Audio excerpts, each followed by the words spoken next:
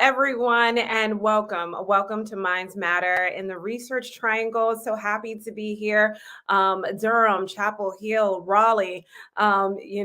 This event is for the residents in the area to help heal your mind and your overall sense of being and quality of life. We are going to learn so much today, and there's so many presenters to help you get the resources that you need and the information that you need, hopefully that you can apply to your life after this workshop series.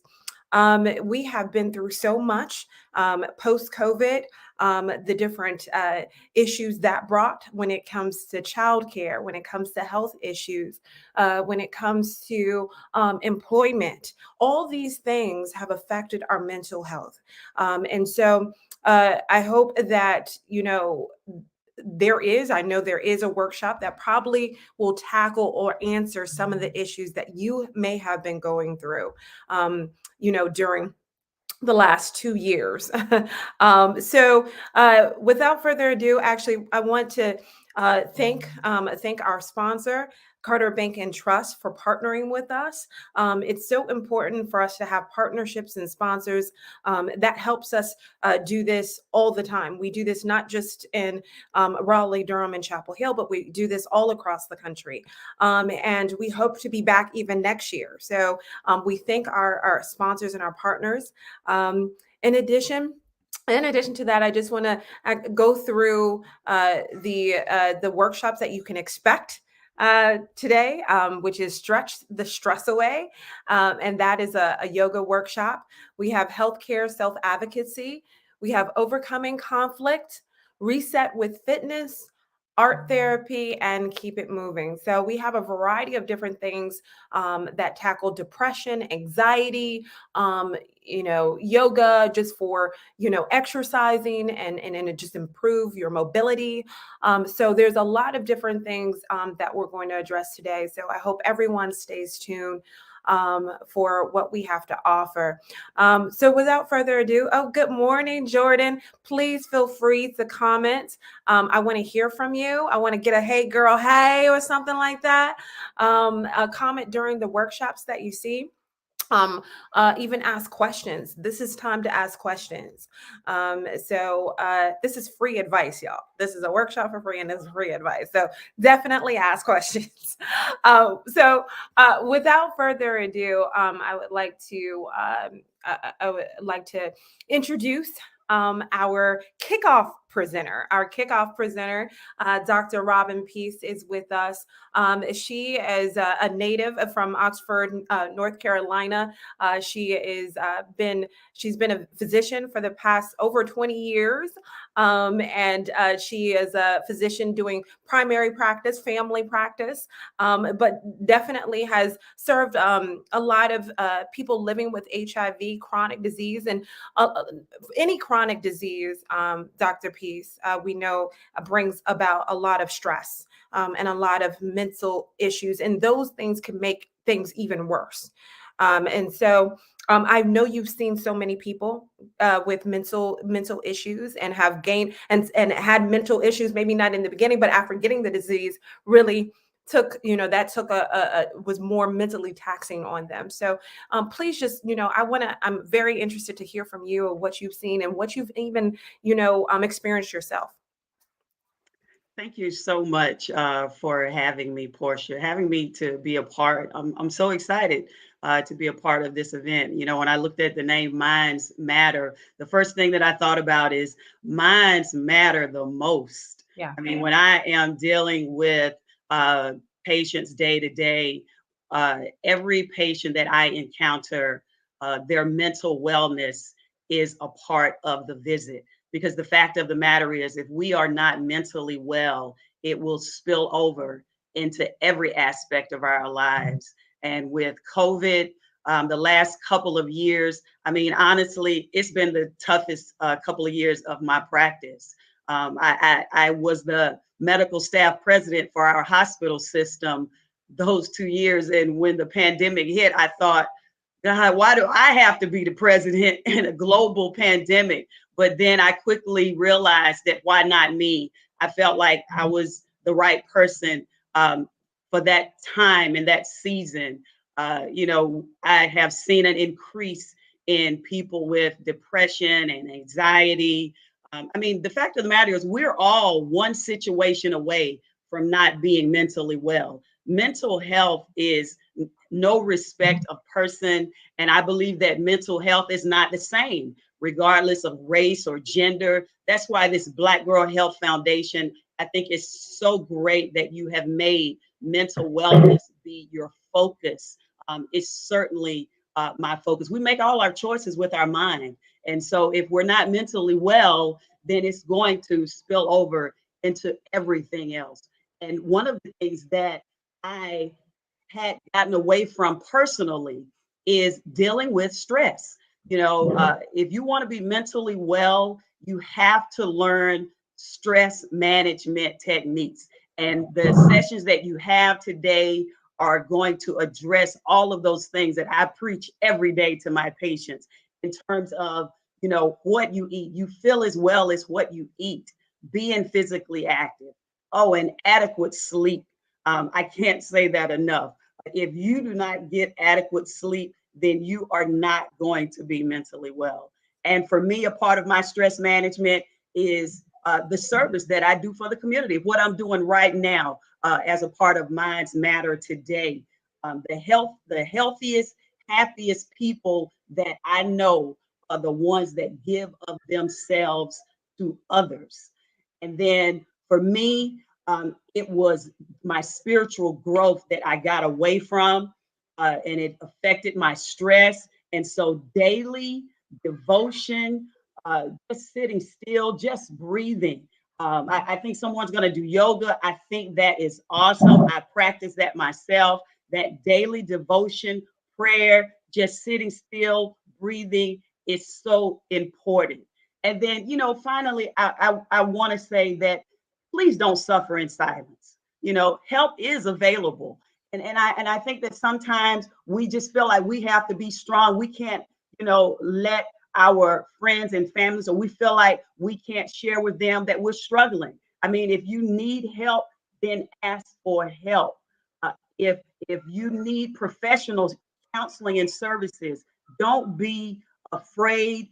Don't wait for your primary care provider to bring it up. You bring it up. Help is available. And I'm so excited about all of the things that are going to happen this morning and this afternoon. I plan on staying tuned for it. And again, just thank you so much for letting me be a part of this great event. Thank you, Portia. Yeah. Absolutely, Dr. Peace. Thank you. I appreciate all the work that you do. I thank you for, taking a focus and realizing the importance of mental health with your patients, and that it is a thing. It's not something that should just be overlooked. But it does matter, and it affects your entire body. So it means a lot to have you on the show and kick off and set the tone for what we're going to hear and see and experience today. So thank you again. Thank you. All right. Okay. So are y'all ready? I hope y'all are ready. Again, I see a lot of people commenting. Keep those comments coming in. Keep them coming in. I want to hear from you. You'll also see a link in the comments. We will be posting during the show a survey link. And that is just a quick link. We would love to get your feedback. Just let us know how you're liking the workshop, what workshop you like best, what you learned. It takes like 2 minutes. So you'll see that link periodically during the event. So in the comments, if you're watching this on Facebook. So we would love for you to take 2 minutes to complete that.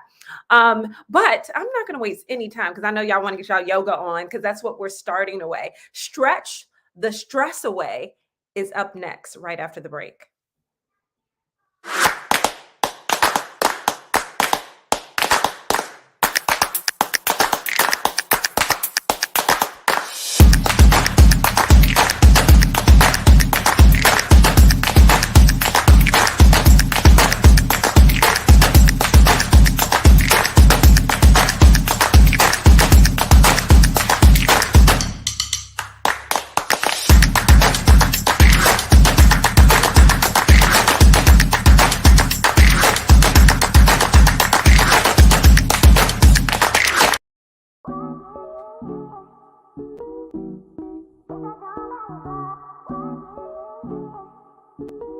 sometimes we need that extra encouragement. We need support, and Black Girl Health is a movement. Oh, I love getting all the emails with the recipes and now the new workout videos that we get daily. I now get CrossFit videos right to my email.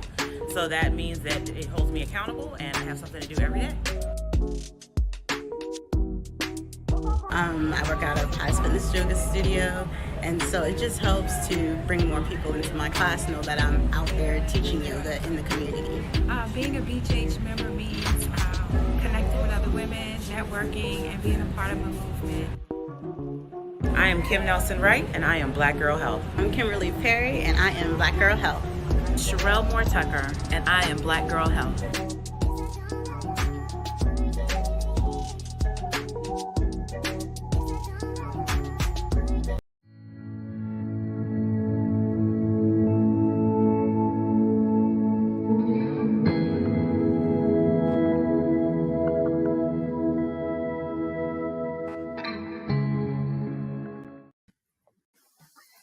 Hello and welcome. I'm so excited that you're here. Dr. Peace gave such an amazing intro. Before we get started, half of our yoga is going to be restorative, which means we're going to need props, okay? So if you don't have props in regards to a bolster or blocks, I want to show you a few things you can get.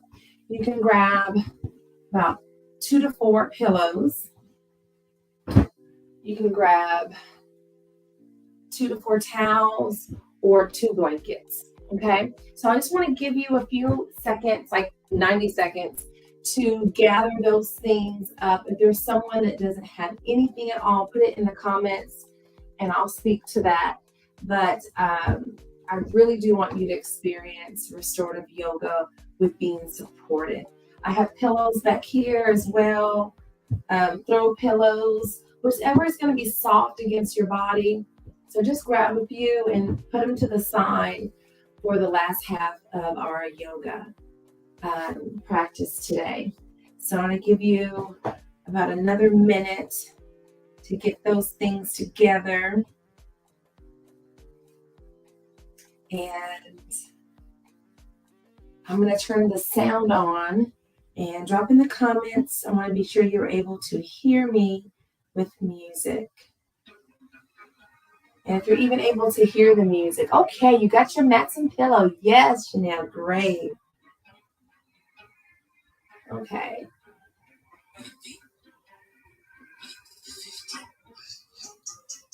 Can you hear that music? Okay.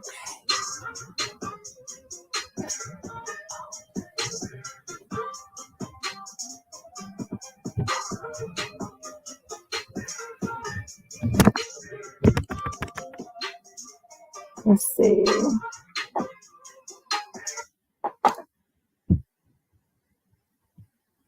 Okay. I actually need to turn off the music. I don't want to be kicked off live stream. I did find some music that was copyright free though, just in case. So that's okay. All right, let's get started. Like I said, my name is Crystal Whitcliffe, and I love sharing yoga with you today. All right, awesome. If you would come into a seated position, bring your right leg in front of your left. We're going to start with body circles. First, get grounded. Feel your body and your bottom against the earth. Rest your hands on your knees. Lengthen your spine. Take a deep inhale. Rinse it out. Let's take another inhale and exhale collectively.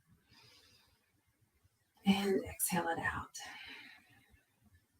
Begin moving clockwise from side to back, to side to front.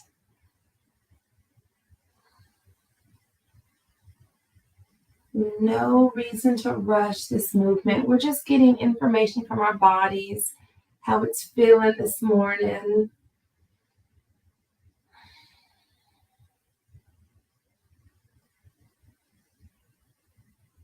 getting information.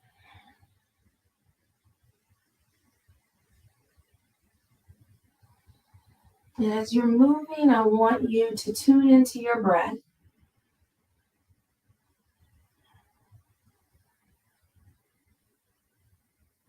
Pause and go the opposite way.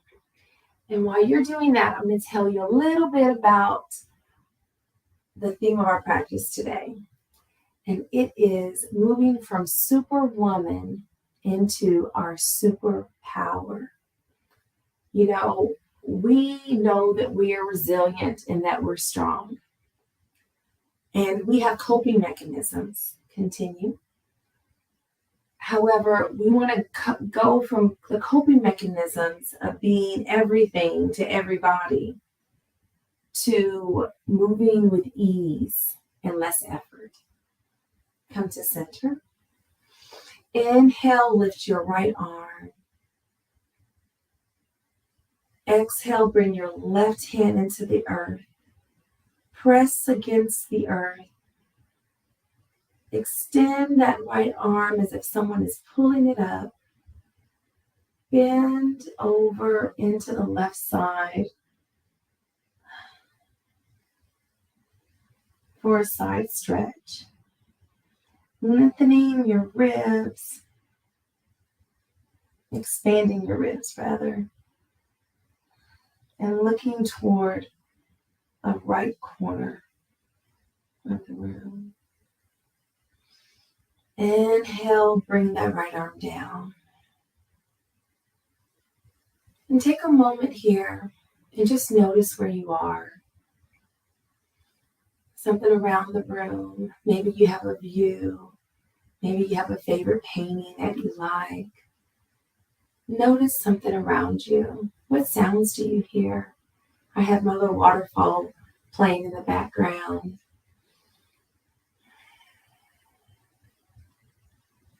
Take a deep inhale. Exhale it out. Press your right arm into the earth. Lengthen your left arm. Notice how your spine feels, and then bend into that right side. And open up a little bit.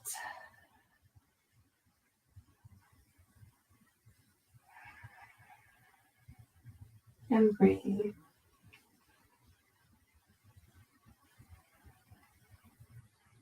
Inhale, lengthen your left arm. Exhale, bring it down. Next, we're going to do this a little bit more faster. So lengthen your right arm. Bend over to the left side. Bring your right arm in front of you. Bring it to the earth. Lift your left arm up and bend. Exhale. Bring the arm in front of you. Lift the opposite arm and bend toward the left side. Let's do that a little bit more time with our breath. Bending. Bringing the arms in front of you. Pressing into the earth. Lifting. Extending. Bringing the arm in front of you. And come back to center. Now we're waking up a little bit. Bring your knees in front of you, your feet in front of you, and we're going to do 90-90. So bring your hands toward your bottom, and we're going to bring our knees over to the right. Center, and bring them over to the left. And center. Bring them back over to the right.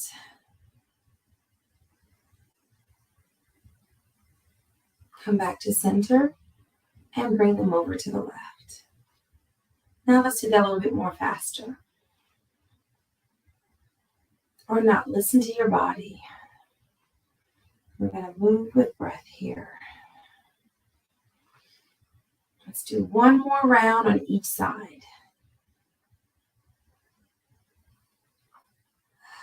meet me in the center. Come into all fours. You're placing your hand under your shoulders and your knees under your hips.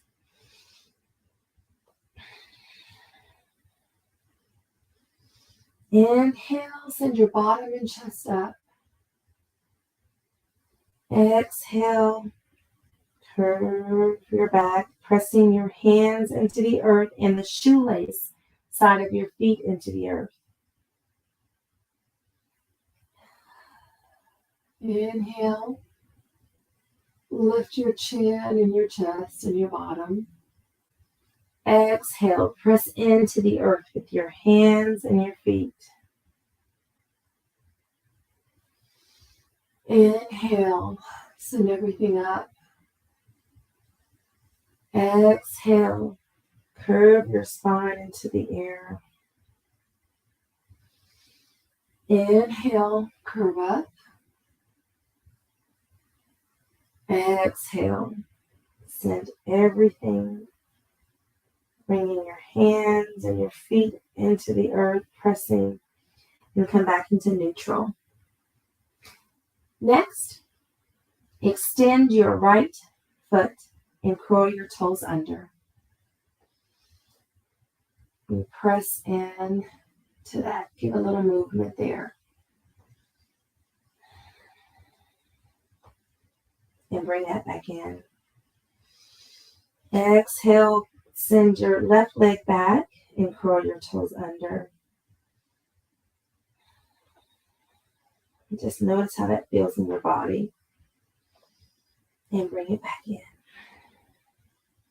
This time, when you extend your right leg, I want you to curve over and look at your right foot.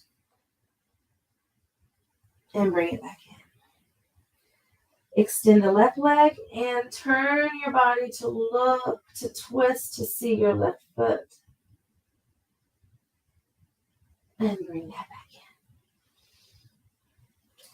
in. Extend your right foot and look at it for a little twist. And extend your left foot.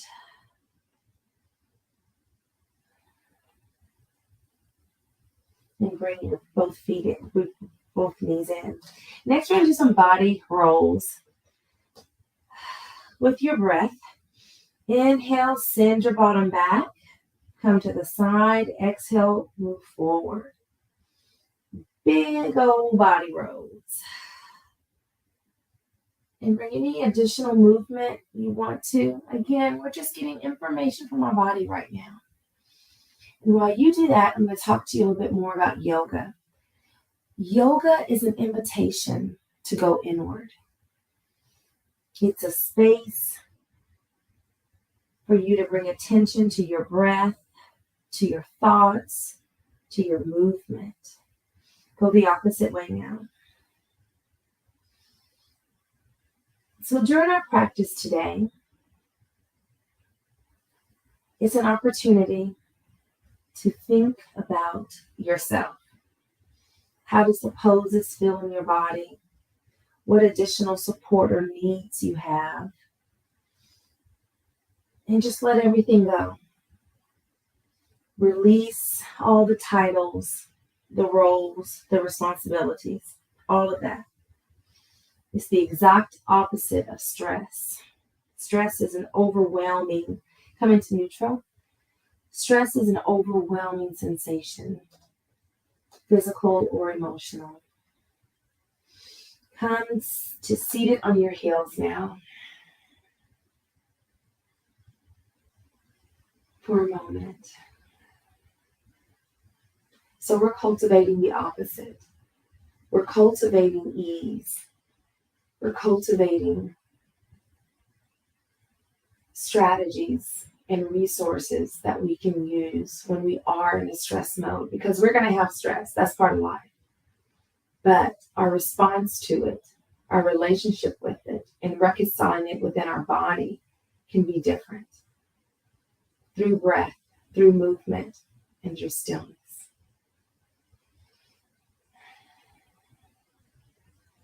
Come into all fours and then come to the top of your mat. Ground your feet into the earth.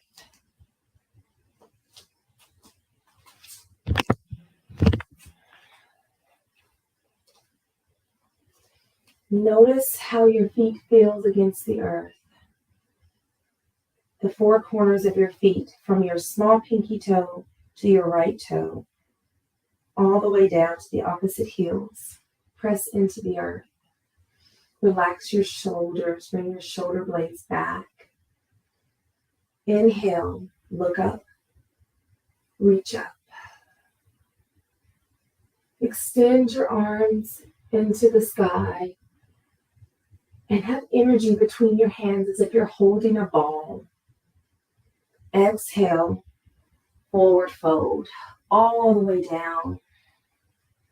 Your hands are pressing against the earth. You can bring a slight bend into your knees. Inhale, bring your hands to your shins, extend your spine and send your chest up in your bottom back. Exhale, forward fold into the earth. Inhale, halfway lift. Exhale, forward fold again. And then inhale, look up, reach up. Bring the palms of your hands together and bring them into heart center. And bring them down. We're going to do that again and add a little bit more movement. Inhale, look up, reach up. Exhale, forward fold at the hips. Inhale, halfway left. Exhale, bring your hands to the mat, bend your knees, send your right leg back, bend your right knee, and bring the shoelace side to the mat. Inhale, bring your hands to your knees.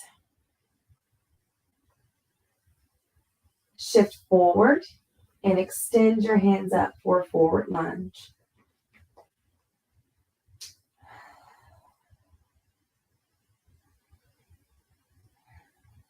Inhale, bring your hands back to the mat.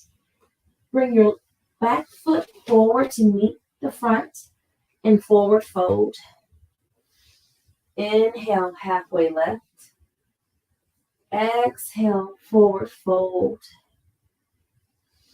Inhale, look and reach all the way up, bringing your hands together into heart center. Inhale, look up, reach up. We're getting a little warm. Exhale, forward fold.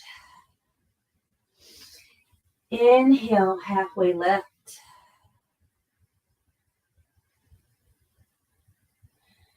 Exhale, forward fold. Bring your hands to the mat. Send your left knee down. Bringing the shoelace side of your left foot to the mat. Pressing your front foot and your back foot into the earth. Come, shift forward and bring your hands with you, or you can keep them at your knee.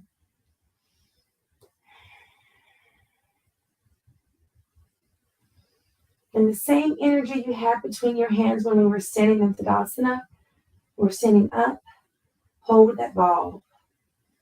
Exhale, bring your hands to the mat, curl your left toes under, and then bring your left toe forward to a forward fold. Inhale, halfway left. Exhale, forward fold again. Come into your knees or come into a downward facing dog. From your knees, you can come into a downward facing dog where you're pressing your hands against the mat. Your feet are going toward the mat. Your hips are going back and up, and you're looking at your toes or your belly button. And let's walk out our dog here.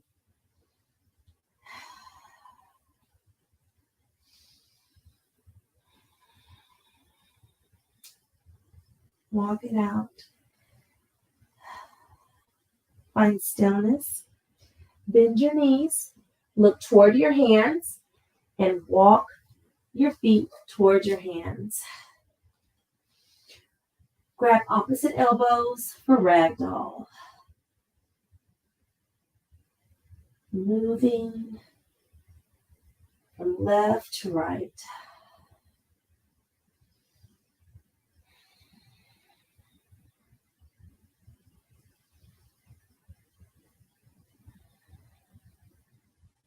Find stillness. Come into your forward fold again. Halfway left. Forward fold. And then rise all the way up. With your right fingers, grab your left wrist and move over to the left. Breathe. Come back into center. With your left fingers, grab your right wrist and twist to the right side. Lots of twists today. Come into center.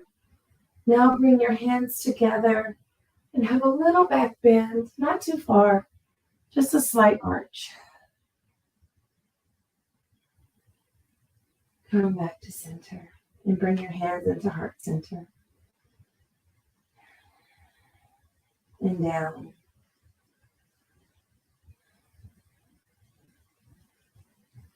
Now come to a seated position on the mat. Now we're transitioning into the restorative part of our practice.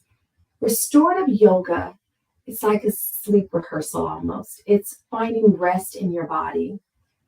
And whereas with the first part, we had some movement, some gentle movement, you created some heat and you may have felt a little edge, a little uncomfortable. Restorative yoga, it's complete comfort. And that's why we have all the props.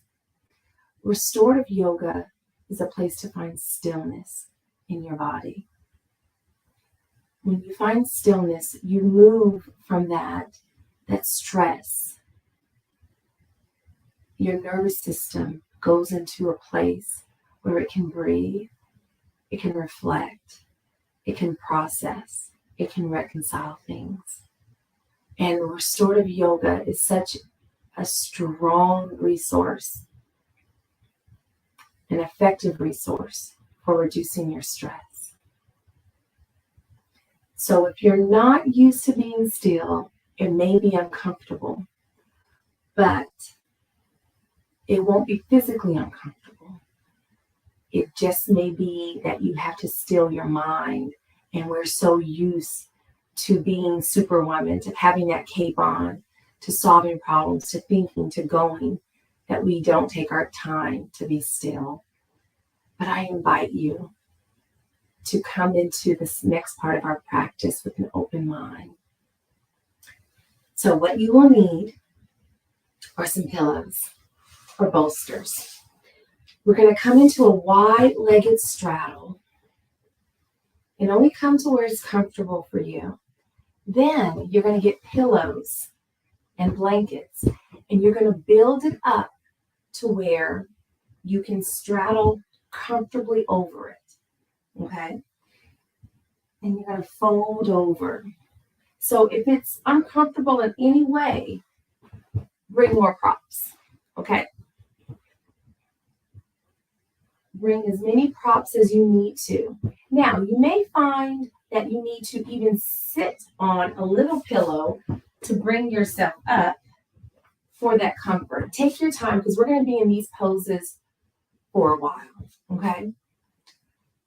So I want you to start building your nest. Start building up, getting anything you need. Get curious about how that feels. And play. Where is your comfort? Where is that sweet spot? And when you get there, close your eyes. If you can turn off the lights, close the blinds. That would be awesome. But find your spot or rest in this straddle fold. I'm going to set the timer.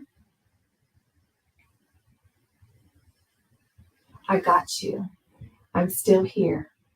So when you hear my voice again,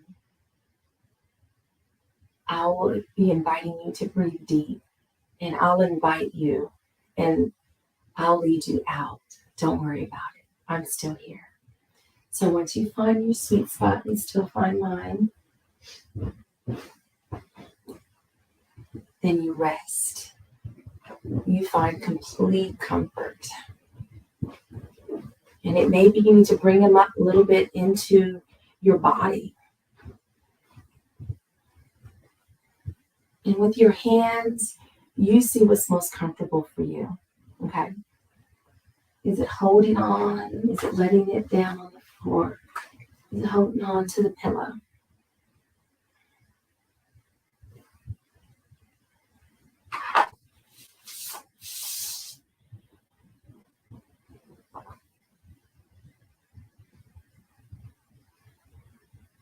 So we talked about going from superwoman to superpower. And our superpower is that mind, body, soul, spirit connection. That's where we want to reside. Take a deep breath in, exhale it out, and rest.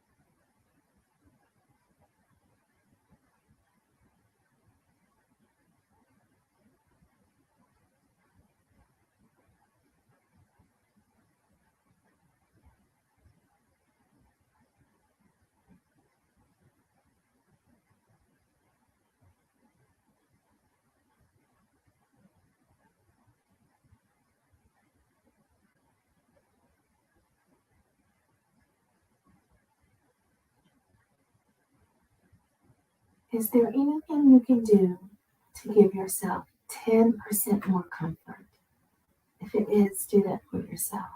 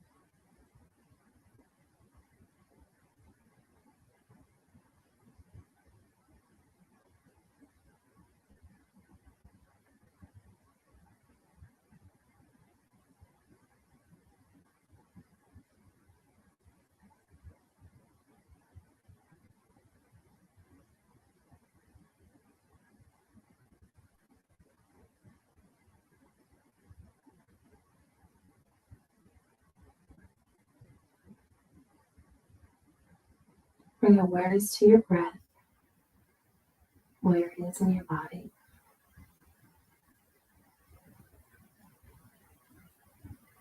Take a deep inhale and rinse it out. Take another deep inhale, rinse it out. Slowly, with so much gentle care and ease, come out, walk yourself up.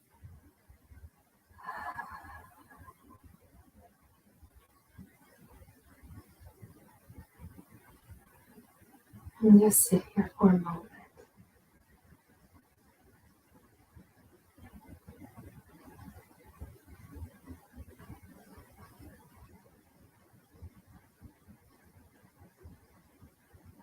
Next, we're going to set up for a supported bridge. So move your props out of the way.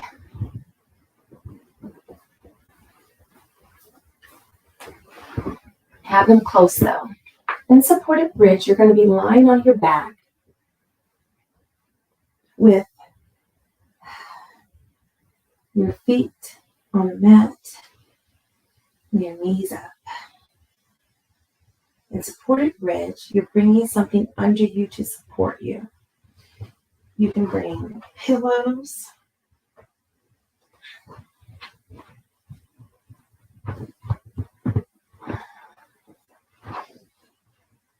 and also you can put a pillow under your head as well.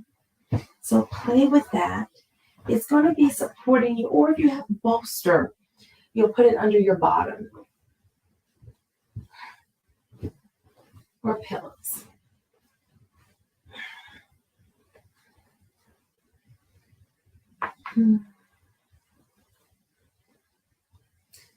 So start to play with it. If you have any questions, please put it in the comments so I can help you. You can tell me what you got and I can tell you how to use it.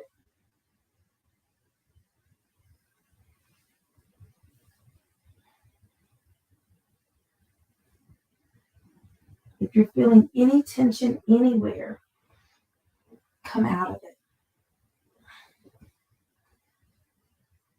This is complete comfort here. You can even have pillows under your arms to support your arms as well. So this is my setup here. I'm sitting on 2 pillows. I have a pillow for my arms to be extended and I have a pillow under my head.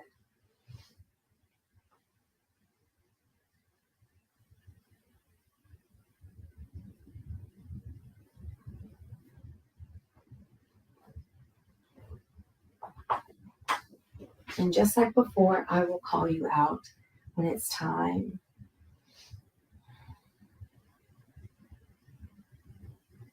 And this is an amazing grounding pose. And this gives you an opportunity to tell when your body and soul needs to come back to earth. So take time to get grounded. Let the balance become natural.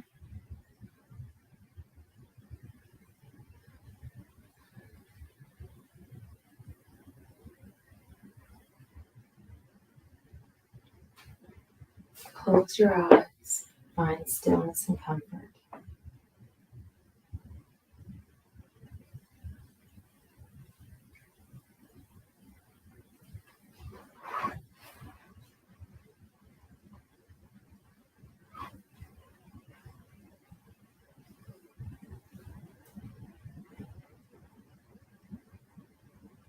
You don't have to carry or do anything.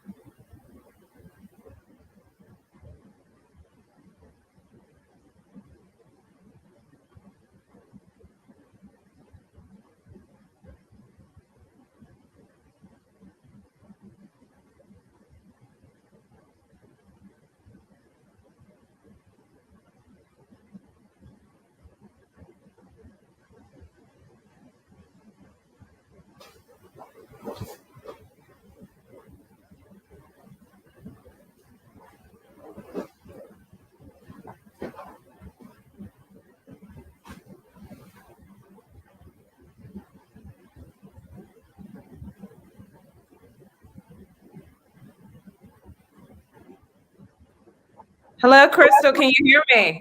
Yes, I can. I didn't realize you were finished already. Oh my goodness. No, I'm not finished. Oh, okay. I thought you were waiting for me. No. Okay, I think we have we have like about 15 more minutes. Yeah. Sorry about that. That's okay.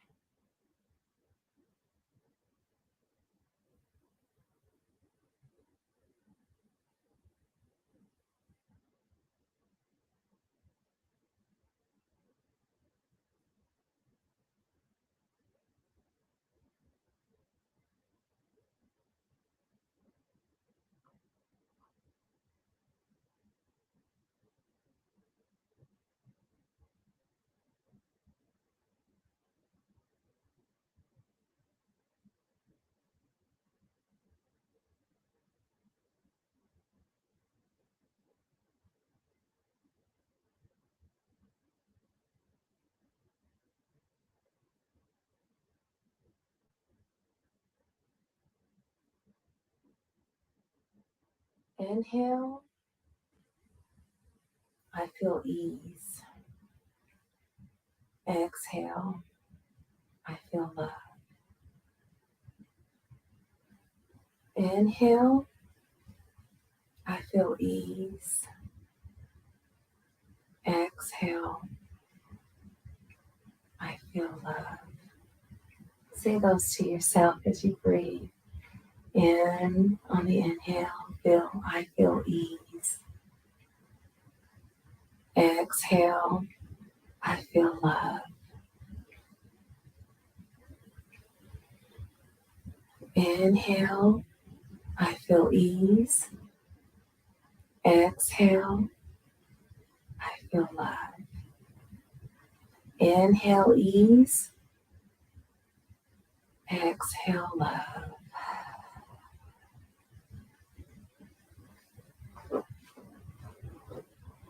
Remove any bolsters or any props that's under your body.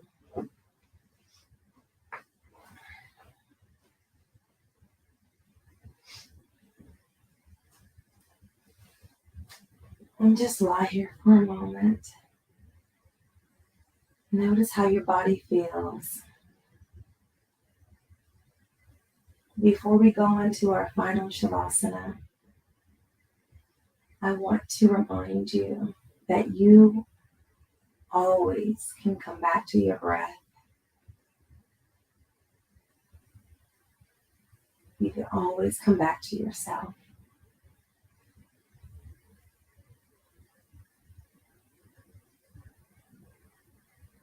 Extend your legs out.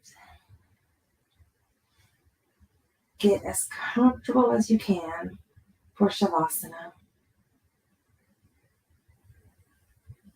There's nothing under your body except your mat.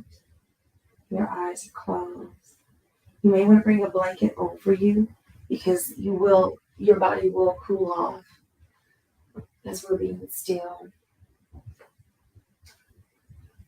So bring a blanket under you, over you.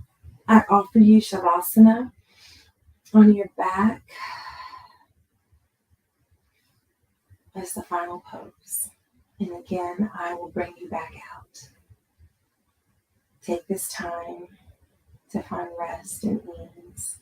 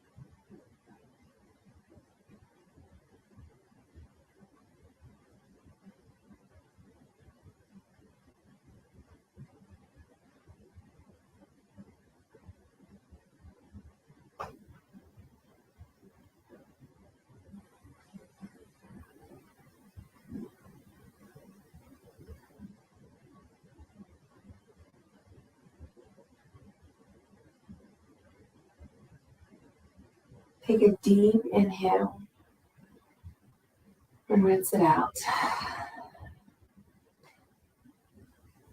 Take another deep inhale. Rinse that out. Bring awareness to your body, how it feels against the mat, and any natural movement.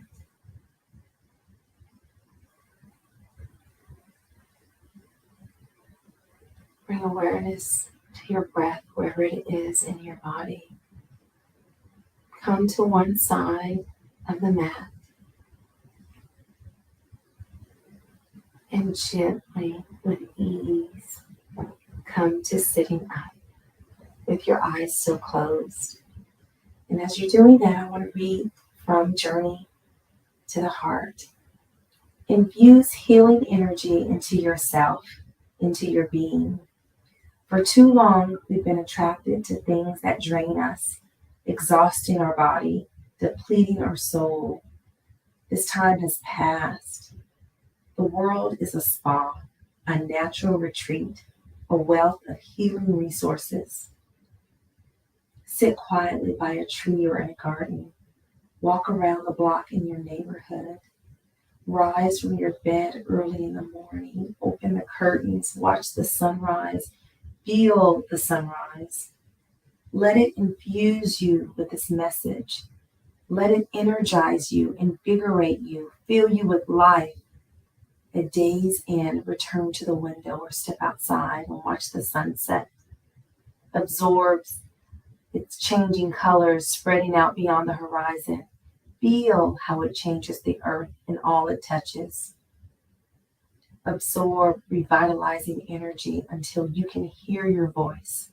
Hear your heart tell you what would feel good, what would bring peace, what would bring stillness and joy. Before long, doing what brings healing and joy will become as natural as it used to do with what drains you, tires you, and depletes and exhausts you. In this practice today, I hope we moved from superwoman to superpower. I am so honored you allowed me to lead you on your journey today to ease. And it is my hope that you take it off the mat and you flow with ease and you do things that bring you joy and bring you back to center and back to self. Bring your hands to heart center. Bow to yourself for having your internal wisdom and teacher within you that guides you, for your ancestors that's with you, that support you. I bow to each of you as teacher.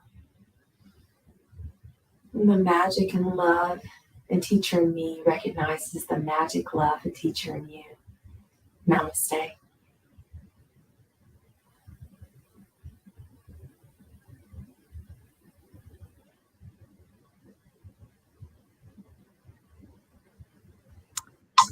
Crystal,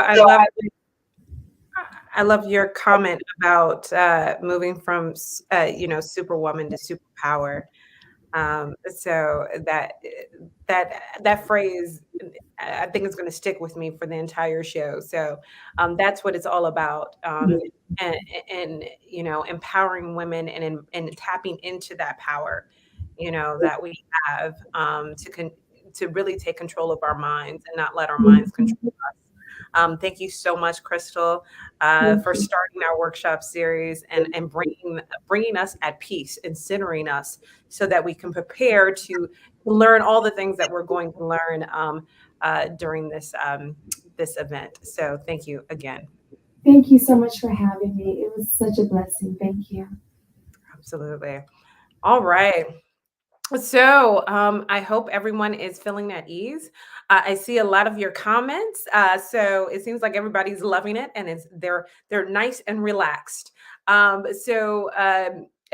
Again, we are going to be in the comments. You will see a little survey. If you can just take 2 minutes to complete it, just We want to know how you're liking the event, what workshops you like, what we can do to improve so that we can bring this back next year. I would like to again to thank our partner, Carter Bank and Trust, for helping us bring this to fruition.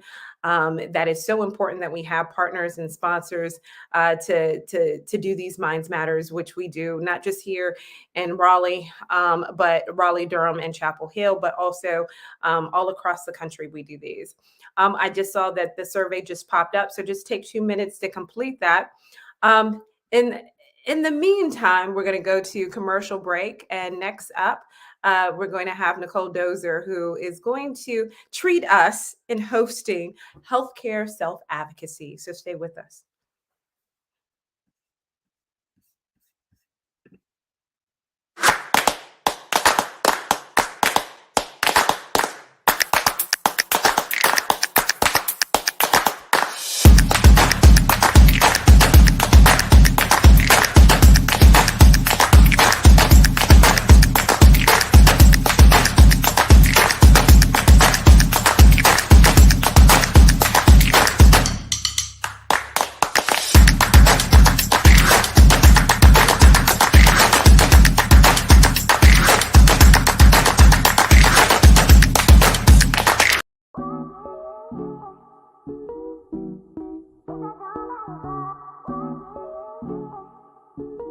Sometimes we need the extra encouragement. We need support. And Black Girl Health is a movement. Oh, I love getting all the emails with the recipes and now the new workout videos that we get daily. I now get CrossFit videos right to my email. So that means that it holds me accountable and I have something to do every day. I work out at Pies Fitness Yoga Studio, and so it just helps to bring more people into my class, know that I'm out there teaching yoga in the community. Being a BJH member means connecting with other women, networking, and being a part of a movement. I am Kim Nelson-Wright and I am Black Girl Health. I'm Kimberly Perry, and I am Black Girl Health. Sherelle Moore Tucker, and I am Black Girl Health.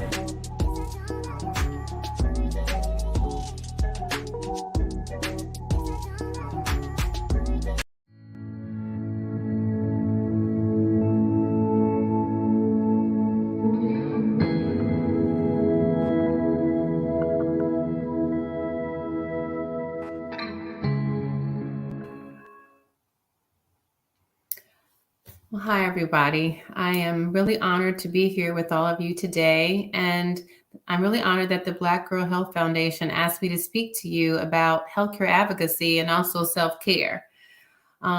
So in the next slide, here we go. You will see that, here we go. Thank you so much. I'm Nicole Dozier, again, Director of the Health Advocacy Project at the North Carolina Justice Center. A little bit about the Justice Center is that we're a statewide advocacy organization working on a variety of issues using diverse strategies, all aimed at attacking poverty at its roots. Understanding and also acknowledging, though, that poverty is a policy decision. And what I mean by that is that, and I know this because I was an elected official myself, and I know that elected officials, decision makers, do have a mandate. They have the authority and should have the will to take care of their constituency. And so I also want to acknowledge that at the Justice Center, we are clear on the fact that a lot of times we speak about systems that are broken, but I would suggest to you that the systems were created that way intentionally, and they're working just the way they were intended. They're not working for all of us. And so today, what I want to suggest for all of us as Black girls, as Black women and allies, is that in 2022, we can continue what we've already started as women to work together to ensure that we can bring about sustained change in our lives, in our communities. For us in the Health Advocacy Project, this change is one of the things that I believe helps with self-care.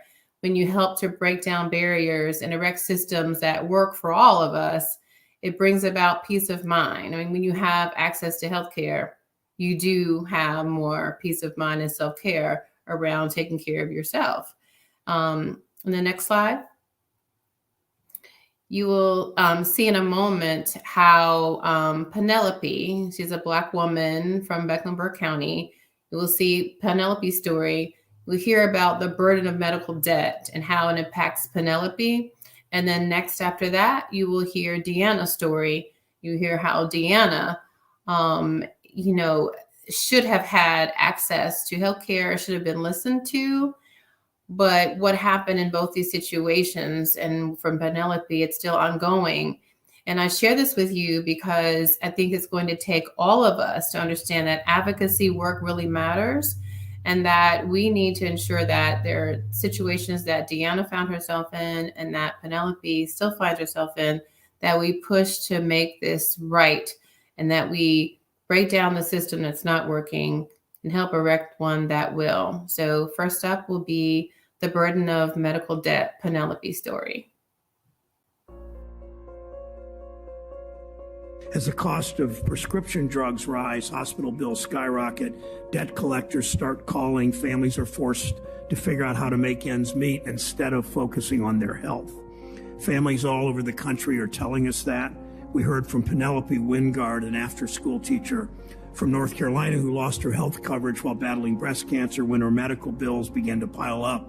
Her doctors eventually stopped seeing her. Soon after, she had an aneurysm in addition to vision loss. Both required surgery. Because of the financial situation caused by her diagnosis, Ms. Wingard was forced to wait and then seek care from a limited list of providers who were allowing sliding scale payments. Debt collectors call her, they harass her every single day. Now her credit's ruined because of her health. Right now, Ms. Wingard needs additional testing to ensure her cancer is not returned, which has added an additional $2,000 to her debt. So instead of focusing on battling her illness, she has to figure out how to handle debt collectors.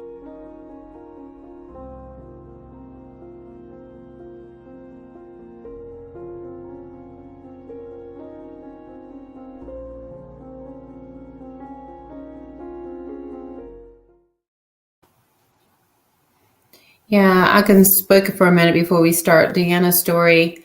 I hope that you were able to grasp the fact that Penelope, as a North Carolinian, we were able to get her story to not only President Biden, but to this U.S. Senate committee hearing on medical debt. And we think it's important in our work in advocacy to use different strategies. And one of the strategies that we are using is to look to the federal government to say that if we continue in North Carolina to not have comprehensive, affordable, equitable healthcare for all, then as the federal government, we need for you to work on a federal fix so that we don't have these issues. There is no reason why anyone has medical debt. I just believe that it shouldn't be the wealthier, the folks who know more about medicine or policy, those who have more access because of their work and jobs, that it should not matter. We're all Americans and we should all have access to what our neighbors do. And if we haven't learned anything during this pandemic, we've learned that COVID does not care about your zip code. They don't care about your partisan party affiliation. They don't care about, county to county.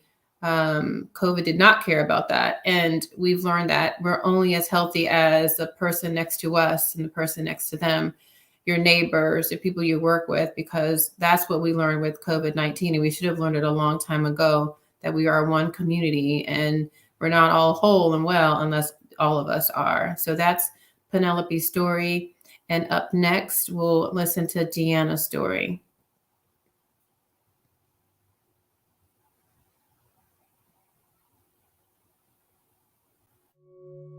In 2015, I found out I was pregnant. And during my pregnancy, I found out I had fibroids. So with the thyroids and fibroids, anemic, being pregnant, I went and was approved for Medicaid. They gave me a pap smear. They said it was that normal, but not once were I ever told it was cancerous. So Joshua was born in April 2016. He was stillborn. By me not having him anymore, I lost my coverage. I eventually got a job with the school system. They gave me insurance. It was my coverage to do my job. I went to Dr. Green, and that's when I found out and diagnosed with stage 4 cancer.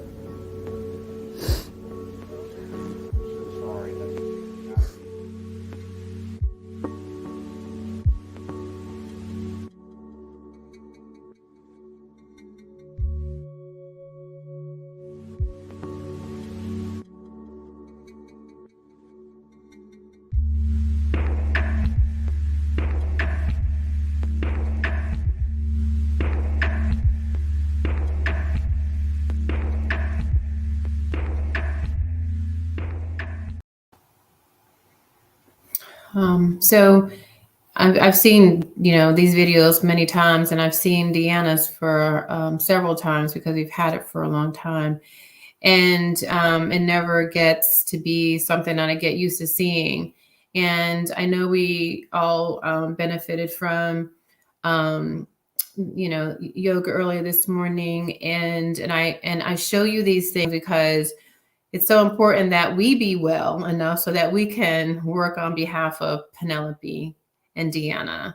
And what I will say with you, when you saw her at the round table, that was a round table that we worked with Governor Cooper's staff to have that. And he actually went to Alamance County, was there. He was listening himself to these stories, and Deanna was just one of them. Having Deanna's back, in a sense, was her son, one of her sons behind her. Behind her was her physician that she spoke about. And then to her left was her senator, Gladys Robinson. And so because we try to work in a very intentional way and respectful way with people who are directly impacted, we were able to continue to stay in touch with her family. And when we didn't hear from Deanna, that's how we found out she had passed. And we wanted to make sure that the leaders that we had worked with on this understood that no one in 2022 should be passing away of cervical cancer. It is highly preventable and treatable. And you saw that she was not listened to. She felt something was not right and ended up and then was told, you have an Ivanhoe pap smear, but wasn't told it was cancerous.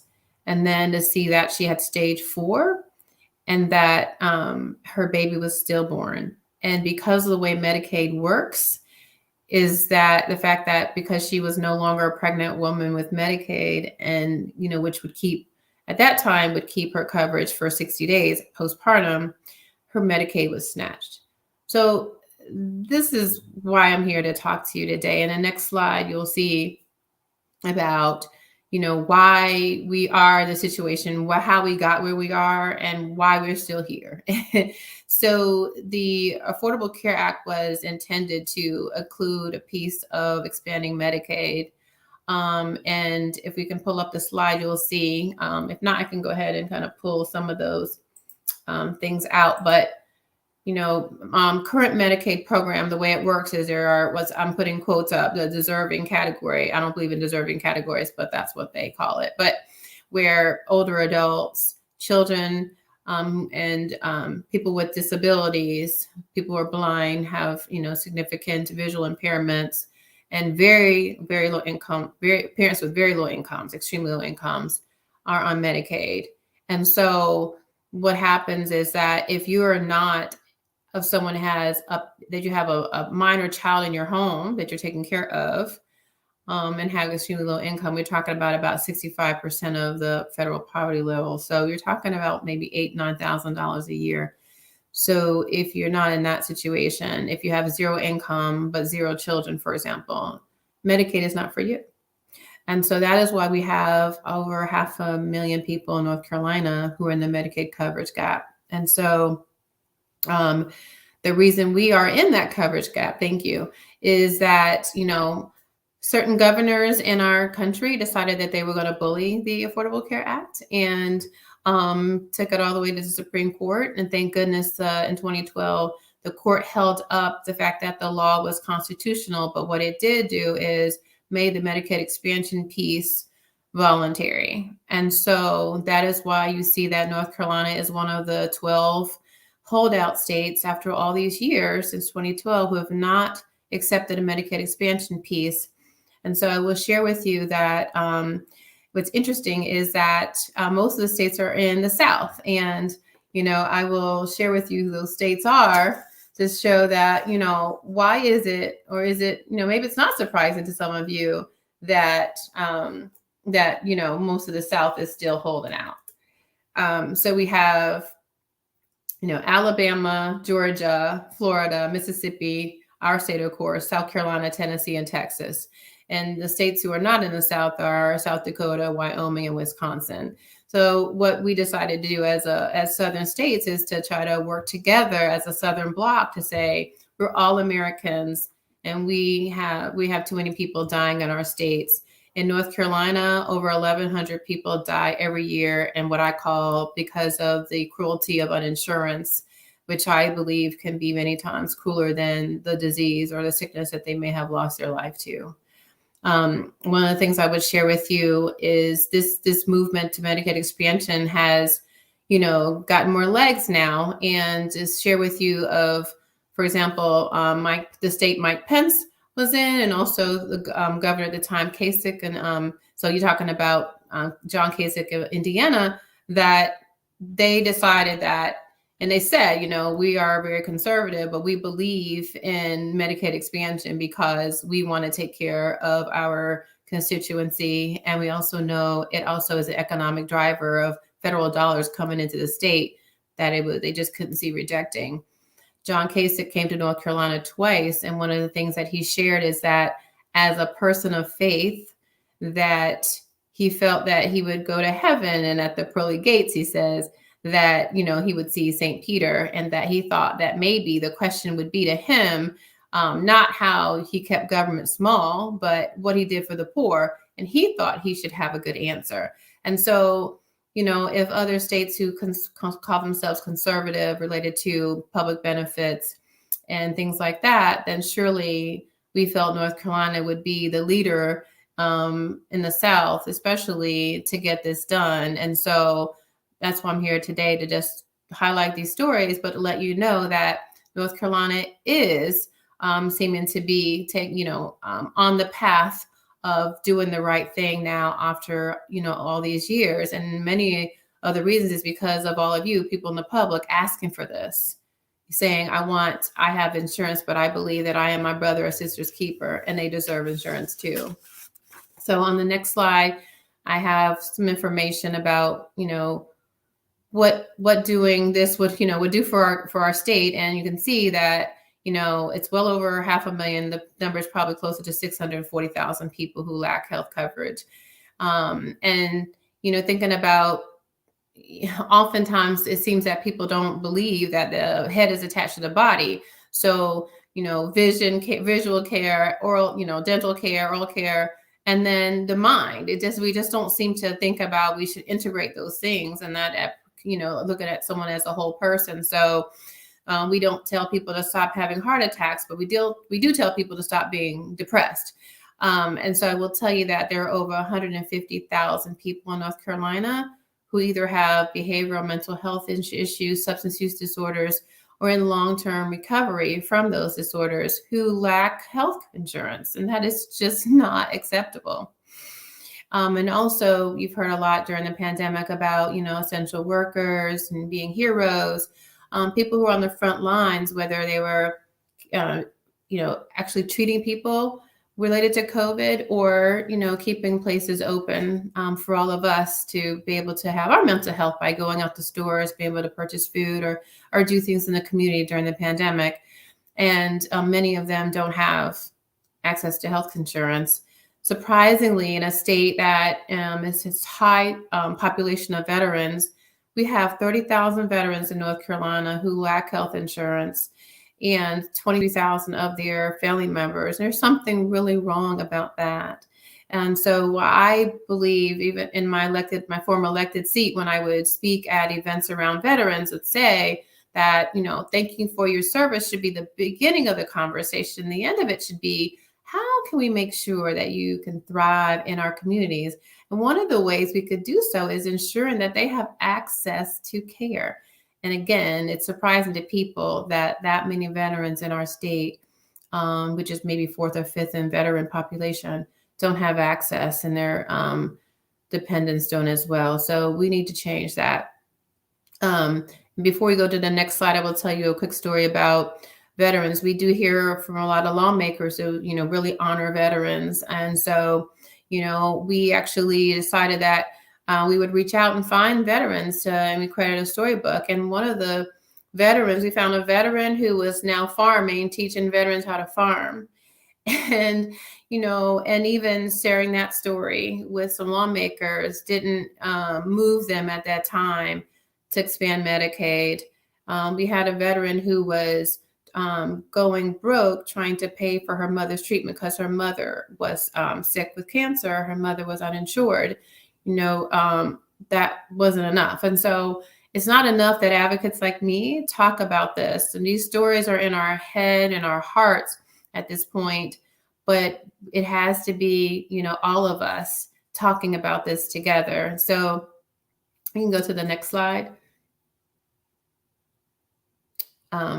So I've been asked to speak a little bit about like advocacy and how it relates to self-care. And so I'll start with, the first is centering and engaging people in your work. And so like I shared about the two stories of the young women at the beginning of this talk, is that when you are working with people who are directly impacted, then you're not doing this work alone, and they aren't alone in it. And we have a mother named Robin who unfortunately found on Mother's Day that her daughter passed away due to an accidental overdose.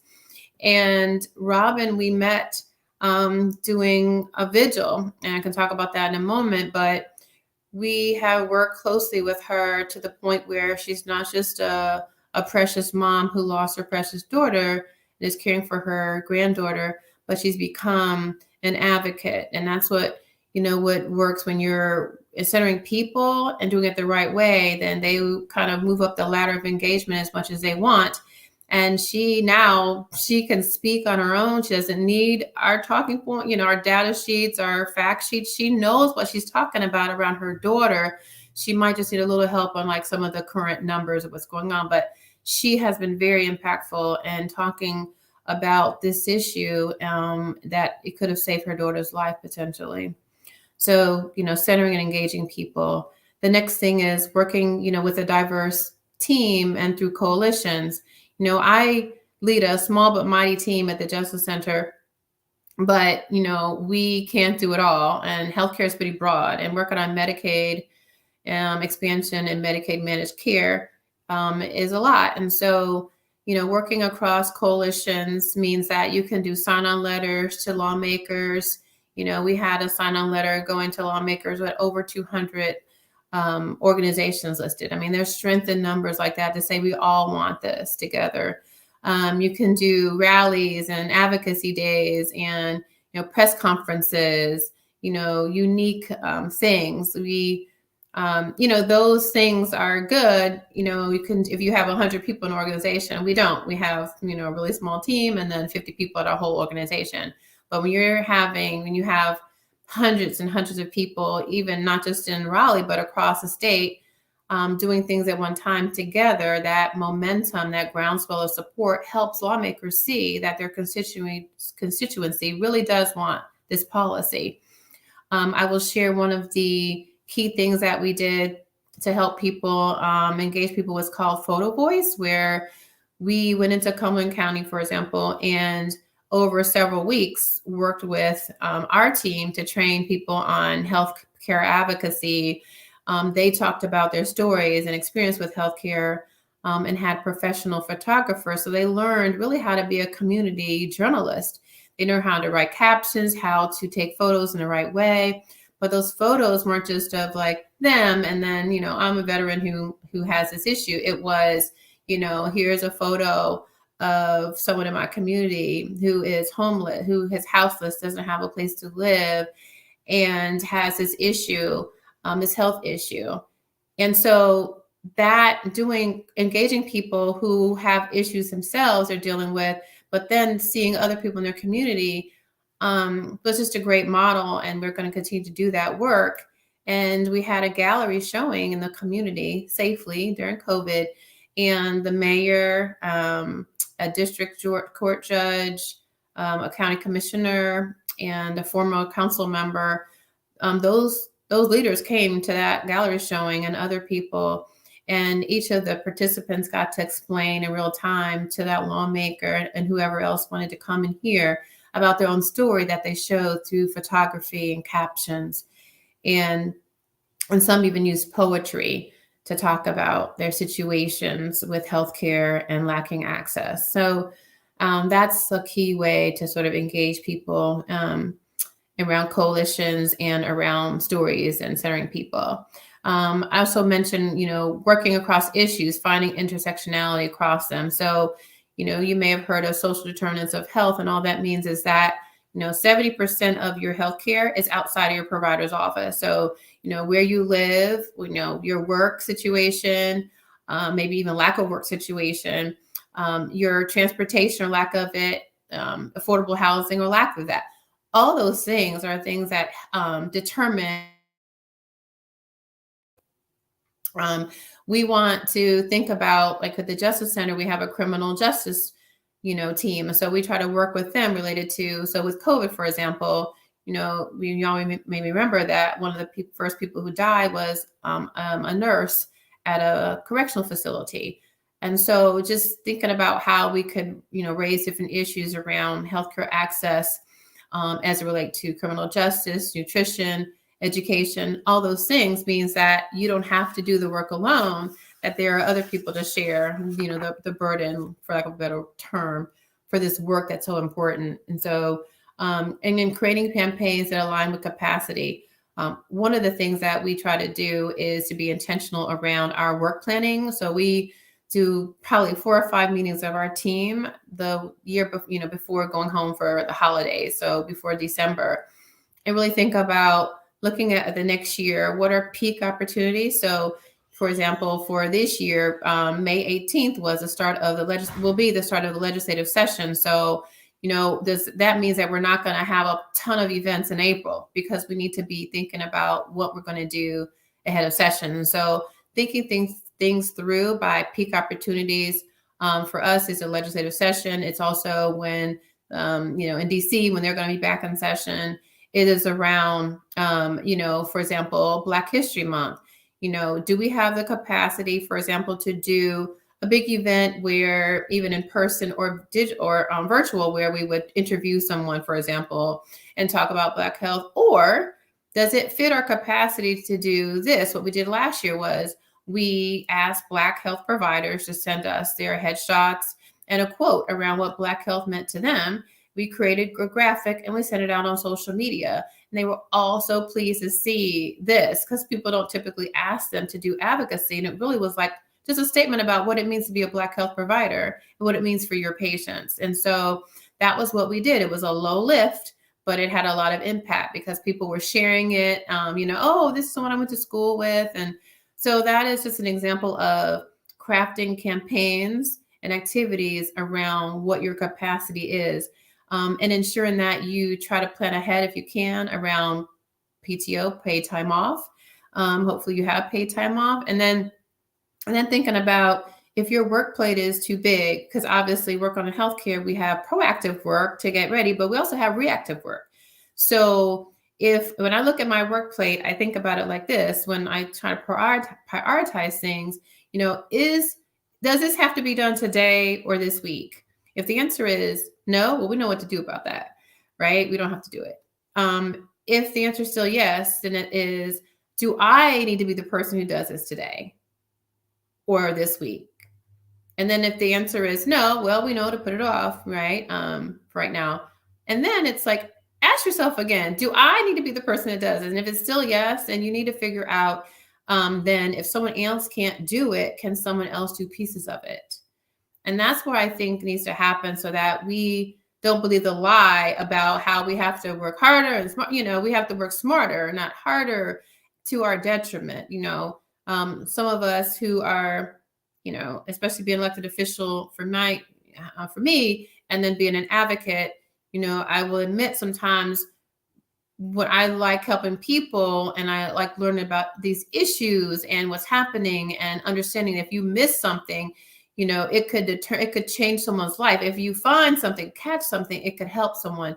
It's really hard sometimes to know when the work stops, and particularly if you're working from your home. So I think you have to be really intentional about that, and try to stick to like your work planning, and keep revisiting that work plan, throughout the quarter, to avoid burnout, or what like people say, like being weary in your well doing, like just really needing to do that, and have an accountability partner. And so the deputy director on my team, she is someone who becomes a director if I'm not able to, and helps and supervise the work of the team. Well, she will hold me accountable, like, Nicole, is this something that you need to do today? Or, can you just like do it on Monday or Tuesday? And so having someone to hold you accountable to doing that, I think is important also. The next things are, building and maintaining relationship with the media and decision makers. And all that means is to really study your issue area. And if it's not your issue area, if it's a experience that you have, it is important for people to know you have that, and then you can show up as an expert, and then communicate by, you can communicate by doing letters to the editor, doing opinion pieces, and that comes through having relationships often with the media. They may call you, or you might pitch things to the media. I think also providing data and information to lawmakers, for example, who may want to know more about medical debt.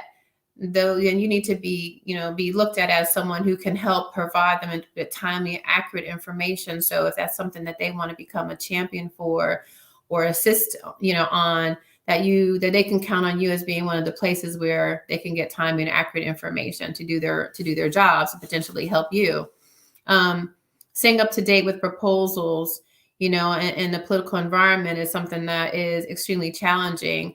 But so, for example, a few years ago, we were told that, lawmakers in North Carolina didn't really want, especially in leadership, didn't really want to talk about Medicaid expansion as that. And so to talk about closing the coverage gap, to use different language, and then to really get people to understand that we're not expanding a program. So learning and doing polls and reading polls that have real data and qualitative information behind them, and figuring out how to talk about it makes sense. And so we understand that the business community, for example, a small business community, especially, who wants to ensure their people, they need to understand how Medicaid expansion will help them. And if they understand, then perhaps they can help push this along, for example. And so learning about the political environment is key.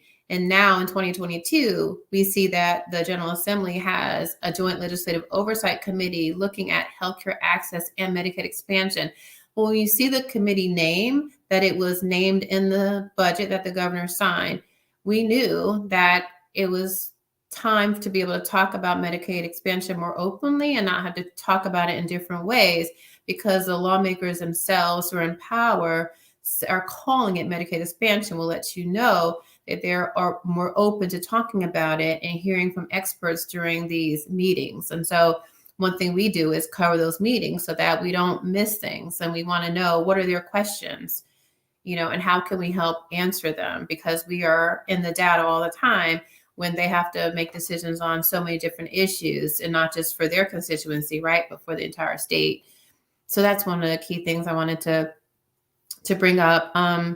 So for me personally, and more of a, like, to my sisters, some of the tips I wanted to share are around, if your workplace, like mine, is at a desk, then, for me, I have a feature that goes up and down, so I can sit down or I can stand up.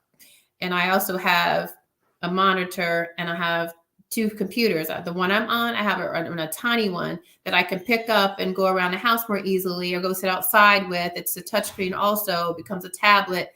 So it's just something that works for me to keep me up and moving.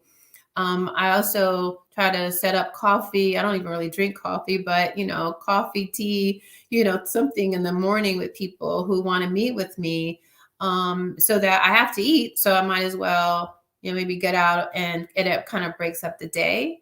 I think that things like that provide self-care. If you're someone who is not at a desk, but more mobile and talking to more people, like in a customer service setting, for example, or caring for others, then your time might have to be more, I might be to energize, might be being by yourself or with a small group. But for me, being here, then for me, I need to get out more and see more people face to face instead of being on these squares, talking to people, and also looking at yourself. When we are in meetings, normally you're not looking at yourself and all these people in these squares. So you're looking at yourself and all these people. And so sometimes, visually, it's just not something we should continue to do. So try to break up your day. Maybe you don't take notes for that call. Maybe someone else takes notes, or maybe you do the feature where it turns on the closed captioning and captures everything said, and you get on your phone and attend that meeting by walking.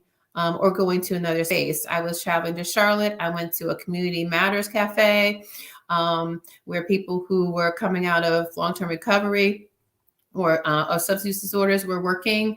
I went there, had a meeting there, and stayed there and did the rest of my day there in Charlotte. The next day, I went to an African spot.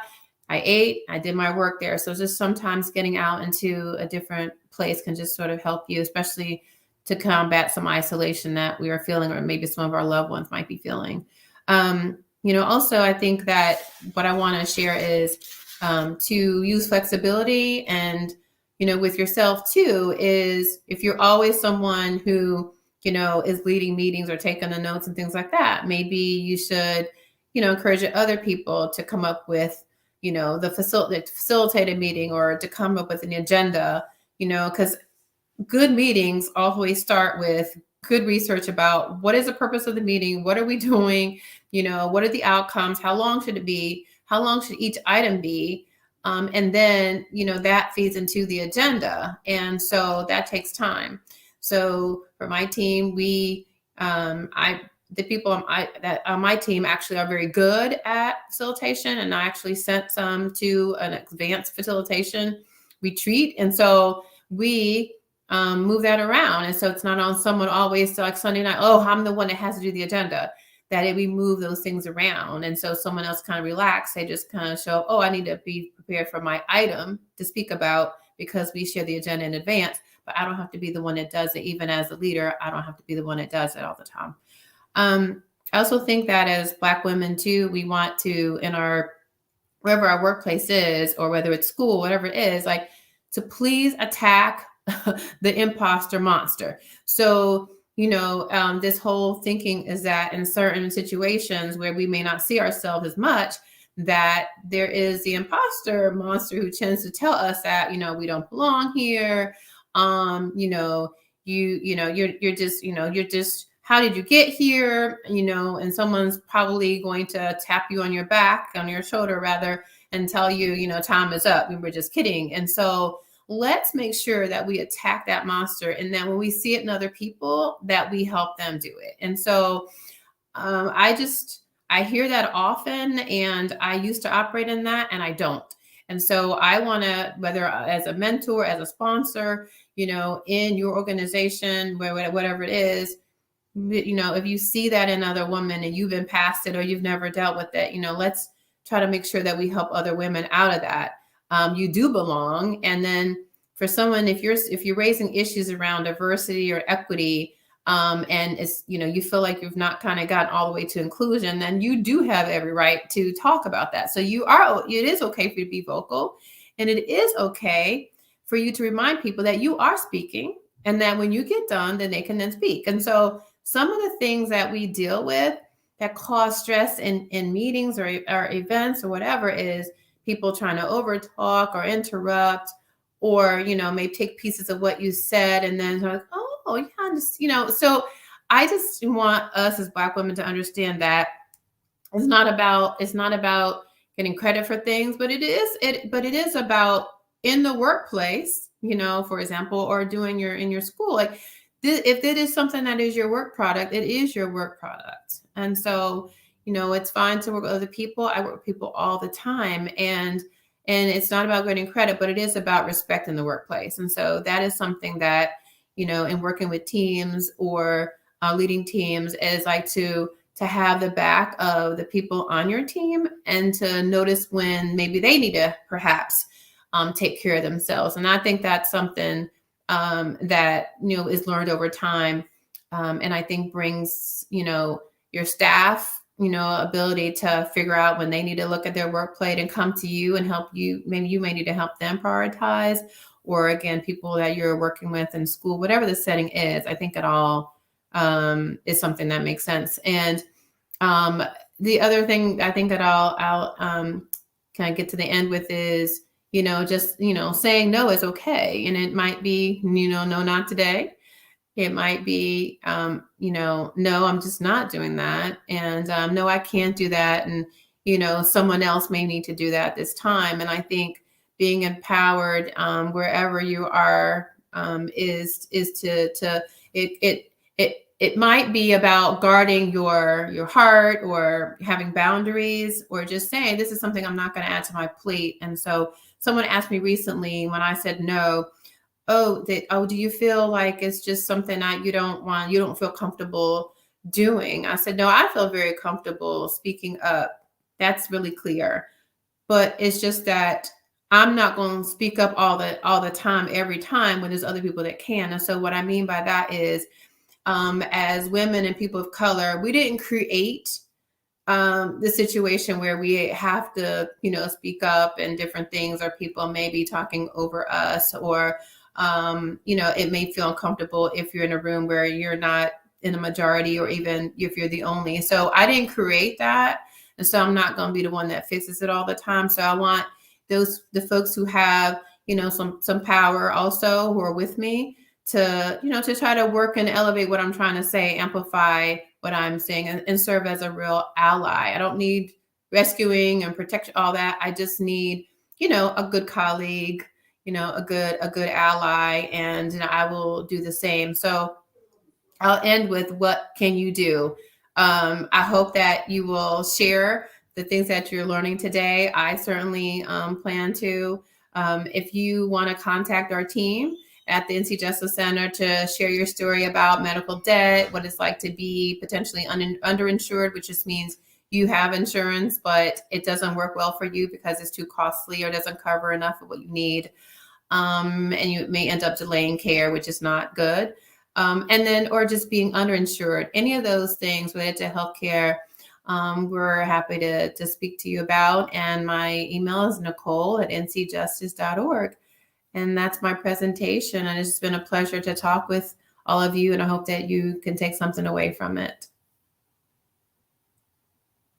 This was so enlightening. Really being able, I think women need to be able to be advocates of their own health, and speaking up. I remember, when I was a journalist, and it was daunting for me to being in a news world that is a majority Caucasian. And sometimes it was really daunting for me to speak up during our editorial meetings about stories that I wanted to cover, and that definitely weighs on you mentally, and feeling that you are not as good, as your white counterparts. And so your decision making and the way you think may not be perceived as normal. You know what I'm saying? So, so I love that you hit on even facing the imposter monster, and just so many good nuggets that you touched on today. And your presentation was very different than what we have had in the past, and I think we need to have more of, about this, just the medical debt, and how a lot of there's underserved Black women. Obviously we target underserved Black women, but there are people all over the underserved people period too that can't pay their medical bills, and their insurance doesn't cover enough, and then they're denied care. And as you mentioned, we're all Americans. We all have the right to be served, to heal, to have care, to live. At the end of the day, we want to live. And And I thank you for bringing that to our attention more. Sometimes we know it happens, but seeing a presentation and seeing those videos on, seeing that it happens more often than not, and the states that are really struggling with it and have a high cases of it was very enlightening. So I thank you about that, for showing us and enlightening us. Well, thank you so much. It's been a pleasure to be here. And yeah, I hope that folks will connect with me, because North Carolina leadership is really on the path to expanding Medicaid, because they have listened to all of us. Absolutely. And our people are suffering. Yes. We are suffering when we, when the cold, when other people get the cold, we get the flu. That's right. You know what I'm saying? We're Right. really suffering. So I thank you for, bringing that, to the forefront. So people don't forget just how much we're suffering, and what needs to be done. And so thank you so much, Nicole. And your information is in there. We're going to be putting your information in the comments as well. So if people want to reach out to your organization, I appreciate all that you do. Yeah, thank you so much. Thank you. I appreciate that. Have a great day. All right. Thanks. All right. Bye-bye. All right. So wasn't that just a brilliant presentation? That was just very, eye-opening.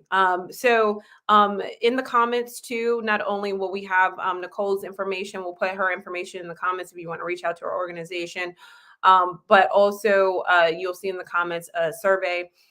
It's just a little feedback survey. How are you liking the workshops? What have you learned? It takes 2 minutes. If you're liking what you're seeing, we want to hear from you. So keep on with the comments. I hear Jordan says, love this, so informative. Yeah, it was a very informative session and much needed. And I think Black Girl Health needs to do more presentations like that. So yes, we want to hear from you. So keep the comments flowing, and ask questions. If they're, please, these presenters are full of information, and this is what they're here for. Definitely pose the question, and there, I can tell you, they're more than welcome to answer those questions. So don't forget to do that in the comments as well. All right, so we're going to take a quick break, and then right after the break, we're going to have Kelsey Hargrove with overcoming conflict, y'all.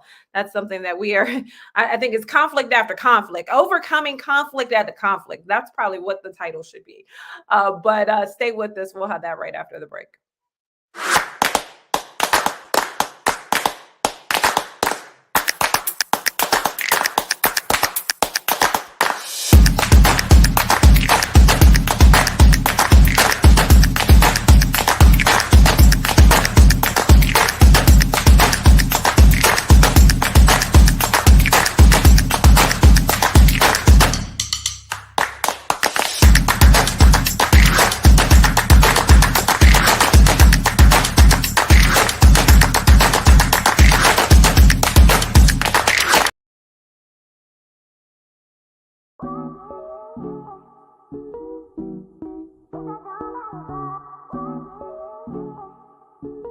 Sometimes we need that extra encouragement. We need support, and Black Girl Health is a movement. Oh, I love getting all the emails with the recipes, and now the new workout videos that we get daily. I now get CrossFit videos right to my email. So that means that it holds me accountable, and I have something to do every day. I work out of Pies Fitness Yoga Studio, and so it just helps to bring more people into my class, know that I'm out there teaching yoga in the community. Being a BGH member means connecting with other women, networking, and being a part of a movement. I am Kim Nelson-Wright, and I am Black Girl Health. I'm Kimberly Perry, and I am Black Girl Health. Sherelle Moore Tucker, and I am Black Girl Health.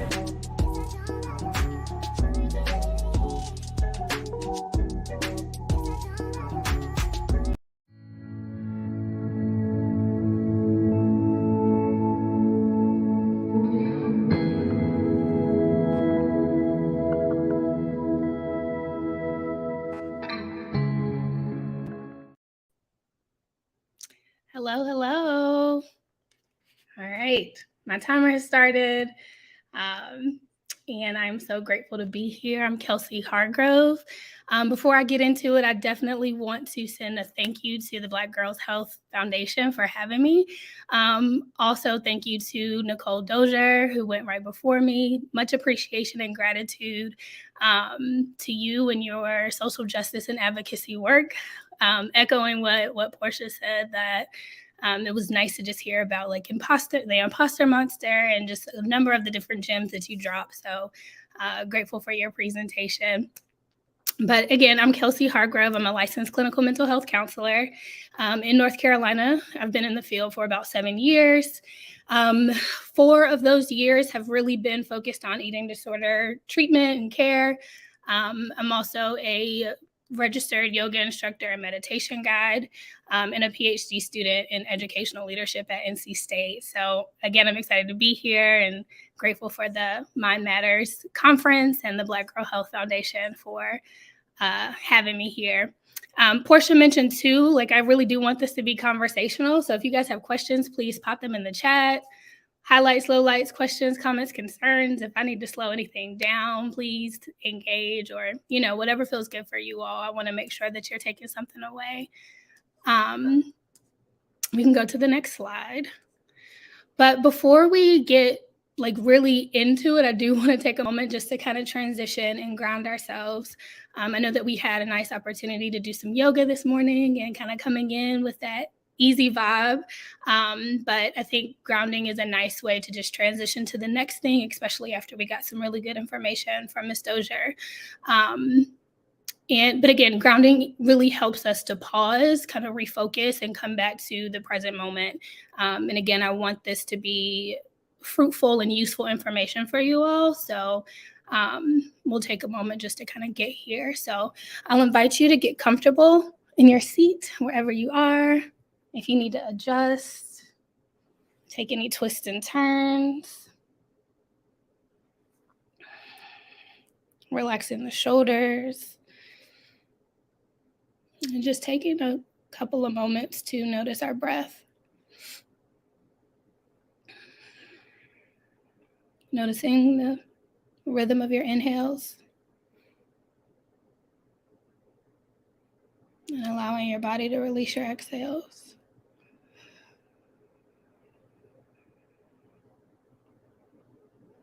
Maybe taking in one more rich and full inhale in through the nose.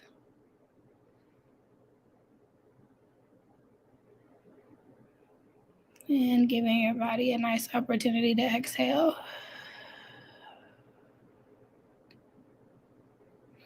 Another piece about just grounding and taking that moment to refocus and recenter, we're getting into overcoming conflict. And so it is, grounding is a sensory tool that we can use anywhere at any time, especially when we're approaching different emotions that come along with conflict or heading into maybe, a conflict or a tough conversation. So thank you guys for engaging in that. And so, yeah, we should be grounded in here and ready for the next slide. Really get into some of our information. All right, so as far as our learning objectives and what we're going to be spending time on today, we'll be addressing and understanding that conflict is a natural and inevitable part of life. We'll be identifying some of the triggers, some sources of conflict, and we'll start to approach skill development for managing conflict. And again, that grounding activity that we briefly did is absolutely one of those skills that we'll talk about, or something that I want you to be able to take away from the time. All right, next slide, please.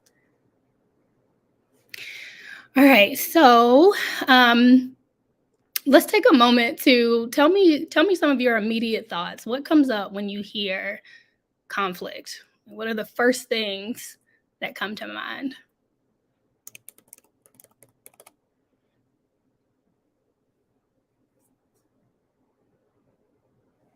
Maybe that reminds you of a current situation that you might be in, or a situation that still stings a little bit, that's maybe still a little raw.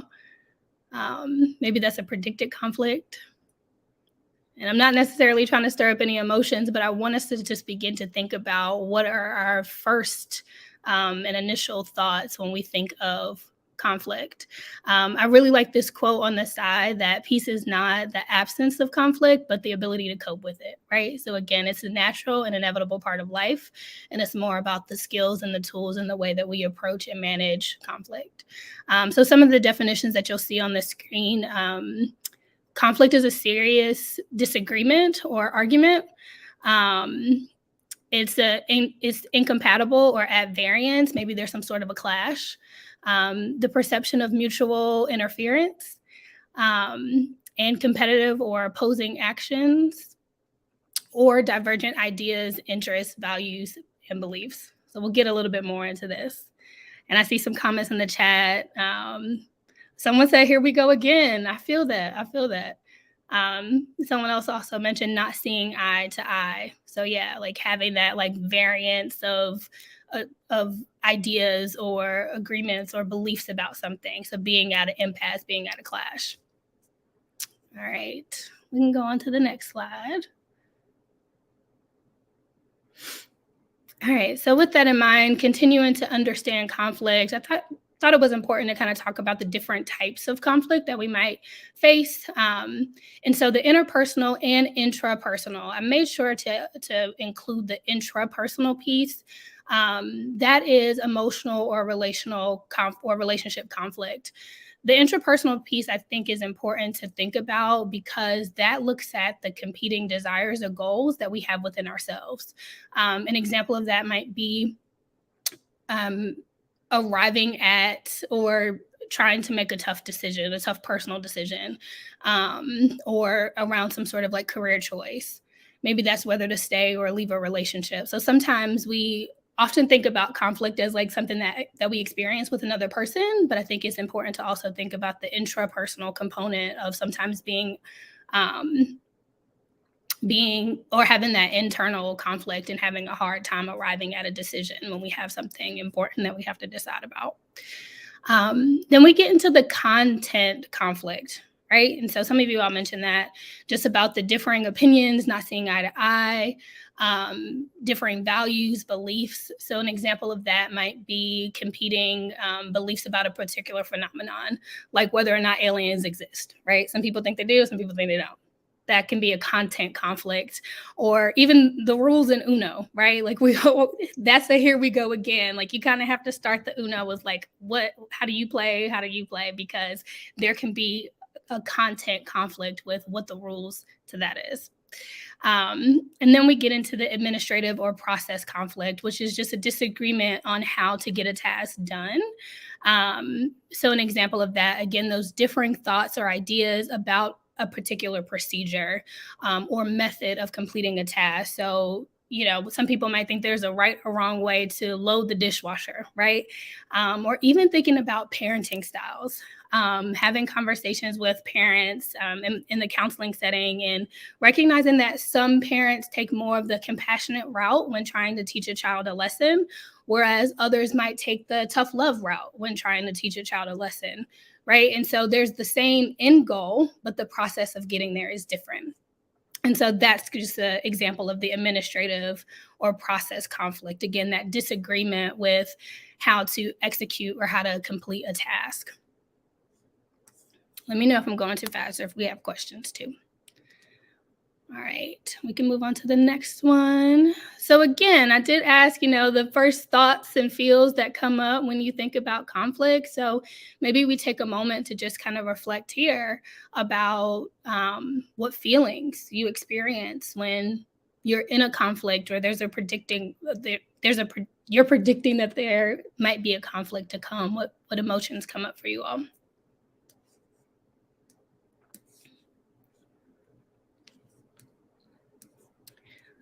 And as we think about the emotion piece too, it's important to understand the intersection of thoughts, right? We might have emotions, we might feel some type of way about a conflict, then that might elicit some sort of like thought process about something. And then that may interfere or create some sort of behavioral response, right? And so there's the intersection of our emotions, our actions, our thoughts, and our beliefs. So just some examples of emotions that we may feel when we're faced with the conflicts. We may feel anxious about it. It may bring up depressive feelings, There may be a level of discomfort. Maybe we feel powerless, misunderstood, frustrated, a little disappointed. And just a few examples of some thoughts that we might have. We might kind of give up or feel like, why should I even try to engage in this conversation? Maybe after a conflict, we have the thought of, no one ever listens to me. Or maybe the thought of, I'll just, be the bigger person and I won't say anything. I'll just keep quiet.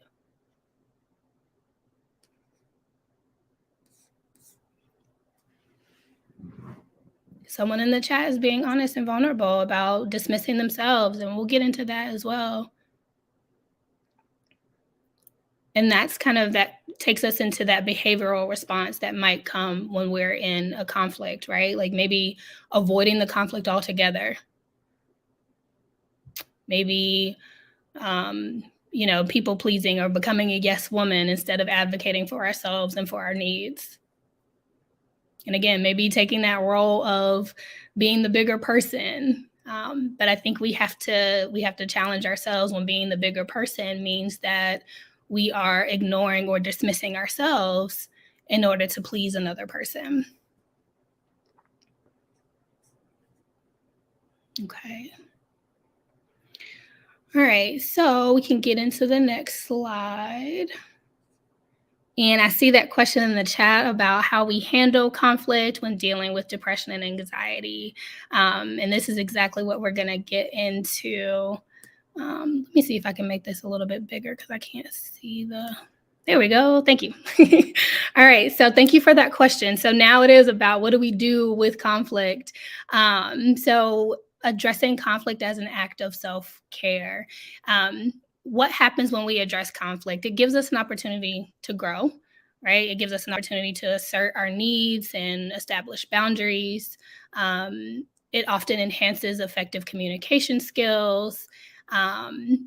And then there's potential to strengthen a relationship or the connection that we have with the other person or with ourselves. I know that doesn't directly answer the question in the chat, but we'll get into that part next about just how we resolve those conflicts.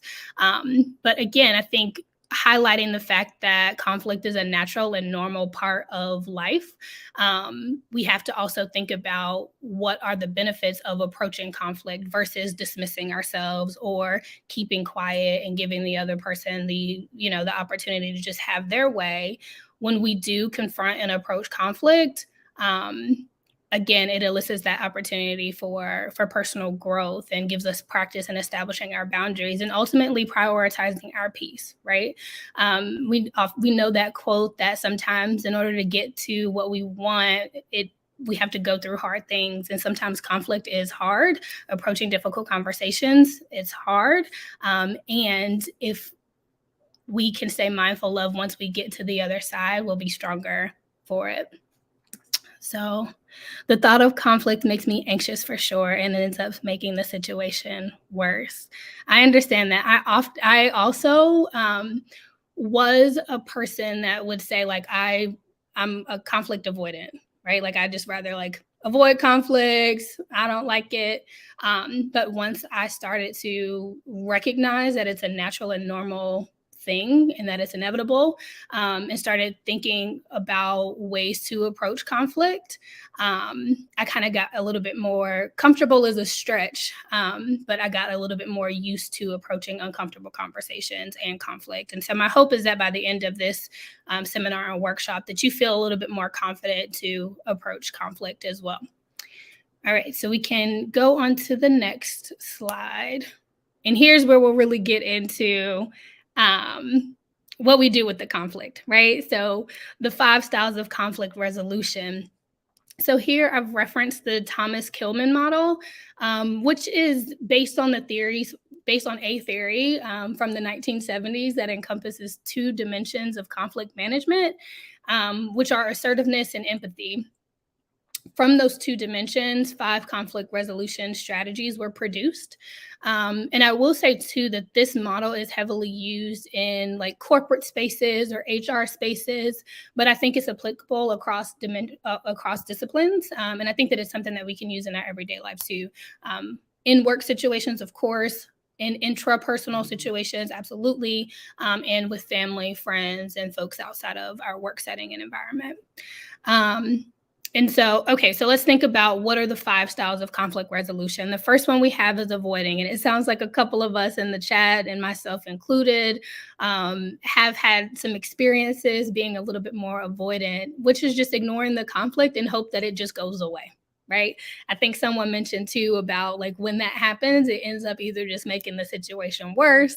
It doesn't necessarily go away. So I think even having that mindful awareness that I can be an avoidant person when it comes to conflict is a positive thing, because when we can be self-reflective and understand that that's our normal reaction, then we can think about, okay, what can I do to change that? Because I know the result that it gets me. The conflict doesn't necessarily go away. So let me try out some other strategies and other ways to approach conflict, because avoiding hasn't really been working for me. Even though it's been the easiest, it hasn't necessarily been working for me in being a self-care strategy, right? All right, so accommodating is the next one, which is attempting to satisfy the other party's concerns or demands at the expense of our own needs and desires. So again, someone mentioned that in the chat about dismissing ourselves. I think even that idea of like people pleasing, being a yes woman, or even, assuming the role of being the bigger person by giving the other person what they want or accommodating the other person's needs. But again, it's at the expense of our own well-being and self-care. Then there's compromising, landing on an acceptable resolution that only partially satisfies the concerns of all parties, right? And so the other party is maybe getting a little bit more of what they need, and you're just like, all right, I'll compromise and, kind of give in a little bit. The next one is competing. So that's an attempt to satisfy one's own desires at the expense of all the other parties involved. So it's kind of like I win, you lose situation versus being more collaborative and more community focused, like this next one. Our final one about collaborating is finding a solution that entirely satisfies the concerns of all involved parties. So again, maybe we recognize that some of our patterns typically hang out in the avoidant space or in the accommodating space, even some compromising or competing. And so that mindful awareness of our normal patterns will help us think about how can I replace some of those behaviors with taking a more collaborative approach, right? So how do I, if I'm in a conflict with a loved one or a coworker, how do I introduce the conversation in a way that is more collaborative? Right. And so maybe that's when we're having the conflict or the conversation, maybe that's outwardly saying to the other person of like, hey, this is uncomfortable. This is tough. This is a difficult conversation and a situation for us to be in. How can we work together to get both of our needs met? And so that it's not a I win, you lose situation, or you lose in the situation, because we're working together to come to some sort of agreement. I think the other part to that too, especially when we get into some of the content conflicts of the different values and beliefs, it's absolutely natural and normal for people to have varying ideas about things, right? If a friend of mine heavily believes in aliens and I decide not to, it's up to us to decide if that is a deal breaker in our friendship, or if it's a situation where we're both like, okay, those are your beliefs and they're valuable and valid to you, and here are my beliefs and they're valuable and valid to me, right? So there's a level of self-respect that's happening and a level of respect for the other parties involved in the conflict. All right, so we can go on to the next slide. Let me check my time. Okay, cool. We're getting to it.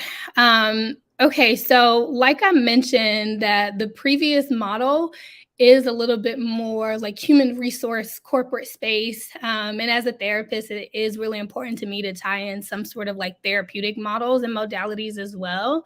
So DBT is an evidence-based psychotherapy approach. And it's broken down into a couple of core modules. This one that we're going to be speaking about today is about interpersonal effectiveness. And the goal of interpersonal effectiveness is to communicate more effectively, navigate conflict and relationships with challenging people, while again respecting ourselves and others. So the acronym Dear Man outlines the strategies, again, of communicating effectively. This strategy will help us to express our wants, our needs, our desires in a way that's respectful to ourselves and to the other person or other parties involved. Using Dear Man will increase the likelihood of positive outcomes in our interactions. So one thing about DBT, or dialectical behavioral therapy, the creator, Marsha Linehan, really loves her acronyms. And so I thought that this was a good one. We can change it to woman. We can kind of collaborate and think about what the W and the O will stand for. But I'll get into a little bit of what the different parts of the acronym stands for. So describe how we approach these conflictual situations. Clearly and concisely describe the facts of the situation without judgment, right? So an example, right? We're approaching a conflict.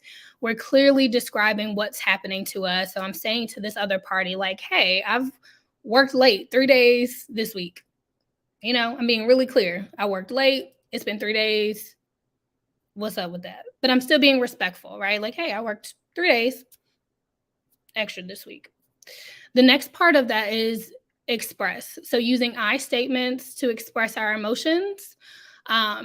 Again, not pointing to the other person like, hey, you've made me work 3 extra days this week, but using I statements like, I've worked 3 days this week, 3 nights late this week, and I'm beginning to feel overwhelmed with the extra work that I've been given, right? It's not you giving me all this work and I'm feeling overwhelmed and you need to do something about it. No, I'm using I statements, I'm expressing myself, and I'm being clear about what the situation is. The next part of that is assert.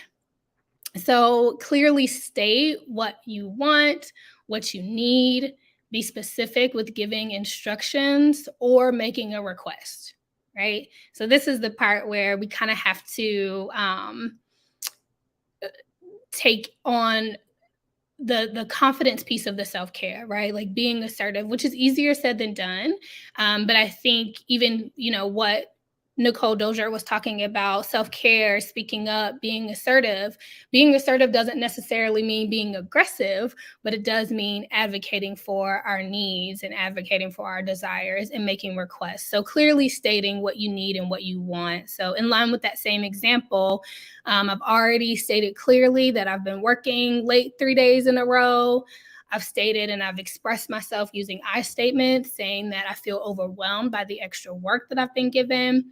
And then the assert piece and being clear and specific is I need to resume my regular 40-hour work week, right? Bottom line, like I need to resume what I've been doing.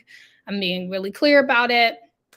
And then the next piece about reinforcing, right? So rewarding the person that we're having the conversation with, thanking them for listening, thanking them for receiving the conversation well, especially again, when we are up against potential like conflictual conversation where it can feel a little tense, thanking that other person, being vulnerable about, hey, this is an uncomfortable situation. So I appreciate your openness. I appreciate you listening and hearing me out and taking my request into consideration.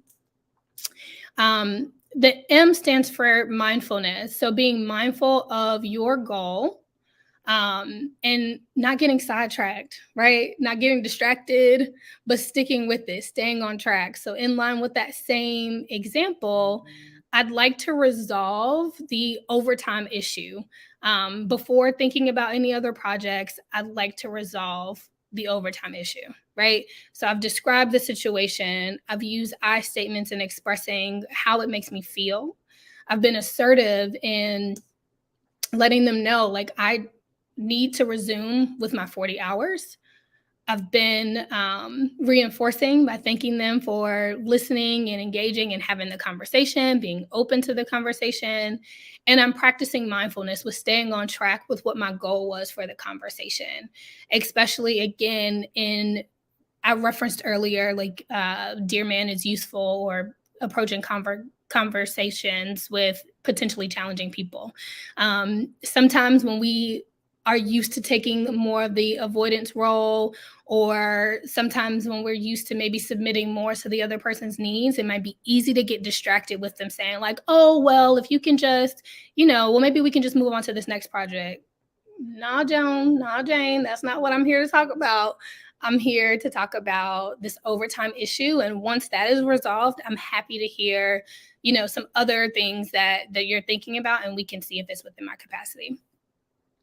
And then the A is appearing confident. So using body language that shows confidence, even if you don't feel confident, sitting up straight, making eye contact, speaking clearly, standing up straight, whatever physical postures make you feel confident, appearing in that way and communicating your point.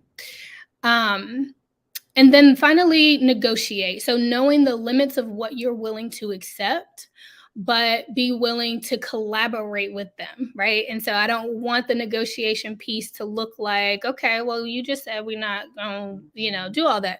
No, we can negotiate in a way that is collaborative. We can negotiate in a way that still produces self-care, by setting a boundary for ourselves. And again, saying what our limits are, what we're willing to accept. And so in line with that same example, I'll finish the extra work for this week, but I won't be able to manage this amount next week moving forward, right? And so there's a negotiation there. You'll finish out what you said that you were going to do, but moving forward, we need to resume with our regular schedule 40-hour program, right?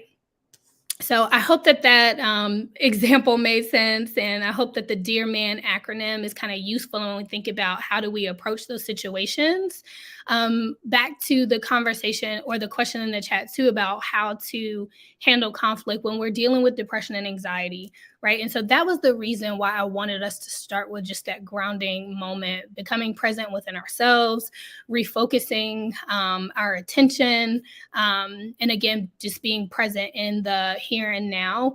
Breath work itself is often or can be really useful with managing anxiety and anxious symptoms, especially if we notice that our physical sensations of anxiety typically are shortness of breath or lightheadedness. Taking a moment to settle our bodies can be really useful when it comes to approaching a difficult situation or a conflict. So I hope that answered the question. I hope that was helpful. Let me see if there are any other questions that I missed in the chat.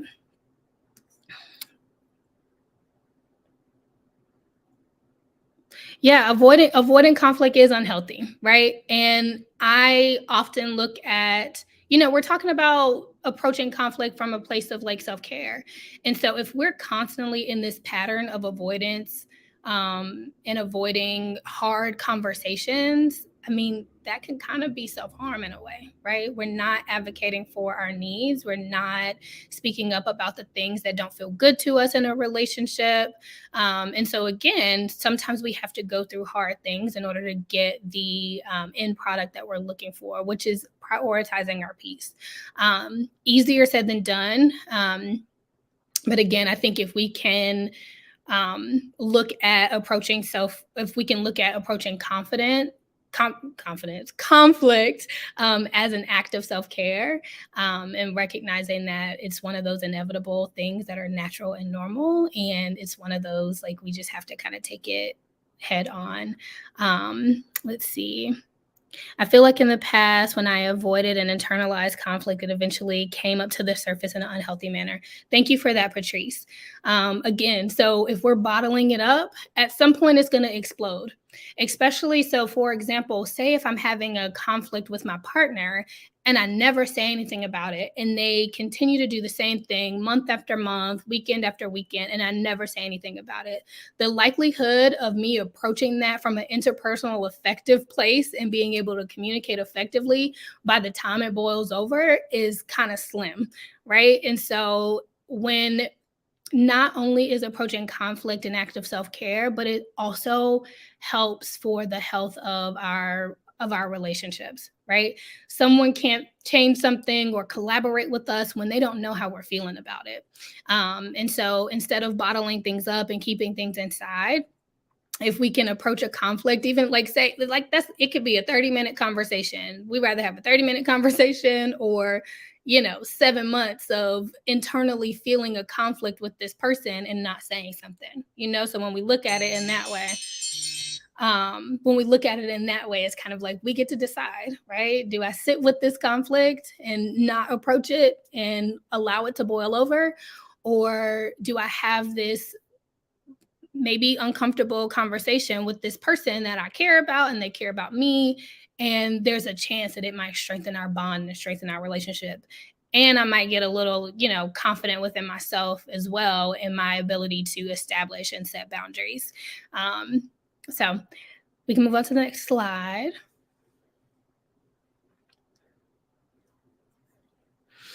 All right. And finally, coming back to that original quote from Gandhi, but there's some additions to it. Peace is not the absence of conflict, but the presence of creative alternatives for responding to conflict, alternatives to being passive, alternatives to those aggressive responses, and ultimately alternatives to violence. So again, conflict will happen.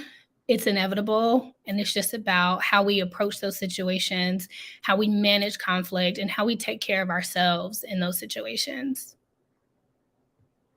All right, we can move on to the next slide. I think the next one is my final slide. Yeah, so questions, comments, thoughts, concerns. What if the uncomfortable conversation may weaken the relationship or make it worse? Thank you for that question. I think that when the goal is effective communication, that might be a nice way to go into that conversation. Like, what are our shared goals, right? Because we talked about that process conflict or administrative conflict where there's a similar goal, but just the route to get there is different. And so maybe approaching that uncomfortable conversation, like, what are our goals here for today? Is our goal to work out this relationship? Is our goal to decide if we're going to collaborate on a project together? Like, what is our goal of the conversation? If both parties rule that the goal is to continue to work on the relationship, then we know that communication is one of those, is priority in a healthy relationship, right? So I think maybe if that is established, that we have this shared goal of the health of our relationship, that means that sometimes we're going to have tough conversations. And the hope is that it doesn't weaken the relationship, that it does strengthen the relationship.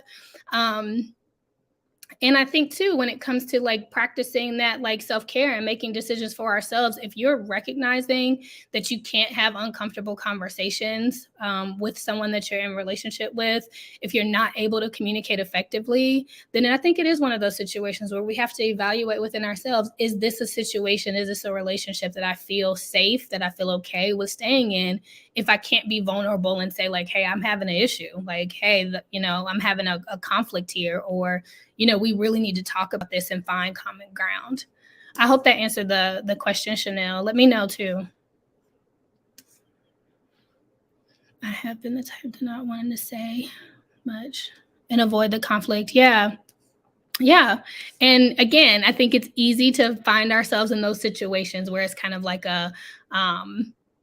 I'd rather just not say anything, or I'm being the bigger person if I don't approach this. But again, self-advocacy sometimes looks like approaching hard conversations. And, we know that we get to choose and pick our battles too, right? So if it's a one-off of I didn't like the music selection that you chose in the car for the ride to Virginia, then, you can pick whether that's something that you want to really go head to head about. But if it's something that continues to come up and you're noticing that you're having an emotional response to it, that it's shifting the way that you're thinking about yourself in a relationship, that it's harming you overall, then absolutely those are conflicts and situations that we have to approach from a place of self-care and taking good care of ourselves and advocacy. Any other questions or thoughts? Okay, good. I'm glad that was helpful, Chanel. Thank you, Jordan. And I think I went over just a little bit, but not too much, I hope. But I'm very grateful to, again, get to be here with everyone. Excited that the Black Girl Health Foundation allowed me to be here today. Hey, Portia. Hello. Well, you did a great job. And, you know, it's so important. It hit home that, you know, pick your battles. Not every battle is worth fighting. I tell my husband that all the time.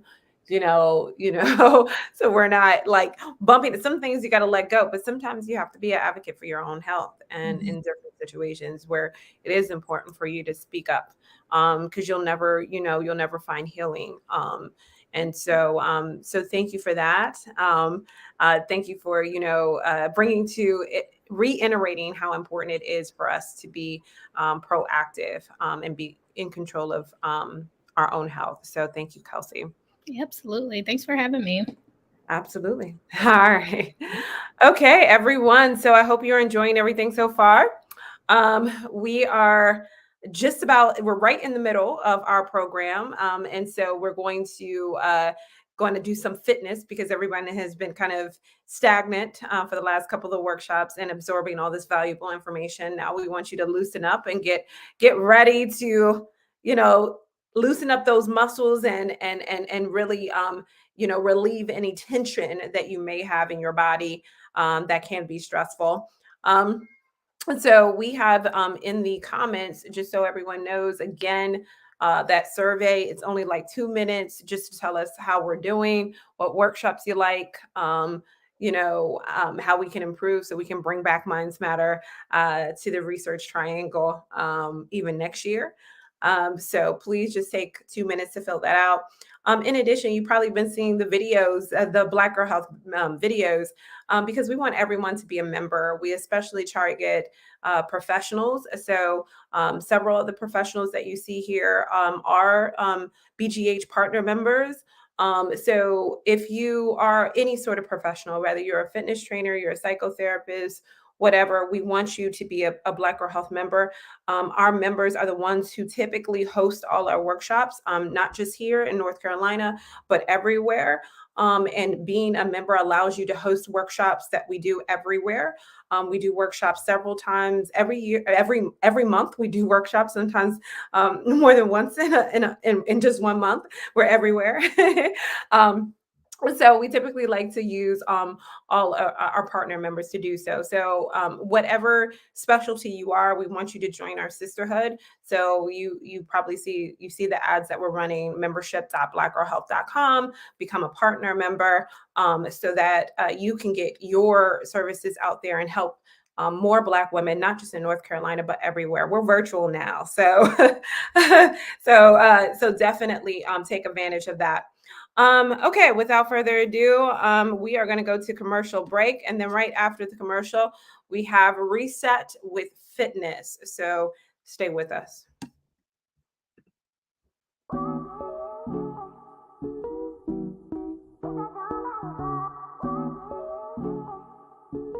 Sometimes we need the extra encouragement. We need support. And Black Girl Health is a movement.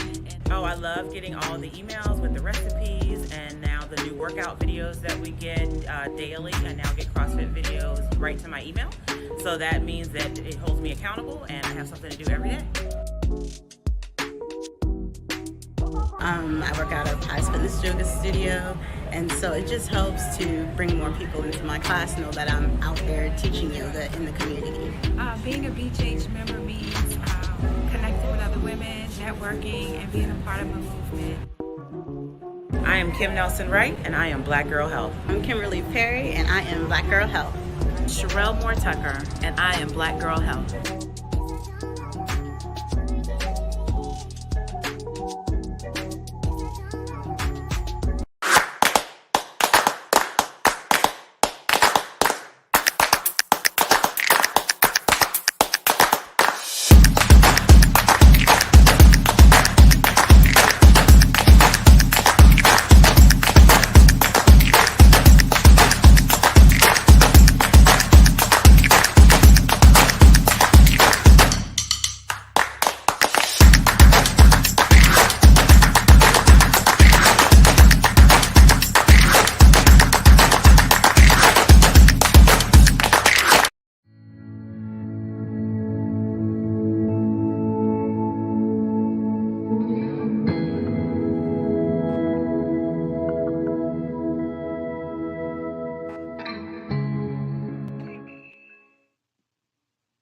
All right. Hello, everyone. So happy to be here. My name is Danae, and we are going to do a little bit of fitness. I am a certified trainer and instructor. I'm a wellness professional. I also now currently teach a diabetes prevention class. So just important, just talking about movement. I'm so happy to be a part of this event because the conversation is around mental health, which is so important. When we talk about the mind-body connection is very powerful, and how movement really can improve your mood. It really can improve your mental health overall. So I thought I put together a few exercises that we could do, things that you could actually do at home. So it's actually going to be your homework too. And it's really just going to be body weight. So no equipment needed. If you want to, you can grab a mat. Of course, grab some water, but we're just going to get moving, get started. I know you've been listening to these wonderful presentations. So I want to get y'all moving. So I'm going to put a little background music on for us too. Just a little something. And at any time as well, I also have my comment box up. If you have questions about the exercises, questions about fitness in general, just go ahead and drop it in the chat. But yeah, we are going to start with that movement. So, finding a nice comfortable position here. Everything we're going to keep the core nice and engaged. And that means that you're going to tighten up that core. If somebody was to kind of like poke you here, it's nice and embraced, all right? Roll the shoulders back for me. Good. Might feel and hear a little snap, crackle, pop. Yeah, good. That's from, just kind of like working on that a little bit. All right. Side to side. Let's reach it out. Shoulders relaxed. Shoulders relaxed. Yes. Good. Just gonna get you warm. So this is just our warm up phase. Good. And just keep it going with the squats for me. Keep it going with the squats. Keep it going with the squats. Yeah, so knees behind the toes, and this is just to warm up. Good. And from your squat, can we do squat and knee? Squat, knee raise. Yes. Good, that should feel really good. And now open it up. So open up the hip flexors. Good. Yes, big inhale, reach up. And exhale. And again, inhale, reach up. And exhale, good. So we're gonna cross here. I'm gonna turn to the side and we're gonna do good mornings. And that means we're gonna actually stick the hips out, engage the core, keep the back nice and flat. Good, and hinge forward. So when you come up, you're gonna drive the hips forward. Yes, and these are good mornings. This is gonna warm up the hamstrings a little bit. Good, so nice and easy. Should feel a little warm, should feel some warmth in the body. Good. Do a few more. Yes. Good. And now just rotate here and reaching, keeping the shoulders relaxed. This is another good warm-up exercise, so you should feel this one in the core. Reach and reach. Yes. Good. Once again, big inhale and exhale. Good. Again, inhale. And exhale, lower back stretch. So really important to warm up the lower back. We're going to hinge forward from the hips, rolling up one vertebrae at a time. Yes. And again, bone by bone, one vertebrae at a time. Good. All right, so that's just like a little warm up to get us started. What we're going to do now is kind of focus on a few body weight exercises. So you probably know your basic exercises like your squats, your lunges, push-ups, just a lot of body weight things you could do with no equipment, things you could do at home, because your body is a machine, right? So breaking down our squat, we're standing with our feet hip width apart. I'm actually going to turn to the side, and we're going to sit in that chair. Yes, sticking the hips out, driving the hips forward, sit in that chair, and bring it up. So give me about 10 of those. 10, 9, good. Drop it nice and low. 8, 7, 6, 6, 5, good, 4, 3, 2, and 1. Good. So body weight squats. We are going to also now go into lunges. So now lunges, we're stepping back. We're going to do stationary lunges. So we're just going to go down and up. It's just down and up, bending that back leg. And that front knee is behind the toe. Okay? We're nice and stable. Our shoulders are relaxed. Good, holding it here. And you don't have to go this quick. You can slow it down. You could even hold on to something if you need to for more stability. That's up to you. Give me a few more. 4, 3, 2, and 1. Good, same thing on the other side. This time I'll turn to the side so you can see. Good, stepping out, down, and up. Good, nice and tall. Good, shoulders relaxed. A lot of times when we do lunges, a lot of people like to lean forward. We want to make sure that we're nice and tall. Yes, a few more. Good. 4, 3, 2, and 1. Good. Shake it out a little bit. Oh, yes. Are we feeling it already? Okay, good. Yes, slight work, just slight work. Another thing I wanted to talk to y'all about is standing core. So when you hear about core work, usually, you think sit-ups, planks, and everything that's on your back. But we're going to do some standing core, all right? This is something you could do while you're watching your favorite show. Yes. So while you're watching your Netflix, I want you to think about doing your toe touches. So the first one, flexing the foot. We're lifting, using that core, and we're keeping it nice and flexed. So if I turn to the side, it looks like this. Flexed, yes.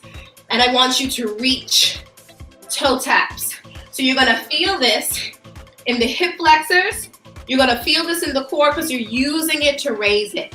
10, good, you give me 10 of those. 9, 8, 7, 6, 5, 4, 3, 2, and 1. Got to do the other side, of course. Got to make it even. So using that core, we're lifting, flexing, and controlling it down. Tap, yes. Squeeze. 10, 9, 8, 7, 6, 5, 4, 3, 2, and 1. Good. Another standing core. So we're going to stand nice and wide. Come back a little bit. Stand nice and wide. We're going to stay in that nice sumo squat position. You're here relaxing the shoulders. And now you're going to take and think elbow to thigh. So now we're focusing on the obliques. Side to side. Good. Breathe. And it's almost like a little crunch when you come to the side. If you want to take this up, you want a little bit more of a challenge, you can go and touch the floor. And the whole time, you're staying in that sumo squat. 10, 9, 8, 7, 6, 5, 4, 3, 2, and 1. Good. And since we're in that wide squat already, let's just stay there and go down and up. So we did our squats with our feet parallel. Now we're turning it out to the side. We're going down and up. Yes.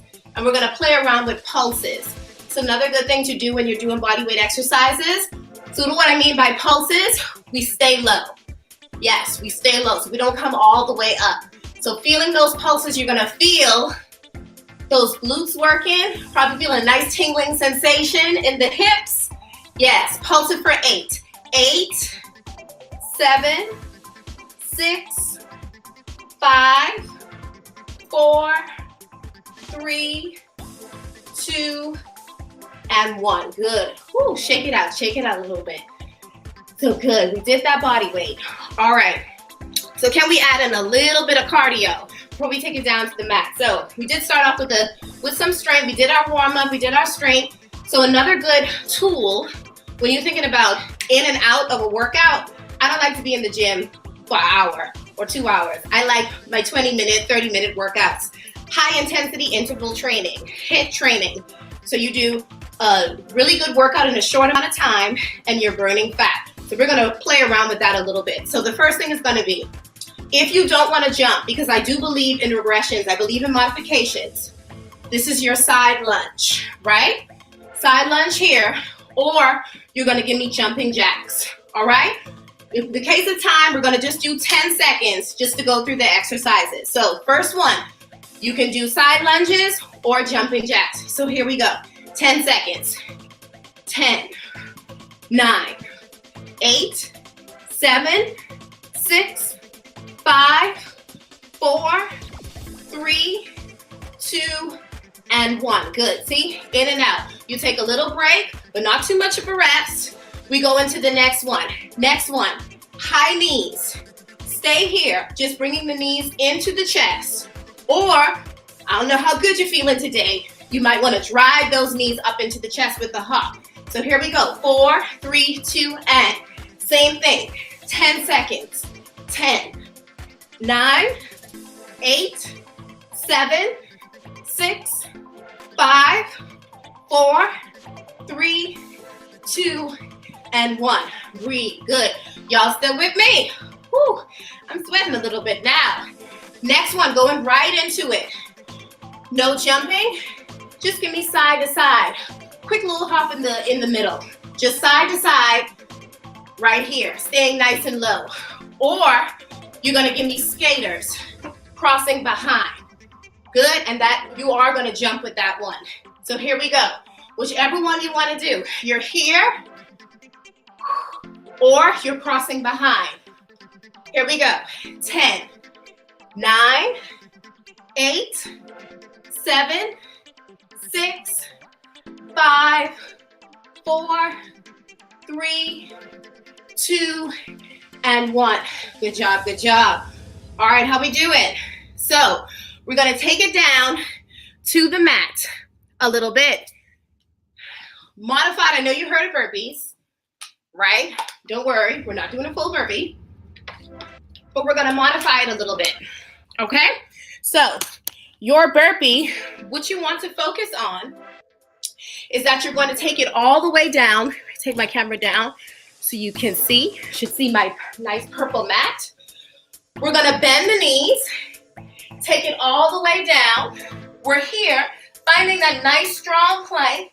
Then we're gonna bend the knees again, take it up at a hop. Take it down, find that strong plank. You're welcome to come down to your knees if you need to rest here. Bend the knees, take it down, hop, good. Just want you to do that a few times. I'm not really gonna count this one down because I'm pretty sure some people are gonna go faster, some people are gonna go slower. It's up to you. The key is we're keeping that core engaged. We're breathing. Make sure you're not holding your breath. The hands are directly under the shoulders when we come into that plank. We're coming back in. Good. Give me about 2 more. This is a nice full body one. Good. And 1 more. Nice and easy on the knees. All right, good job. How are we feeling so far? Woo, do you have your water handy? Hopefully you do. Have your water handy. Stay hydrated. So like I said, what we did just now, we did 4 exercises. We did them in intervals. So you could do your exercises 20 seconds on, 10 seconds off, which is like Tabata, if you heard of that interval. 30 seconds, then rest. 45 seconds. So you could literally pick 4 exercises to do. You do those, you might do the round twice. You have a full workout. You're gonna burn fat, you're doing cardio, you're using your body, you're using multiple muscle groups because that's what we wanna do. You get a nice effective workout. So let's take it down to the mat now. If you have a mat or just like a soft surface, we're gonna do knees directly under the hips and hands directly under the shoulders. So we're nice and aligned. Good. Working the glutes a little bit. You know, they say, you know, we got to get ready for the summer. So here we're going to bend, open up, squeeze.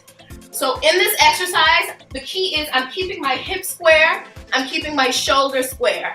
And when I come down, I'm not touching the mat. Good. Fire hydrants. So this one, you're definitely going to feel a nice tingle. Let's do 10, 9, 8, 7, 6, 5, 4, 3, 2, and 1. You should feel the tingle. Same thing on the other side. Let me make sure my shoulders, my hips are square. Gonna take it out and bring it in without touching the mat. Yes. Here we go with 10. 10, 9, 8, 7, 6. Ooh, I feel the sweat. 5, 4, 3, 2, and 1. Good job. Now let me lower a little bit, lower the hips, make my line a little bit longer because now I'm going to come into my push-up. So we're going to do some upper body here. Now, if you want to, you are certainly welcome to do your push-ups on a wall. You can lean up against the wall on an incline and do your push-ups. Or another modification would be to shorten in all fours, widen your hands, and you're here. And this is just to get into the flow of a push-up. You can certainly do it this way. The longer your line is, the more challenging your push-up.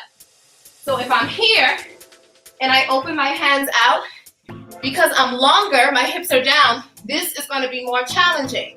And of course, if I elevate and my knees are up, this is definitely going to be more challenging because I'm really using a lot of my body weight. So we figure out which one is your push-up. Which one do you want to do today? I am going to do modified on the knees, hips down, hands slightly wider than the shoulders. And here we go. Let's practice our push-up. What's the key? The key is bending at the elbows and getting that chest down. Yes? 10, 9, 8, 7, 6, 5, 4, 3, 2, and 1. Ooh, yes, you should feel your arms. And if you don't feel your arms yet, you'll definitely feel it on this one. So this one is for our core and our shoulders. It's up, up, down, down. So we're gonna get back into that modified plank position. I want you to come down to the forearms, like you're about to do a plank. From here, you're pushing up, up, down, down. Then you alternate, up, up, down, down. Good. And you're just going through that motion, alternating. You should start to feel the biceps. You should start to feel the shoulders. Good. You're just going up, up, down, down. Just going to do a few of those. All body weight. Core is nice and engaged. 10, 9, 8, 7, 6, 5, 4, 3, 2, and 1. Good job. Let's sit it up, stretch it out a little bit. Little chest expansion here. Yes. How are we doing with everything? Yes, good. All right. Some people say they're working up the sweat, making sure we stay hydrated. Good. So now we are going to take it all the way down to our mat. So we did our warm up. We did some strength, squats, and lunges. We did a little bit of high intensity interval training.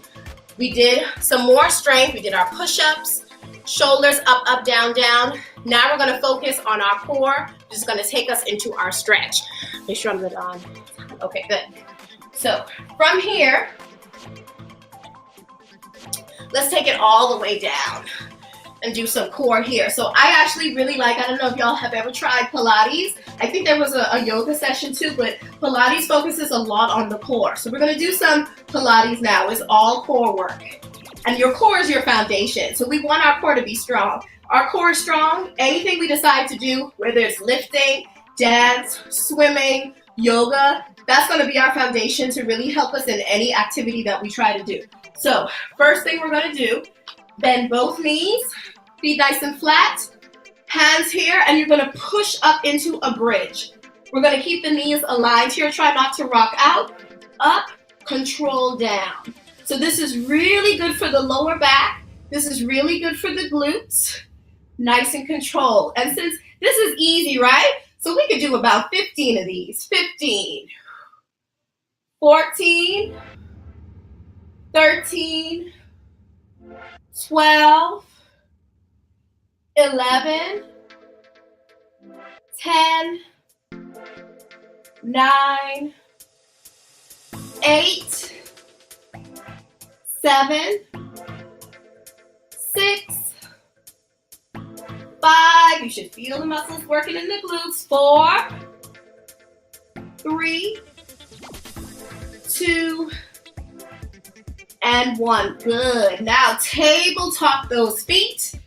Good. Bend them here. And I want you to roll up. So we're activating the core. Hands at your side, so about 2 inches off the floor. And I just want you to kind of pulse for me. Inhale, so make sure you're inhaling through the nose and exhale through the mouth. Inhale through the nose and exhale through the mouth. Good. These are called, in Pilates, they call these hundreds because you're actually going to pulse 100 times. So you can keep the knees bent here.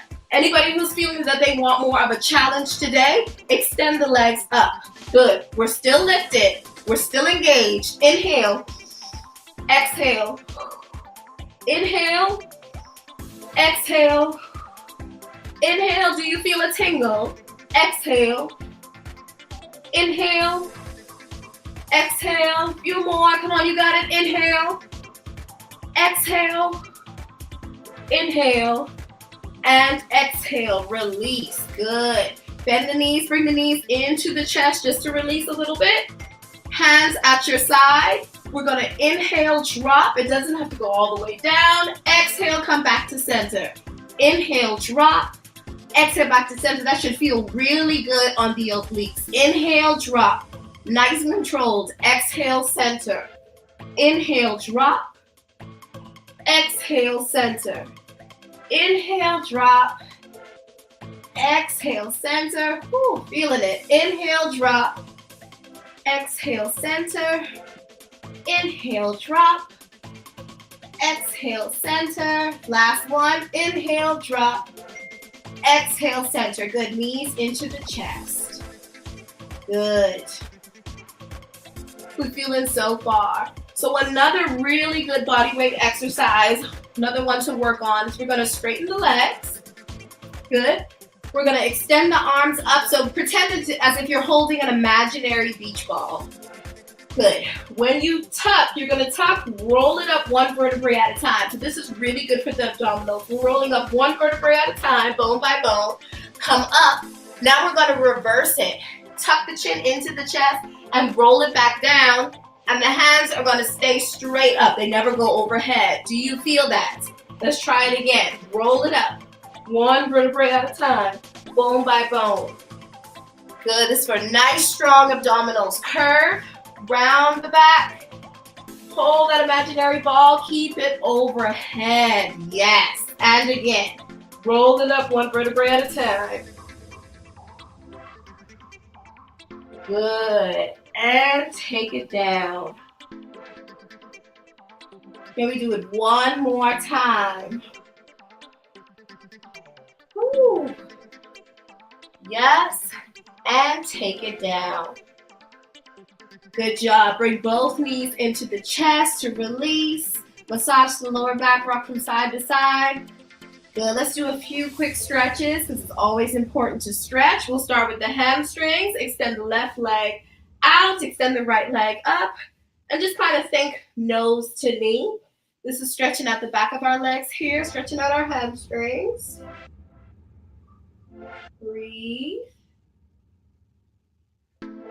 And since we're here, let's take that right leg, think right toe to left knee, and let's kind of spinal twist it and look in the opposite direction of the knee. So I'm looking this way to face you to do a nice little twist here. That should feel really good in the spine. Nice spinal twist. Good. Inhale, exhale, come back to center. We'll do the same thing on the other side. Reach it up. Pull the knee.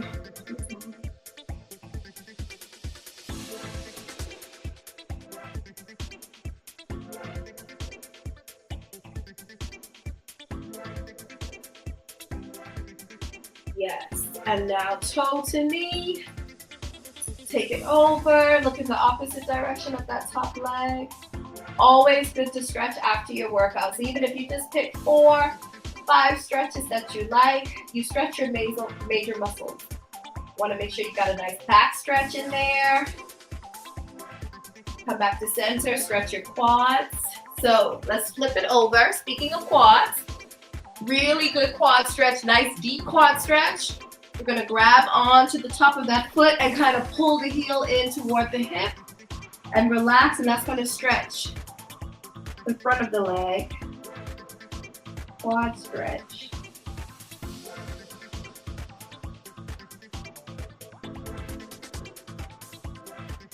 And switch.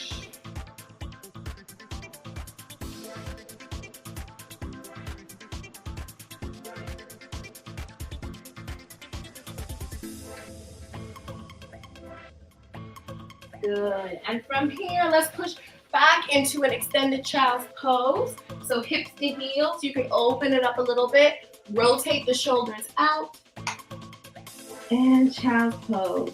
When in doubt, pose. Nice deep relaxation, stretch. And if you do have a tight back, so a good thing to do in the morning, this is a really good morning stretch when you get out of bed. Keep the knees where they are. Walk the hands over to one side and kind of press the hips. So I'm walking the hands over to the left and pressing the hips down toward the right. Really open up that back.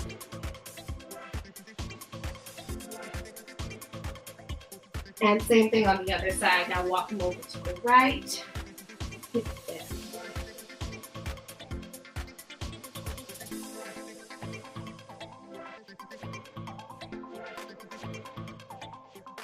Good. Shift back to all fours. Inhale, slightly arch the back, lift the tailbone. Exhale, round the back like a cat. Into the chest, yes. Good. You can sway from side to side just to release. All right. Good job. Any questions or comments, just you could go ahead. But yeah, appreciate all of you tuning in with me. My name is Donnay once again. You can find me on Instagram at HeyDonnae, HeyDonnae, and that's also my email. But this got you going and you were able to reset a little bit. And I hope you enjoyed it. Thanks for having me.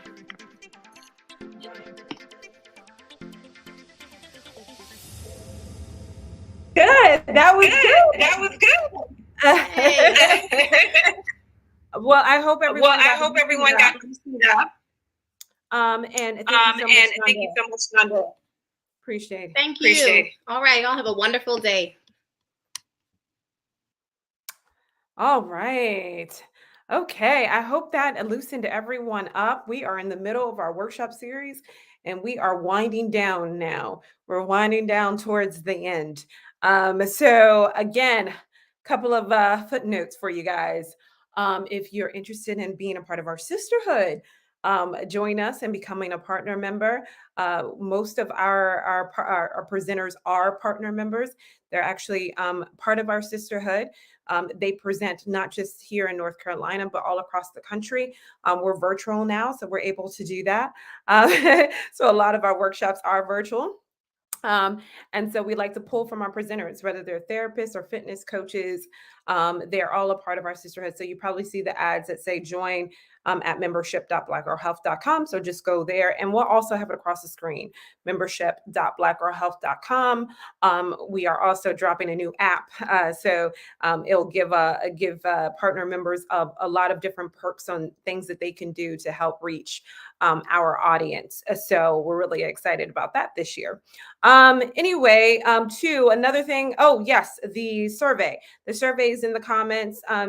I'm hoping you're loving everything as of right now. So please just drop us like a line or so. It's like 2 questions, 2 or 3. It's a couple of questions just on what workshops you like, what you may not like, and what we can improve on so we can continue to bring you Minds Matter to the Research Triangle. Without further ado, and continue, please comment. Our presenters love it when you comment and ask questions. This is free advice, so take advantage of it and ask questions. Without further ado, I think we're going to go to break, so I won't talk too much.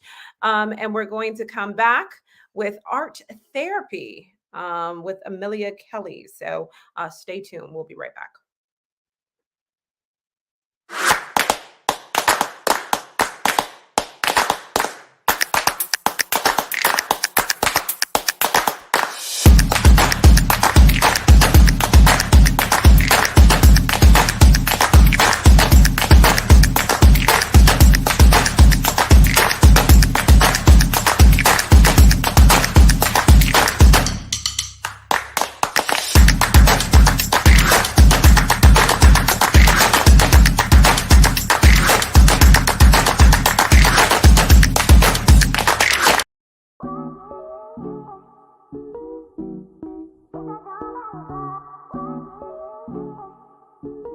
Sometimes we need that extra encouragement. We need support, and Black Girl Health is a movement. Oh, I love getting all the emails with the recipes, and now the new workout videos that we get daily. I now get CrossFit videos right to my email.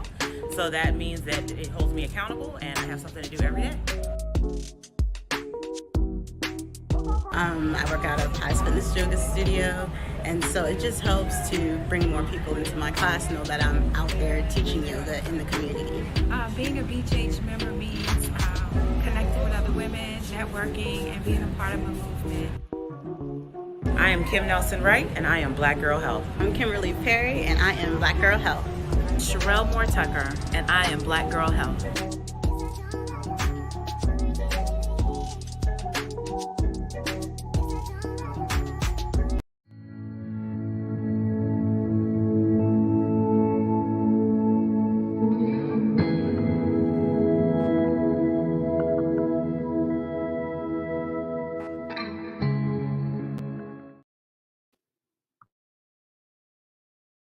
Hello, everyone. My name is Dr. Kelly. I am a trauma-informed art therapist in the Raleigh area, and I am also an author. I specialize in working with survivors of domestic violence and abuse, and have been using art therapy for nearly 18 years now with survivors. And I'm excited today to tell you a little bit about what it's all about, where it came from, a little bit of the differences between art therapy and what we would traditionally think of as just art per se, art class, and let you see some of the possibilities of it. And then we'll do some art. So if you don't have any materials handy, you can be really easily access any paper whatsoever, any drawing materials. So even if you can snag a pen or a pencil, something like that.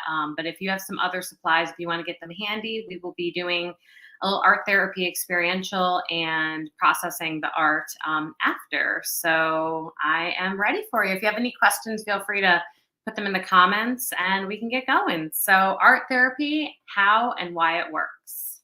Next slide, please. Thank you.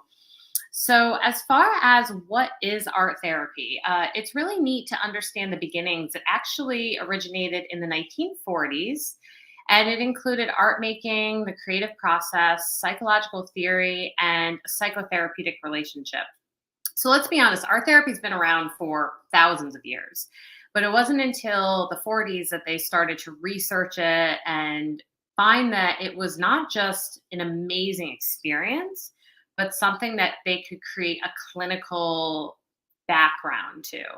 Art therapy actually is one of the more creative approaches that you can bill insurance for. So if any of the participants today are thinking of maybe becoming an art therapist, it's a field that is connected directly to medicine.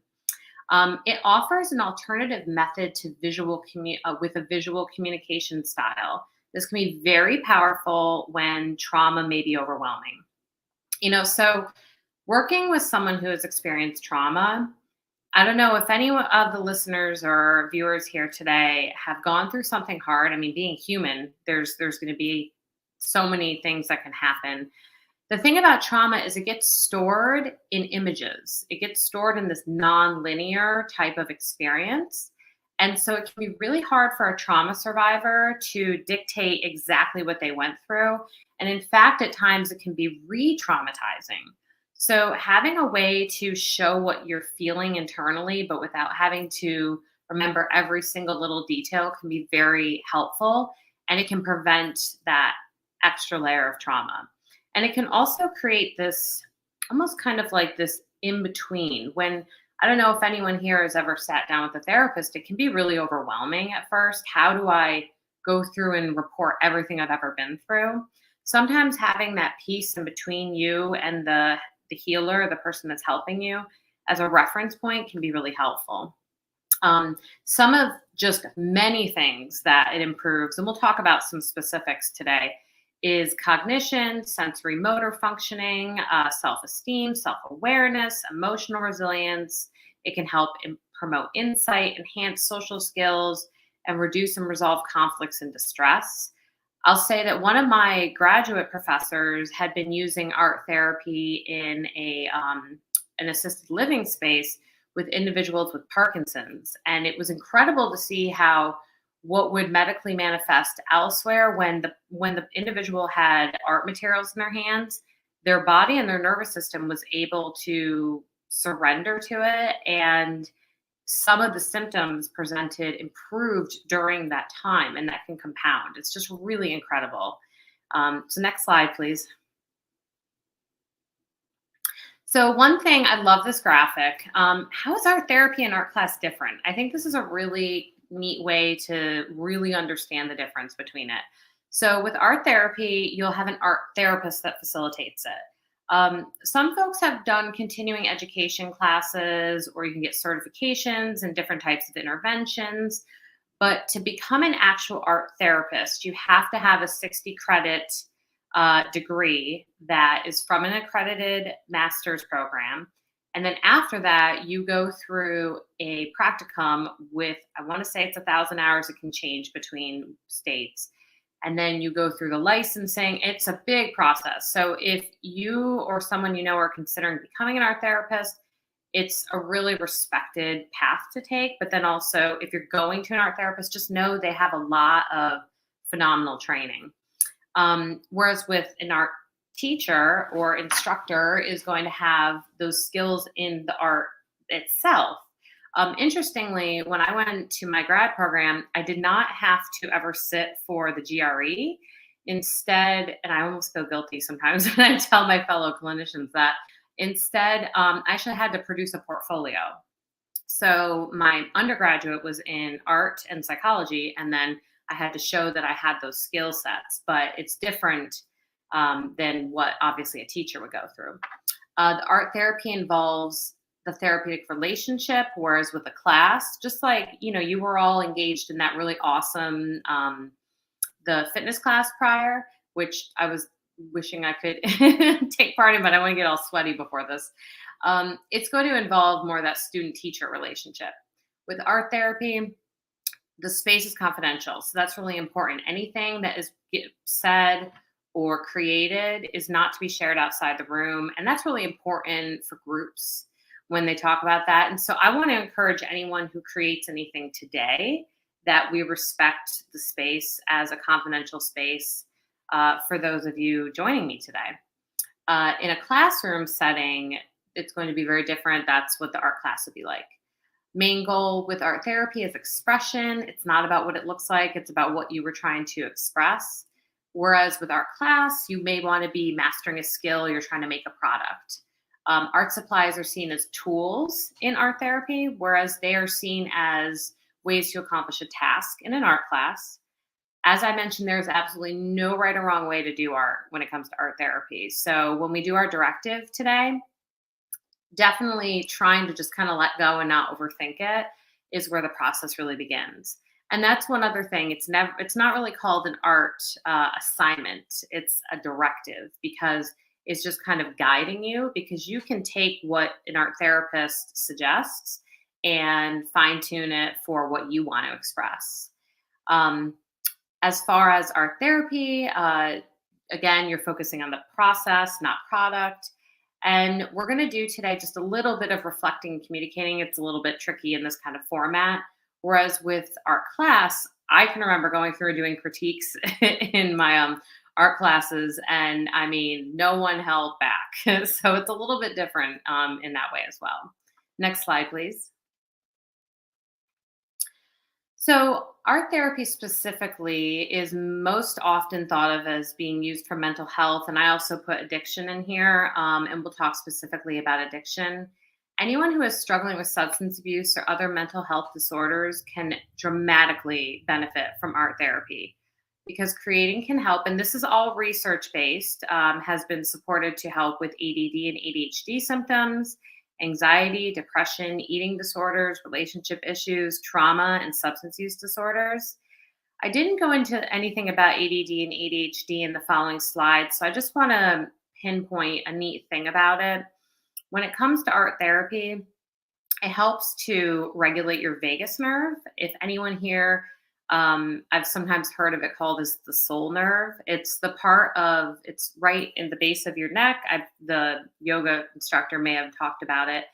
And it is responsible for that feeling of safety throughout your entire body and allowing you to feel that you know that the space around you is okay. When we're highly distractible or racing in our thoughts, which can sometimes happen with ADD, ADHD, anxiety even, it can sometimes be hard to feel safe. And so that is a way that art therapy can really help improve your nervous system by slowing down your heart rate, letting you know everything's okay. And then also it helps improve focus, which can be really effective for ADD and ADHD.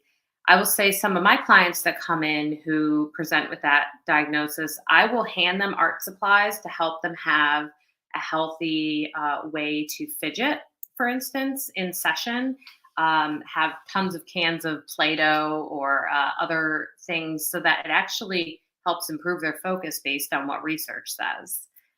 So next slide, please. So art therapy for addiction, I wanted to specifically highlight this for a couple reasons. There's some neat reasons why it's very helpful for addiction. Some of the practical ways, and I will definitely answer your question, Patrice, thank you. That's an awesome question. Decrease the denial of substance use disorders, increase the motivation to change, provides a safe emotional outlet, lessens the shame of addiction, enhances self-esteem with new skills, an opportunity for expression, and works well in a group setting, which is very common with recovery. So the thing with addiction is that being able to, if anyone knows the 12 steps, being able to first admit that there's even a problem and at times that you're feeling powerless to it can be, it's a big shame story that people can carry around. And the thing about shame is that it thrives off of secrecy. If you ever think of anything that you have struggled with personally in your own life, or things, maybe habits that you want to break or relationships that you want to change, they often will not continue if you're open with them. If you tell on yourself and say, hey, this is something I'm struggling with. The thing about art therapy, as I was mentioning before, how it provides that secondary vehicle of, here's my product. And the neat thing too, sometimes the product can be such a self-esteem booster because maybe you've had a hard time expressing something and this piece is the first time you've been able to get it, or mastering a new skill. These things can really increase our self-esteem, which can help a great deal with that feeling of shame that is often connected to addiction. Which when we can talk about our shame stories, reduce the power that they have, we can become more motivated, which is a saying. And as I'm saying, it's that safe space. And the neat thing is that I find that some of my adults, I'll kind of ease them into art therapy. Some of them just want to come immediately for art therapy, and that's fabulous.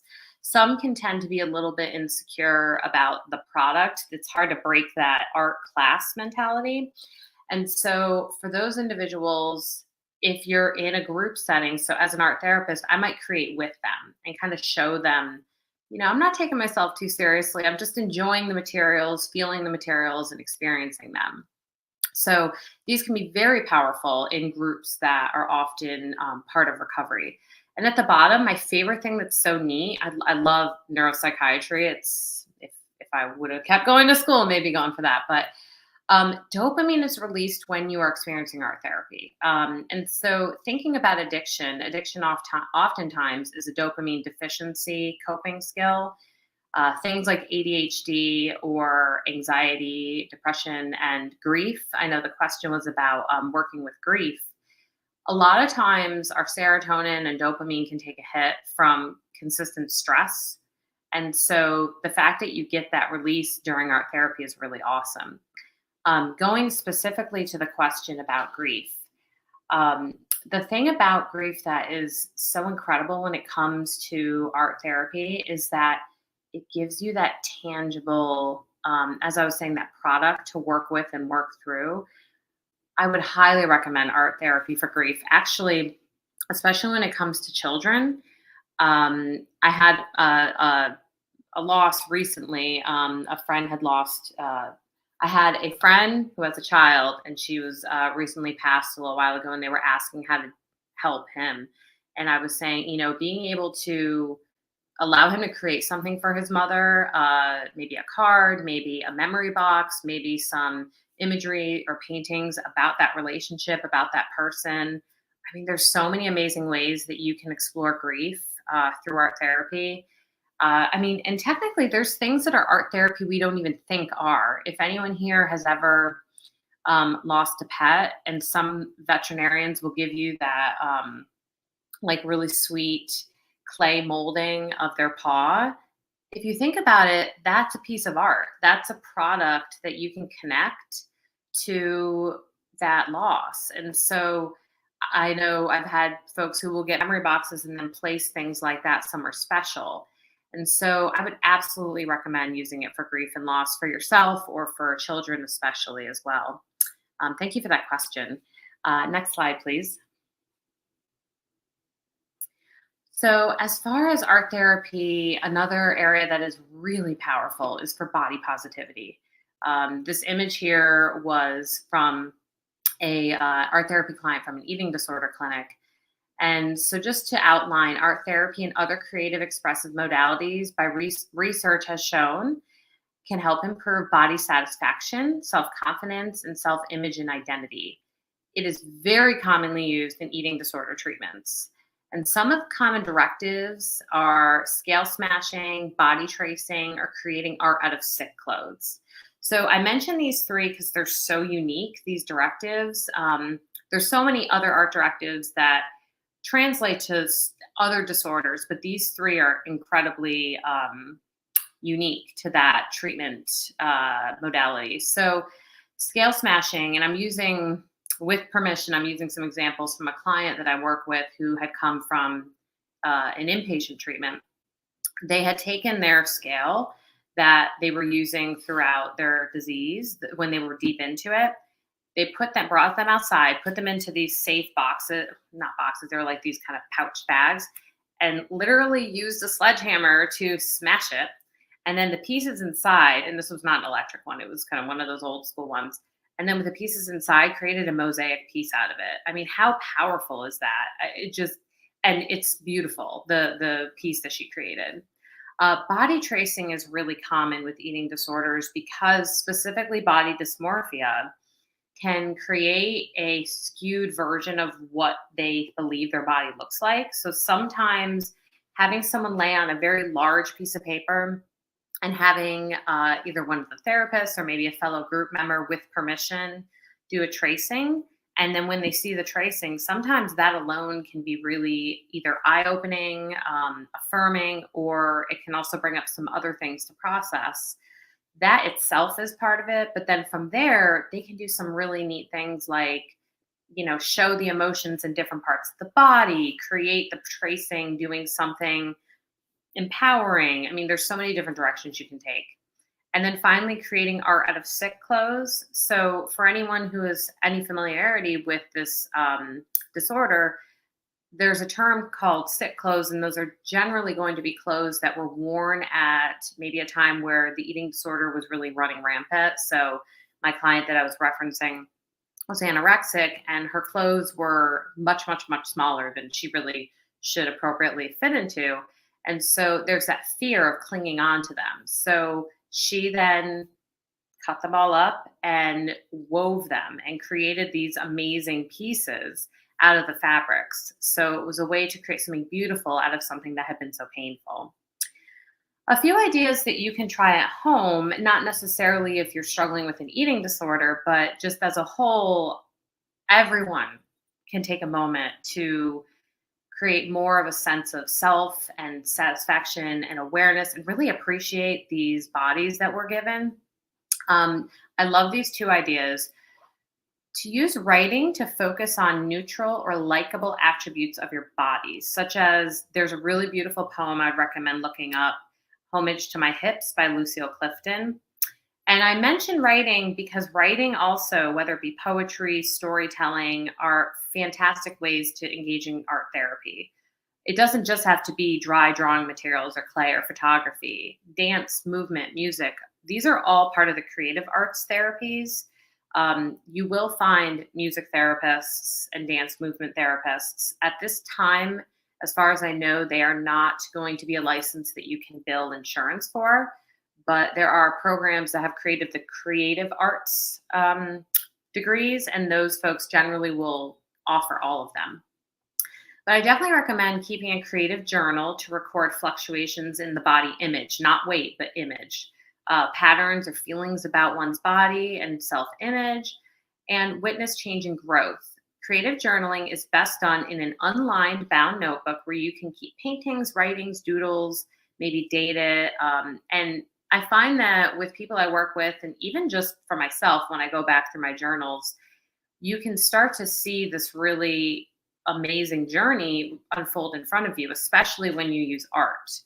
Some people don't have the words to say how they're feeling one day. Being able to do these little exercises where you even sit down and do a little art each day, whether it be during a meditation time or a prayer time or a reflection time, is really powerful. And one other really neat idea you can do with a journal, I have a client who was going through journals that she had written, I think 20 or 30 years ago. We were talking about this last week, and she was talking about how difficult it was for her to read and look through these journals. And so our next directive for next session is that she's going to write to that younger version of herself and then create an image for that person, for that part of her. So the process doesn't have to stop. She can still have that exchange, which is really neat. So next slide, please. So also, in addition to the mental health, art therapy is amazing for physical health. Based on research, it can help reduce pain, decrease symptoms of stress, and improve quality of life in adult cancer patients. So this is pretty much everyone as a whole, but I was noting specific studies. It improves the ability to deal with pain and frightening symptoms in children who have cancer, reduces stress and anxiety in children with asthma, stimulates mental function in older adults with dementia. And I wrote music because that's been one of the creative arts that very often is seen in that arena of research. And then indicates a reduction in depression in Parkinson's patients. And as I was mentioning prior, the fact that it can help reduce some of the symptom presentation during engaging in art is a big reason why the depression symptoms start to improve over time of using art therapy. As far as reducing pain, I'll just make this note. As I was mentioning before, the vagus nerve has a lot to do with how well our body is functioning. Because art therapy helps to reduce your blood pressure and slow down heart rate to a healthy pace. It doesn't make you pass out, I promise. And because it can help you to engage in something else instead of being fixated on pain, they have found that over a period of time, the perception of pain will start to change. The thing with acute pain is it travels very quickly to the brain. Like if you think of stubbing your toe, that's going to trump everything. You're going to feel that over everything. Chronic pain, however, actually delivers itself to your brain very slowly. And for that reason, that's why things like meditation and breath work and yoga and reorienting how you think about pain actually change your experience of it. One other idea too is there's a really neat intervention called bilateral body mapping, where you're going to take 2 drawing materials on a large piece of paper, place both hands down, and I would recommend closing your eyes or maybe looking off into the distance. In yoga, they call it a drishti gaze, to soften everything. And you're going to slowly move your arms in a way that kind of massages. I'm doing this because my right shoulder always hurts. Kind of like massaging the areas that you're not feeling so good about. And what you'll find is that it's like a self-massage with art, which is so cool. And one last thing, clay has been found to directly impact reduction in pain, because our hands, if anyone's ever seen the homunculus man, I didn't include him in my slides, but it's that clay, it's that kind of mold of a body showing how our brain is more sensitive in certain areas. Like your hands are the most sensitive area of your body, and then your mouth and lips. So imagine if you're experiencing stress, anxiety, depression, or pain, and you do something with your hands, it can be really powerful. I could go on and on about the health aspects, but I'll stop there. Next slide, please. So we have now an opportunity for all of you to engage in some art. We'll do it for about 15 minutes. That way we can have some time for people to provide answers to the questions here. So a transitional object, for anyone who has not heard of it, is essentially something that connects you to another person, place, thing, memory. A lot of people can think about, for young children, stuffed animals are very commonly used as transitional objects. I know my elementary age daughter has one of my cardigans that she sleeps with. She calls it mommy, and it's really sweet, but it's essentially her transitional object. It's kind of her way to have me with her when I'm not there. And so what I wanted to have you guys do today is create some art about a transitional object. So the art is going to almost become that. You don't have to, if there's nothing in the room, that's fine. You can kind of think of something. So in your space or in your memory, you're going to find an object that elicits a positive memory for you.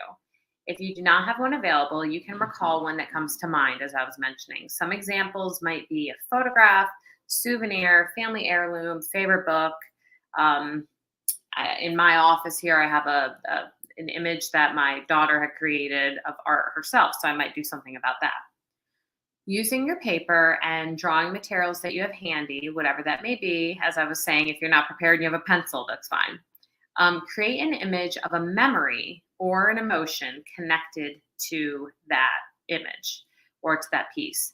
And I will say, if you want to just go ahead and do kind of like a still life of that as well, feel free. But some other ideas, because if you've never done art therapy before and you might be having empty page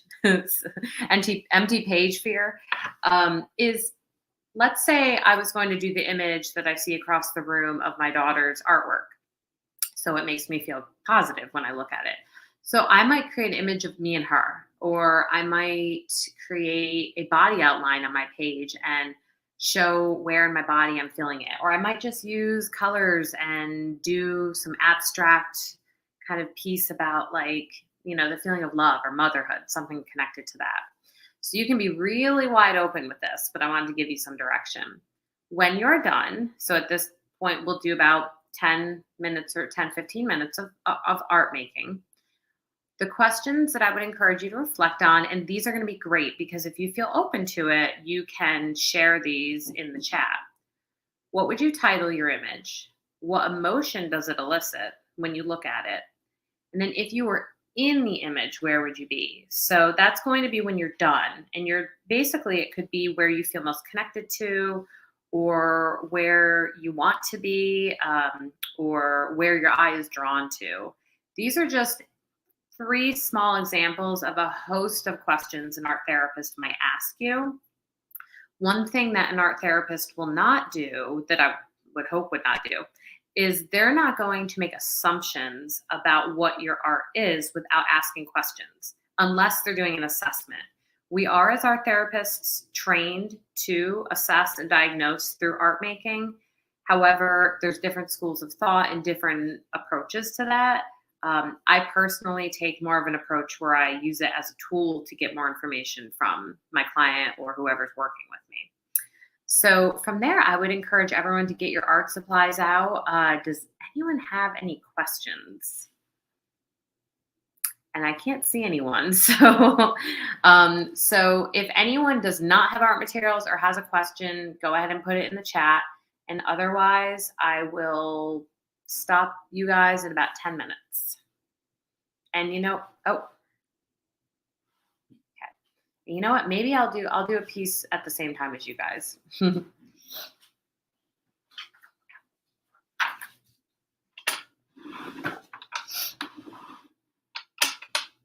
I gotta get smart supply.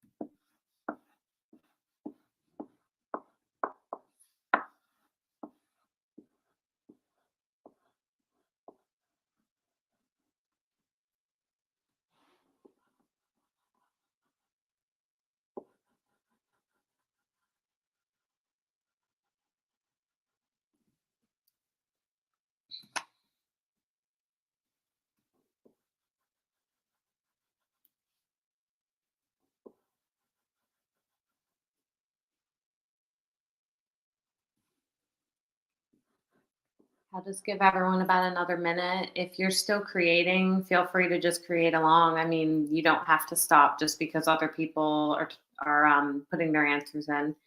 If you have completed yours, you can go ahead and put your answers in. And another question I have is, how does your body feel? You know, what are you noticing about your body from when you began doing your art to when you complete it? So I'll give everyone a minute or two to just put their answers in, and then we can talk about it. And I'll show you mine too. Which I'm thoroughly enjoying these oversized crayons that my children have. I think they make me feel less perfectionistic.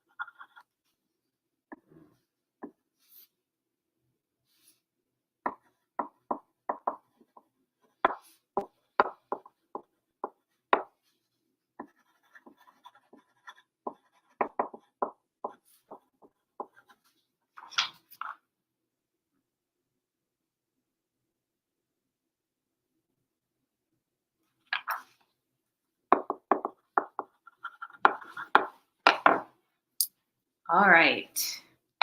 So I can start with sharing mine, and we'll we'll see what other people had said. And I see we have one answer so far, so thank you. So I called mine. Here's mine. Woo, I don't know if you can. And like I said, I use these giant crayons for this, so no need to be classy. Giant crayons and a piece of printer paper. So I called this A Mother's Home, and I said it made me feel peaceful, happy, nostalgic, and sad. I guess sad because my kids are 6 and 2, and so they're kind of growing out of that initial baby stage. Yeah, when I created motherhood, I created a baby, and it's hard to get it straight. Created a baby and the mother, but I love the idea of just like this protection around them and a peacefulness. I really love color representation in art therapy. So for me, after I create something, sometimes I'll take another look at it and kind of ask myself like, oh, I wonder, why was I so drawn to using pink so much? Or, why was I drawn to doing the red in the area around the throat? I sometimes think about like chakras. I'm not sure if you guys talked about that with the yoga session, but and I don't know, I'm like, well, maybe I have like blue, my head's up in the clouds. I don't know, but I wanted it to be kind of open, but just this very kind of, kind of isolated moment between them. A couple little kind of art therapy assessment type things. If I was asking someone to create and maybe I only took up a really small amount of the page, sometimes that can be an indicator that someone might be feeling a little depressed because there's a lack of ability to kind of like get the energy to fill the page. I mean, so there's all these really interesting nuances when it comes to art therapy, but I think the biggest thing is, how does it make you feel? What do you want to communicate with that? And then finally, where would I be? I said the center, where like right around there. I don't know. I think I would love to be kind of at the core of my baby. So that was what I created.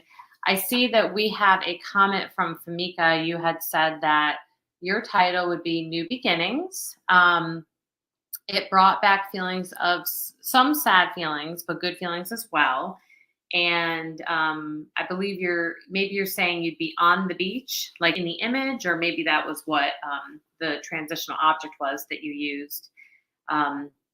But I think that's a really interesting thing to point out, that you can have many different reactions to something that you create.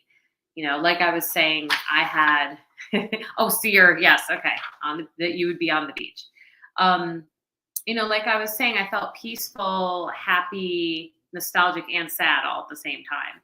And that's, for me, what's really powerful about using something like art therapy, because to sum up how we feel about complex experiences in our life can be really difficult at times. But being able to create an image that shows, kind of all of the feelings in one can be so powerful, and it can be really an incredible way to express ourselves and in a safe way. So we have a couple minutes if anyone wants to jump in and offer input into what they created, maybe the answers to their question or the answers about their image, maybe even what your transitional object was, if you had a hard time doing it. And if you have any questions whatsoever, this is a really quick overview of what art therapy is. But I would definitely encourage you to just try to do more of it. There's some really neat Instagrammers who have like daily art directives or, different ideas of things that you can do. And that can be really an awesome way to kind of facilitate creativity on a regular basis. So does anyone have any questions? I don't see any coming through right now. I'll just wait 1 second before I start talking again. Okay, so I think we're good. I hope that you all enjoyed creating a little art today, and that you hopefully potentially had some supplies handy. You can go to I do photography as a form of art therapy. Awesome. I love photography. For anyone that knows me, if you are around me, you and your family's life will be cataloged because I love capturing what's around me. That's so cool. There's so many neat things you can do with phototherapy too. I actually, because I became an art therapist, gosh, like 18 years ago, it was when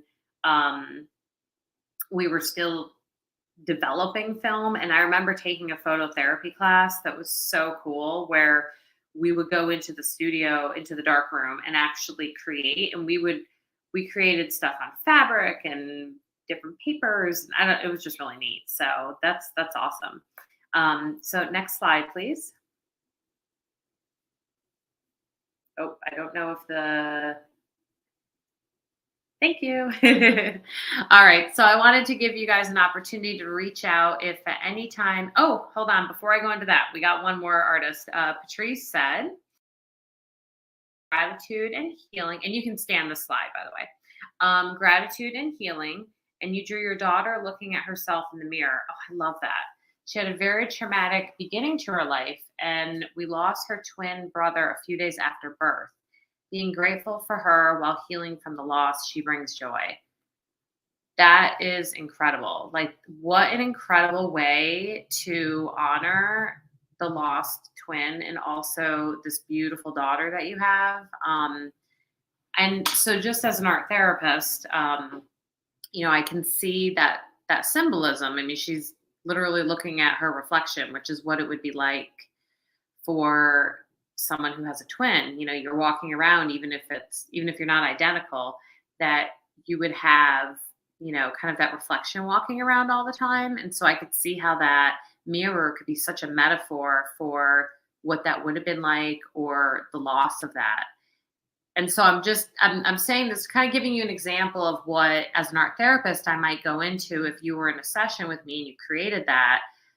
I would probably then take that image of the mirror and do some more portrait work or self-portrait work, kind of evolve and develop from that directive. So thank you so much for sharing that. It's such a vulnerable thing to create art about, and I'm grateful that you shared.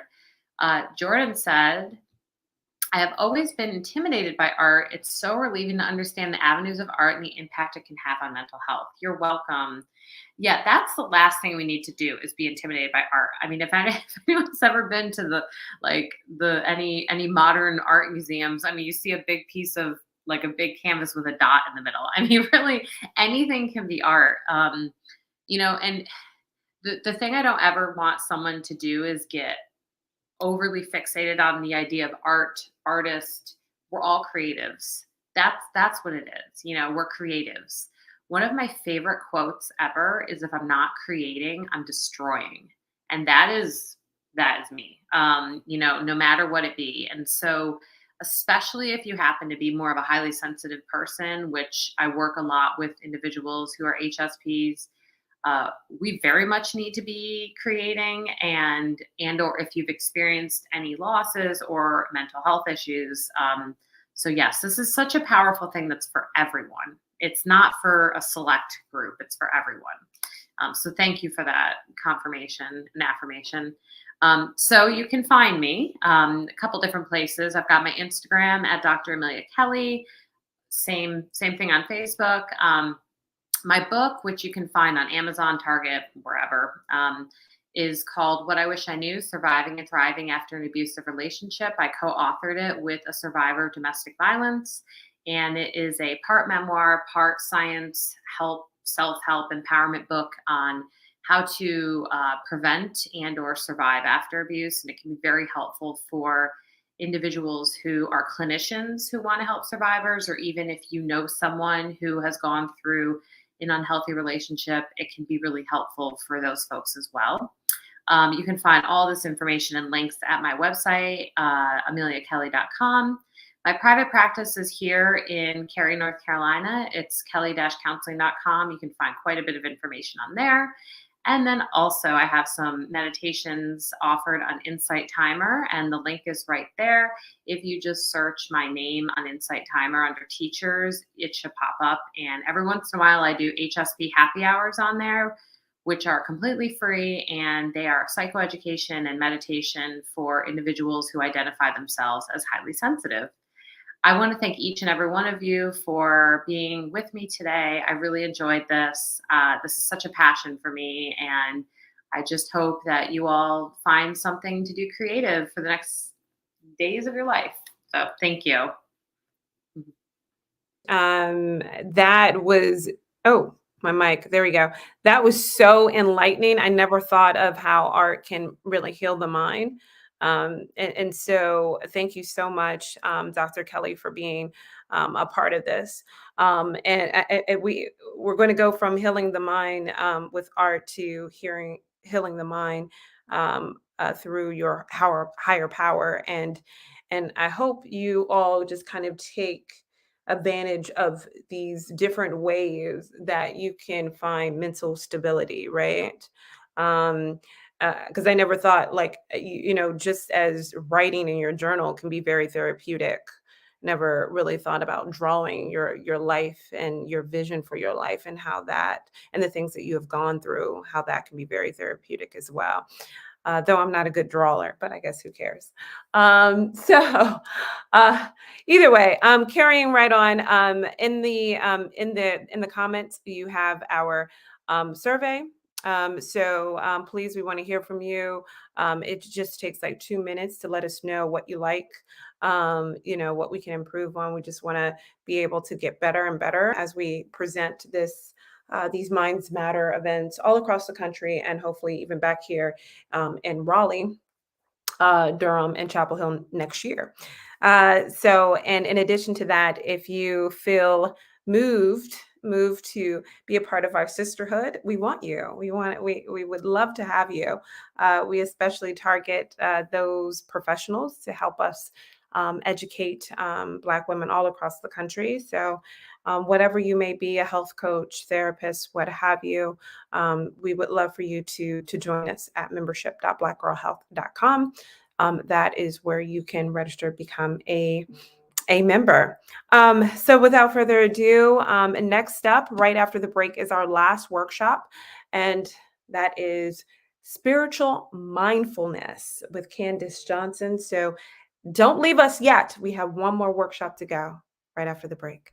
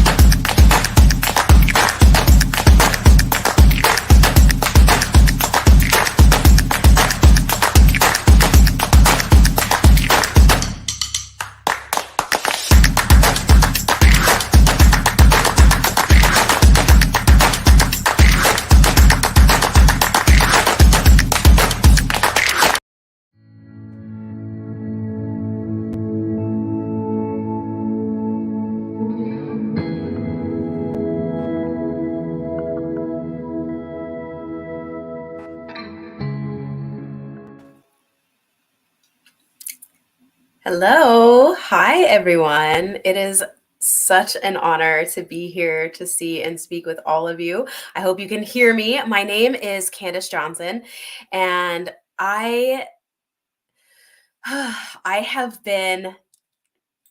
been planning this moment, I feel like, for a very long time, to speak to you about spiritual mindfulness and spiritual wellness. So a little bit about me, and I'm also going to share a little bit about my relationship with Portia when I get into our slides here.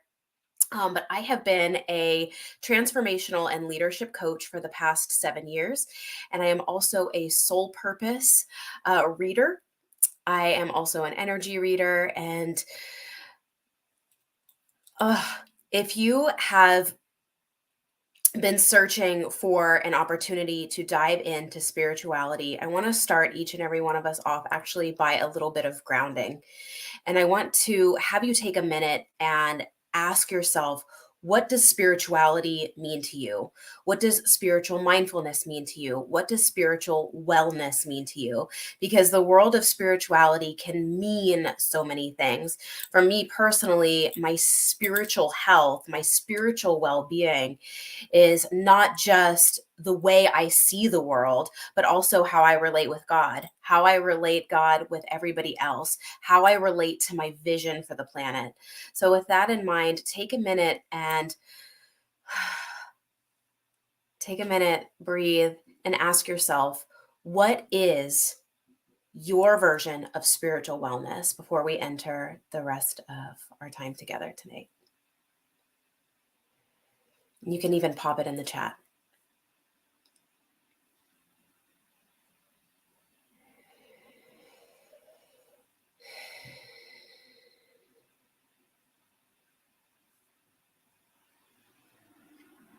And take just a couple of more minutes being open to exploring what spiritual mindfulness, spiritual wellness means to you. Even if that means you don't know what it is. I want to say that.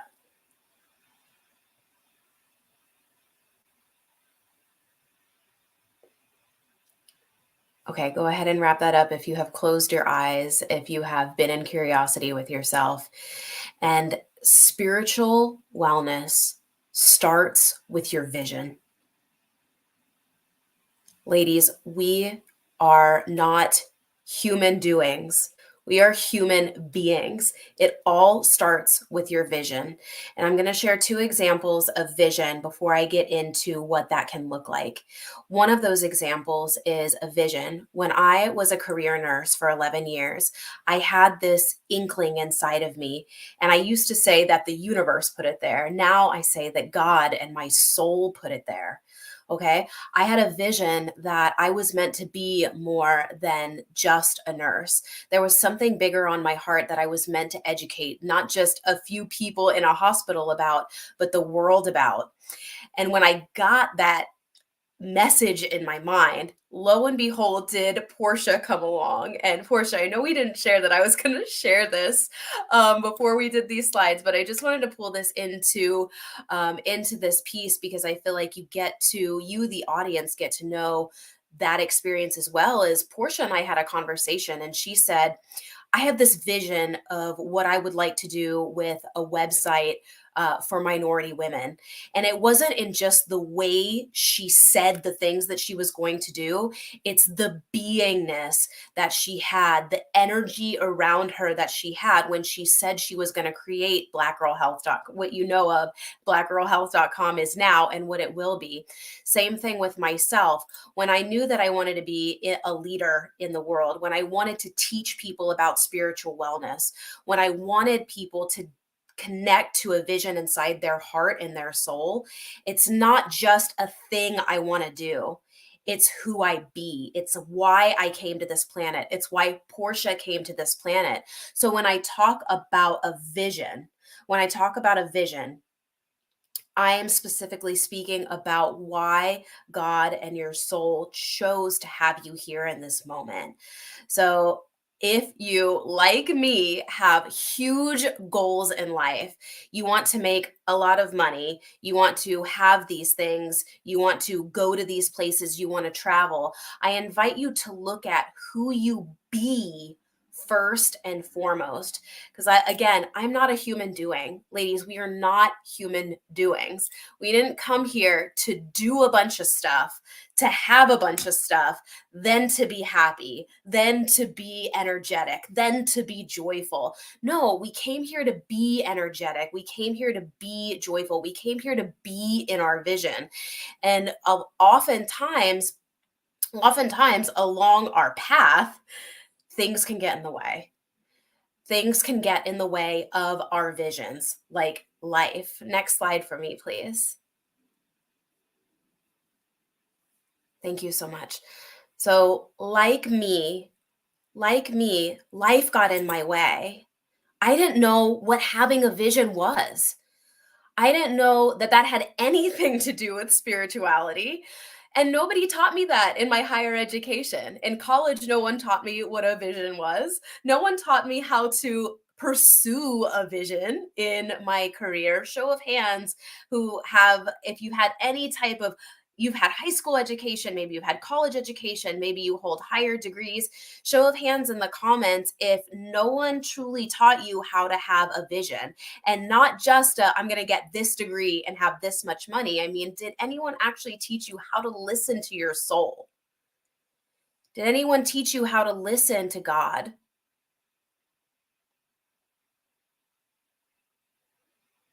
Over the past 7 years that I have worked with clients, one of the biggest things that I work on with clients is the things that come up in life. Yes, seeing some hands up in the chat. Is the things that we're working through is all the life stuff that gets in the way of our visions. All of the life stuff that gets away in our visions. Like, things in life will get in our way. Like, if you notice, when I first stepped onto the camera, I was a little bit nervous. Did you notice that I was a little bit scattered? I'm going to just draw attention to it. Okay. Life got in the way. I wanted to be perfect. I wanted to deliver a experience for you that you could take home and use over and over and over again. Also, stay tuned. I'm going to be teaching one of my favorite tools at the end of this. So most of my time is going to be spent grounding you on your vision. So stay tuned. But I wanted this experience to be something that you enjoyed, something that you could take home, something that you could teach others afterwards. And I let life get in the way just in the beginning of this interview, or just in the beginning of this talk. So I get it. Life gets in the way. And one of the things that I've learned in all my years of leadership training, and just a little bit about what I do in leadership training, is I took 3 years ago, I took a transformational leadership course. I am now certified in that training. I also volunteer and coach this training for thousands of students and around the world now. I'm now around the world. And some of my clients who I work with, I am a spiritual gift accessor coach. I also lead retreats. I lead spiritual retreats around the world. We'll be in Peru this year, which is super fun. And I love this work so much that, very similar to Portia, I was able to leave my nursing career because I didn't let these things get in my way anymore. The perfectionism, the judgment, the fear. Now, that's not to say I'm not perfect. And I know that these things are coming at you as well. So for any of you in the audience, if you have a huge vision on your heart and you're not living that huge vision, put in the chat, are you waking up every day still thinking about that vision and still thinking about all the reasons you can't have it yet? Y'all, that's going to get heavy after a while. That will absolutely get heavy after a while. So all the things like the perfectionism, the judgment, all of the fear, all of the wanting to get it right, all of the scared of what my family is going to think of when I quit my career. Oh my gosh. Yes. Yes. So all of those things, the leadership, the spiritual leadership, and the tenacity that you get to have is that your vision gets to be that much stronger. So if you weren't taught a vision in school, or you weren't taught how to have a vision by your family, and you're not receiving how to have that vision in your life, then it will never be stronger than all the things that can get in the way. It can never be stronger than that. So when you build up a spiritual, it's like when you work out, when you build up your spiritual muscles, when you build up part of the technique that I'm going to teach you in just a little bit, when you start to build up these tools, when you start to build up these other tools, you begin to have a practice. Your muscles build up, just like weightlifting. You start out with maybe 3-pound dumbbells, and then you move into one of those really big barbells. Yes. So the tools, that spiritual, and you can go to the next slide. These tools, oh, go previous slide for me, please. Thank you. The tools that a spiritual wellness or mindset will support you with is staying connected to your vision at all times. Staying connected to your vision at all times. Remember in the beginning, I said, we are not human doings, we're human beings. There's a concept in leadership that we call the being concept. And the being concept is such that oftentimes, and what we're taught in school is this idea of, again, doing a lot of things to have a lot of things to then be healthy. I want to change that up for you. The be, do, have. Be, do, have. I can be vulnerable. I can be surrendered. I can be intimate right now. There's nothing else that you need to do out there in the audience. There's nothing else you need to do to be better.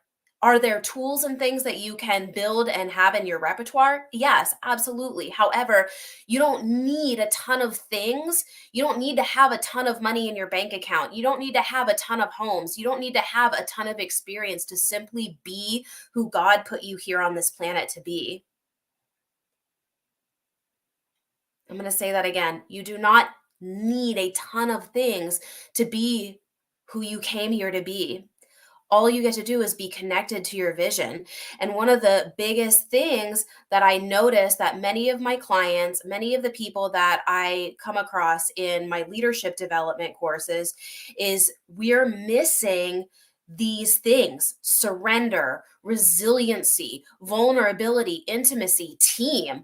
Oftentimes, like one of the biggest things that I see in people who are beginning an entrepreneurial journey is they think they can do it alone without coaching, without support, without team in order to save money. Spiritual investment is investing in your vision as if you already had it.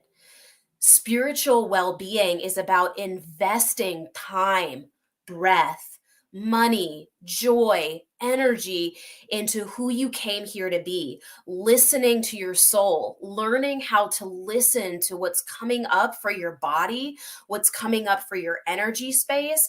And maybe for those of you who have a religious belief or a spiritual belief, I use God. Some of you may use the universe or spirit. These words, you can use them interchangeably. I use God for this particular presentation. But have you developed the tools to listen? Because a lot of times the thing between your two ears gets in the way. The thing between your two ears can get in the way. And it can stop you from living your vision. Okay, give me that next slide. Thank you. The tool, and you can pop it in the chat. I'd love to hear some words. What's landing for you? What's landing for you in this experience? And if you know your vision, for anybody who's watching, if you're watching live, I'd love to see it in the chat. If you're watching and you're not live, I want you to be thinking about it. Do you have a vision? When you were 5 years old or 7 years old, what was the biggest thing on your heart? And are you living that huge vision in your life right now? Is it still on your heart? Or maybe, before we get into the tool, maybe you're not clear. Maybe you're not clear on your vision. It's showing up in your world that you're not clear in your vision. I'll give you a little hint. You actually are clear. Again, what's getting in the way is the thing between your two ears. So I want to lead each and every one of you through an experience that will support you in tapping into your vision. And what it's truly going to do is it's going to support you in listening. In leadership circles, we call it listening to the listening. Listening to the listening means, and we do it every single day in real life. So part of this tool is something that you do every single day in life. When you hear people speak to you, listen to the music behind the lyrics that are coming out of their mouth. If someone said, yes, I'll be there at 2 p.m., you probably hear they're going to be late. You know they're going to be late. They're not going to be there at 2 p.m. Okay?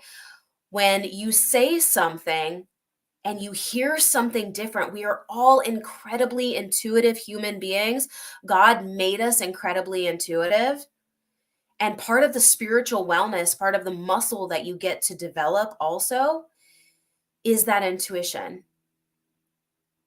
To remind yourself of how powerful you are, to remind yourself of how intuitive you are, because these skills have always been innately a part of you. Intuition has always been a part of you. Your vision has always been a part of you. So as we begin to step into this tool, as we begin to step into this practice, is maybe you didn't come here to be in the career that you're currently in.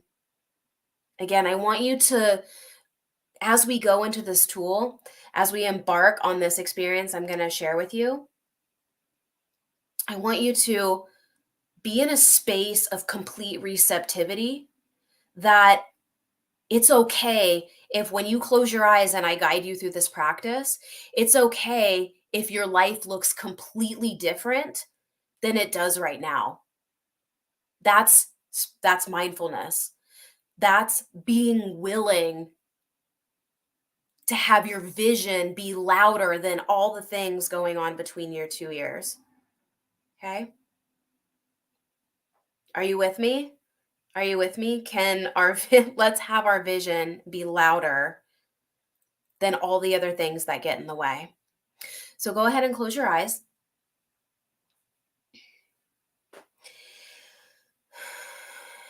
And take a deep breath in through your nose and out through your mouth.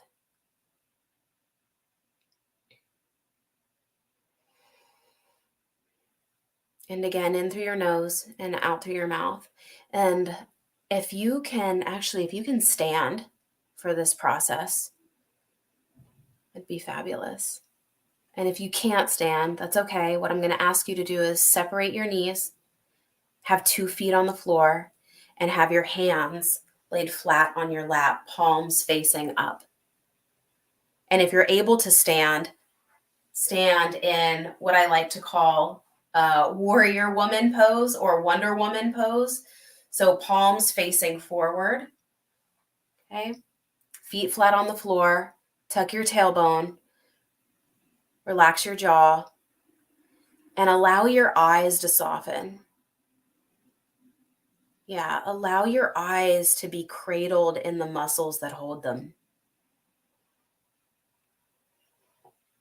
And starting from the top of your head, all the way down to your feet, what if you let gravity do its thing? What if you released all of the to-do lists? What if you released all of the have-tos? I have to go pay this bill after this workshop. I have to go take my daughter to practice after this workshop and tomorrow. I get it. Life is here. So part of this tool is recognizing all the things that are in the way.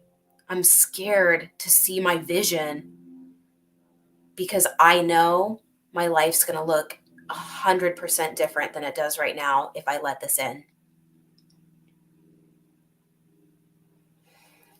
So as you move from the top of your head, I want you to bring your breath and awareness from the top of your head all the way down to the bottom of your feet, and feel if there's any resistance to letting go of all of those fears, those judgments, all those things that we talked about beforehand, and simply send them some love, send them some breath.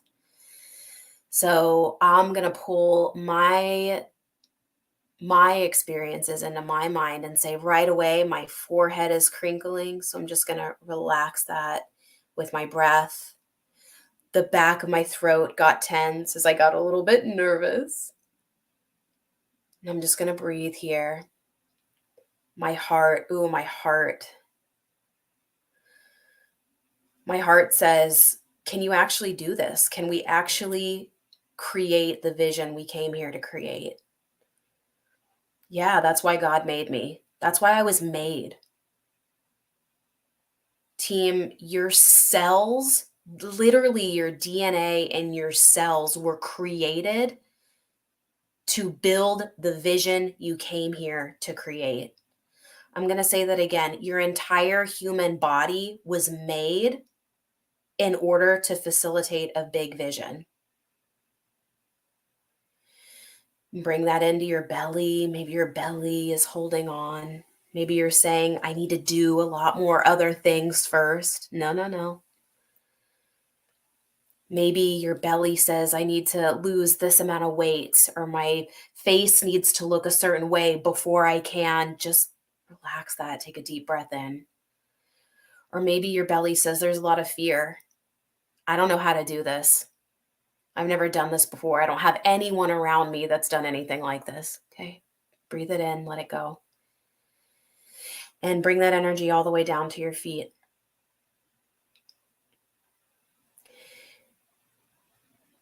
And just like opening a book, I want you to imagine a channel running from the top of your head all the way down through your body, all the way down through your body, and imagine the book opening. And as you see in that book, the pages are blank.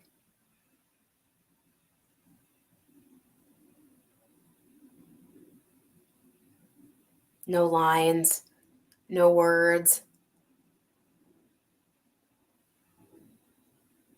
But you ask these words.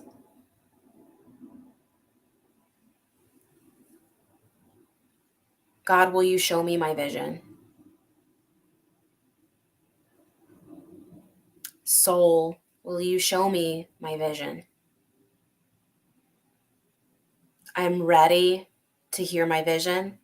I'm ready to see my vision.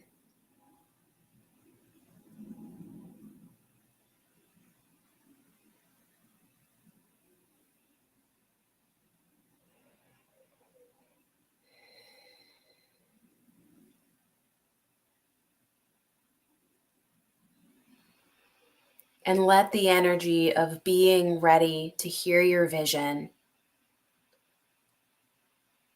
And if you're already living your vision, maybe it's those next steps.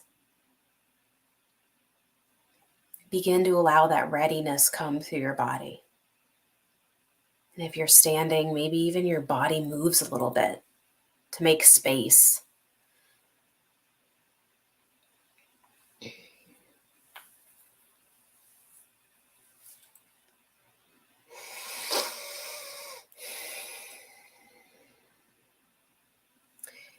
And now, in that book,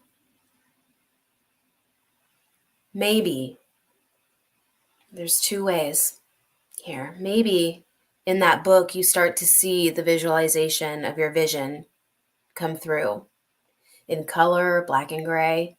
Maybe you start to see that vision of who you are for other people in the world, of the greater impact on the planet you're meant to make. Or maybe it's simply a feeling inside of your body. Maybe you've always known. Maybe you have always truly known who you are, but the expectations of life got in the way. The career expectations got in the way. The familial expectations got in the way. The societal expectations got in the way.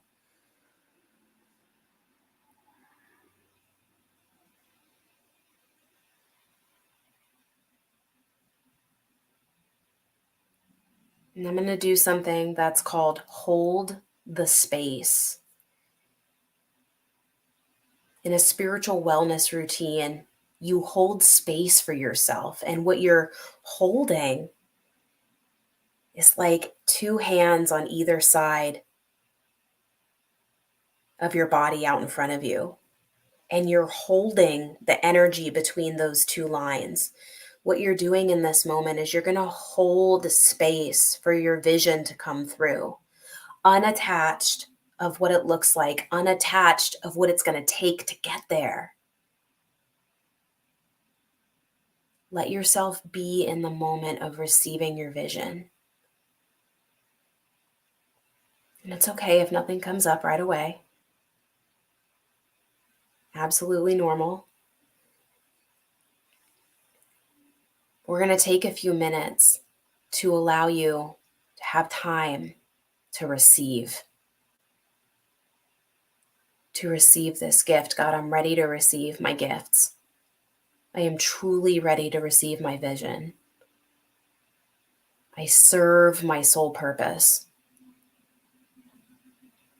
I serve my soul experience.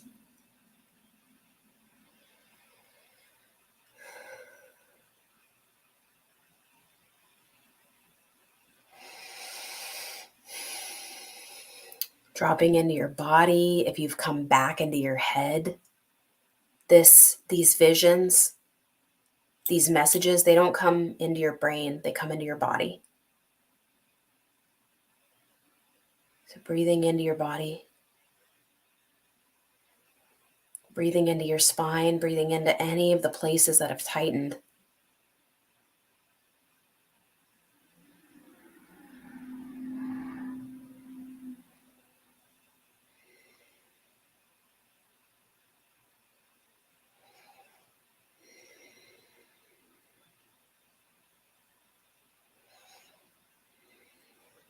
And just maybe, if nothing has come up yet, just maybe, you're holding space for allowing your body to come first, for allowing your body, your intuition, to be turned on in this moment. Maybe you're awakening a reassociation to your body that you haven't had before. Maybe you're learning that you have a higher power brain from the neck down than the one between your two ears. Maybe it's time for your power to be turned on in this moment before hearing your vision. That's okay.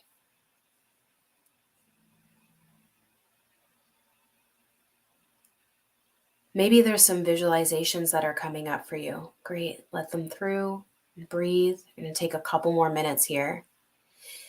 Begin to explore some questions that you have for your soul, for God, about your vision. Not how to get there, just on what it is. Who am I? One of the questions that I love, that I use almost every single day is, God, who am I meant to impact today? Who am I meant to spread your message to today? And the second question I love asking is, God, who did I come here to be? Can you show me who I came here to be? Because as we wrap up this tool, surrendering to that vision, remember, the actual reason your soul, your cells, and your DNA was made was for this vision. So it's never about anything you had to have done or anything you have to do. It's built in you. It's who you are.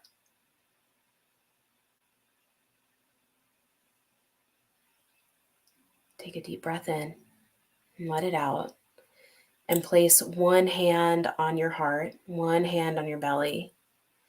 And if you've closed your eyes to go within, I want you to begin to bring that energy up from the bottom of your feet and down from the crown of your head, pulling it right into the center of your body. And just visualize as if your vision has already come to life. And give yourself space and gratitude and surrender to knowing that because it is who you are, it's already been done.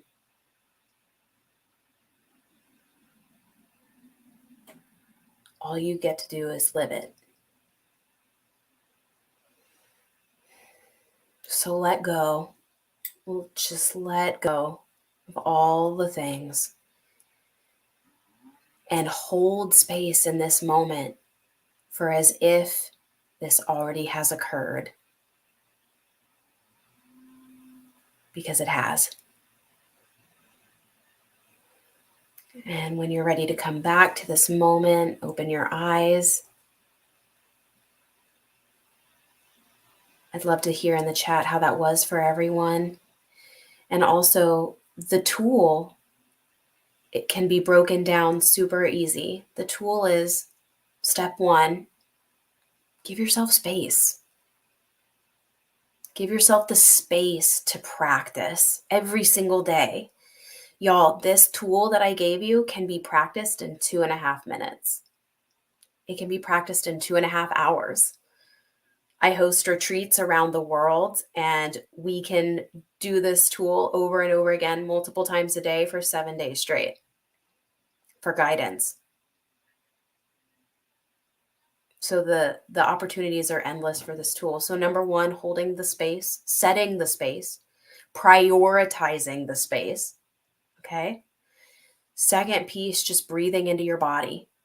Breathing into your body. Maybe you've never breathed life into your body before, because this thing right here is what takes up all the energy up until now. Okay. Step 2 is allow yourself to move through all of the things that have gotten in the way. Allow yourself, because a lot of times we try to push those things away. No, I don't want to be scared, or I'm going to push this away, or I'm going to push how much it's going to cost, or how much time it's going to take away from my family and all those other things. Okay, just let it in. Let it in, because what you resist persists. I'm going to say that again. What you resist persists. So let it into your body. Let it in. Breathe. And then say, okay, now I'm ready. Now I'm ready for what's true. I've separated the mental chaos, the mental chatter. I've separated it. Now I'm ready to receive. Now I'm ready to receive. You're telling your body, you're telling your cells that you're ready to receive. And then you listen. You hold space for the listening. Remember the listening to the listening?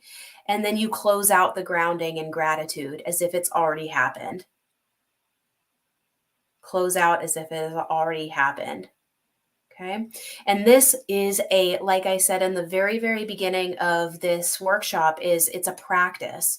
It's a practice. Did I hear the first thing that I asked for? No, I didn't.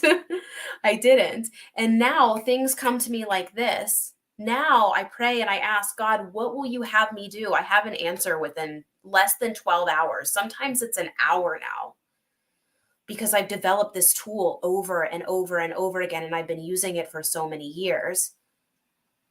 But developing that intuition with your body, letting go of the mental chaos, I want to give you permission to show up in your power and show up fully in your vision.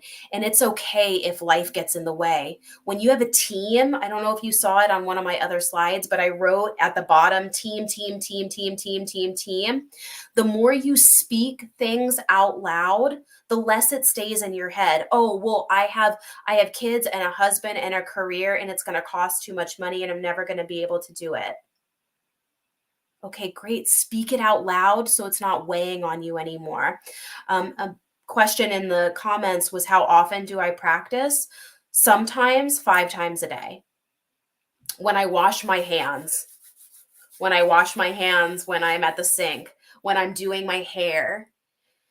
Now, my long practice, I'll share with you, my long practice is at least an hour every single morning and every single evening. Now, I understand that you may not have that luxury. I also didn't until I made it a priority and I built it into my schedule. And I have that is my non-negotiable time, that I have an hour in the morning and an hour in the evening to listen to myself and listen to my body. And sometimes my evening looks like sensual dance practice, to move my body as if everything in my life is already exactly what I've been calling in. Okay. And before I wrap up, there's 3 things that I also want to share with you. Oh, and if there's any other questions, please definitely put those in the chat. There's 3 things that I also want to share with you when it comes to accessing your vision that may get in the way, that your soul will share. Number 1 is asking. Number 1 is, am I ready to receive my vision? Yes or no? Am I ready to receive my vision? Number 2, am I willing to go wherever it takes in order to create my vision, which means there may be some late nights. There may be some financial investments. There may be speaking to a lot of people so that I get out of my head. Okay? there may be a lot of brainstorming first, or there may be an opportunity for me to create play in working. I don't have to make things hard. You don't have to make things hard. Okay. So number one, my I don't know my fingers, y'all. Number one, are you ready to hear the message? Number two, are you willing to go wherever it takes in order to create that vision? Number three, are you willing to go wherever it takes over and over and over and over again? To create your vision and your spiritual well-being is to prioritize it, practice it, and be it. Not do it, not do a bunch of things so that you feel well. No, to be with yourself, to be with your vision, to be with the possibility that you can create it. Because you're all powerful human beings. You're all powerful women. And as the last fill in the blank amount of years have showed us, is the world is searching for people who are in their power to create a difference on this planet. And maybe you're called to make a difference in just your community. That's fabulous. Maybe you're called to make a bigger difference and a bigger impact in your job and your career right now. Maybe you're called to make a bigger impact like I have been and like Portia has been all over the world. Maybe, but it starts with that vision, and it starts with being on your heart, and it starts with prioritizing your practice, your spiritual well-being. It starts with your practice. So how to connect with me. Thank you so much for having me here. Thank you so much for being willing to receive a spiritual practice today. How you can connect with me. I'm on Facebook. I'm on Instagram. My Facebook is With Love Candace. I'm more active on Instagram. I'll share that with you. Is I'm at the Candace Johnson. I am known as the spiritual gift doula. It's one of the things that I absolutely love is sitting with clients and supporting them in developing their vision and accessing their spiritual gifts. Every single one of you has a unique spiritual gift that lives inside of you.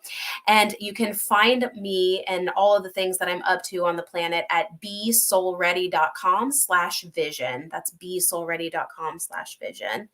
Oh, and if you enjoyed this, or you have some feedback for me, feel free to email me, Candace@besoulready. Thank you so much.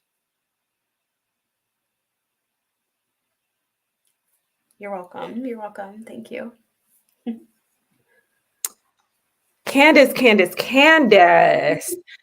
You are so amazing. I've known Candace all of Black Girl Health. Yes, this is wonderful, very informative, and to see your transition into doing more presentations and kind of your transition with your fields into doing more things that are spiritually focused is such amazing, because that should be the focus of our lives, right? God should be the focus of our lives and giving us direction. And I love when you were talking about just, speaking and having a relationship with him and speaking things into existence. Like, what is your vision for me? Direct me, and that's what we should be doing every day and everything that we're doing. It's not what we want to do. It's what God wants us to do, 100%. 100%. God said, I'm going to shake you. So I'm getting baptized this year, my chosen baptism. Oh my gosh. Yes. And so I hired. That is so amazing, Candace. Thank you. Yes. And my pastor, my pastor has been amazing, and he's been working with me one-on-one. And he said, Candace, God will shake you. It says it in the Bible. God will shake heaven and earth, not just earth, but heaven. God will shake heaven and earth so that his presence is known.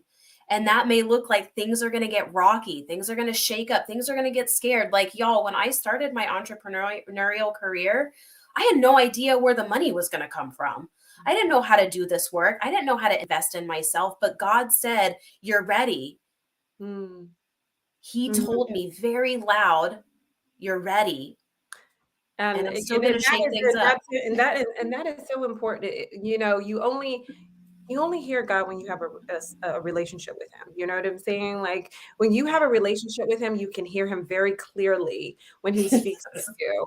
So that is so profound that you say that. And that brings, a sense of peace. And, it's something that we all battle with every day and try to get better and better at, because we all, with so much, and it's very natural to fear, but the fear that we have as humans interrupt our peace. Fear is not of God, and I think, if we could start tuning into what he wants us to do, we'll find a sense of peace and less worry and less fear, and just allow it to things just to happen. Yeah. And I know it's easier said than done because, girl, It's a practice. I'm trying to do it too. And the challenges that I face every day is just to, trust in him and have less, just not fear and be so anxious and worry and just allow things to just happen the way he wants it to happen. And I'm trying to find peace with that.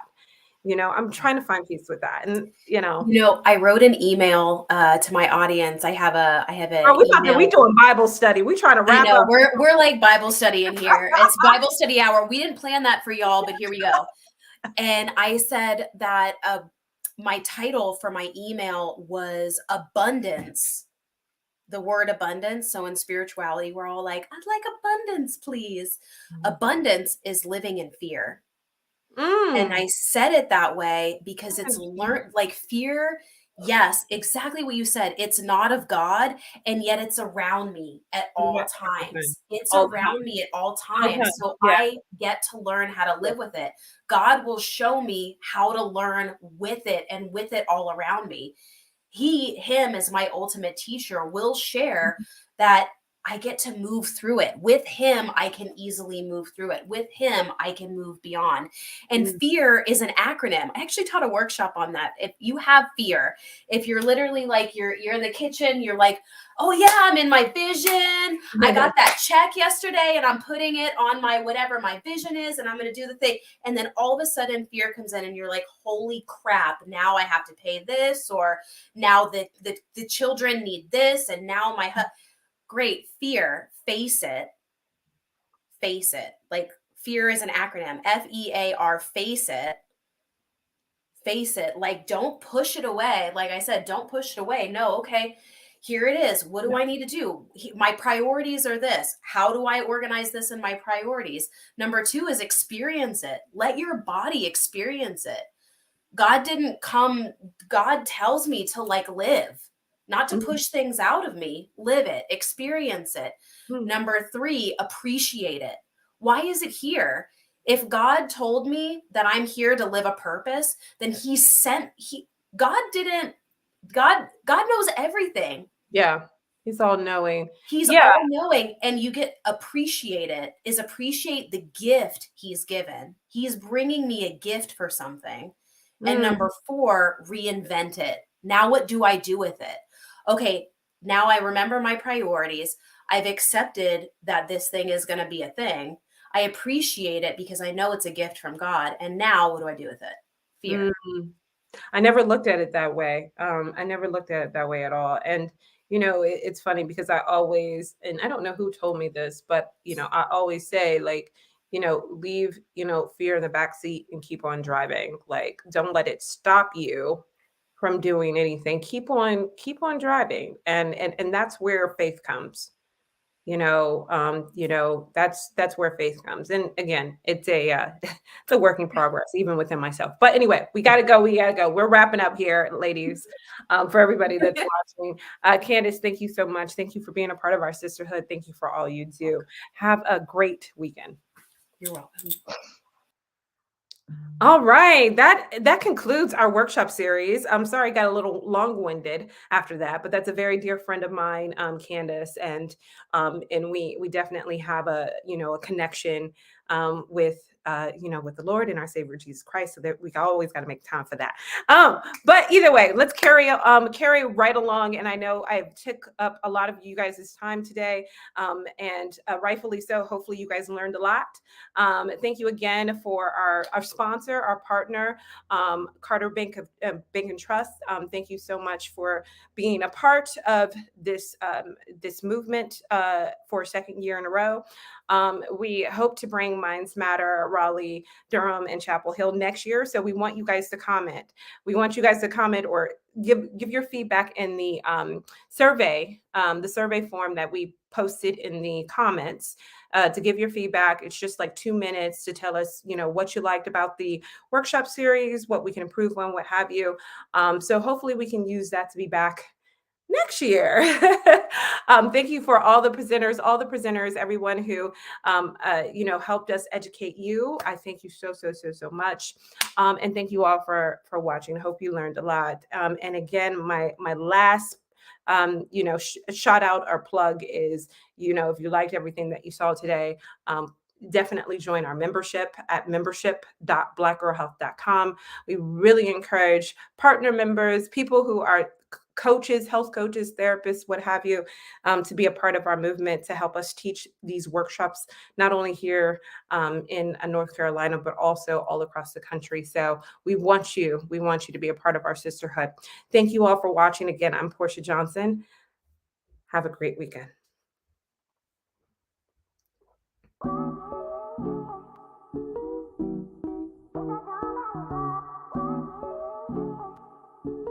Sometimes we need the extra encouragement. We need support. And Black Girl Health is a movement. Oh, I love getting all the emails with the recipes and now the new workout videos that we get daily. I now get CrossFit videos right to my email. So that means that it holds me accountable and I have something to do every day. I work out of Pies Fitness Yoga Studio, and so it just helps to bring more people into my class, know that I'm out there teaching yoga in the community. Being a BJH member means connecting with other women, networking, and being a part of a movement. I am Kim Nelson-Wright, and I am Black Girl Health. I'm Kimberly Perry, and I am Black Girl Health. Sherelle Moore Tucker, and I am Black Girl Health.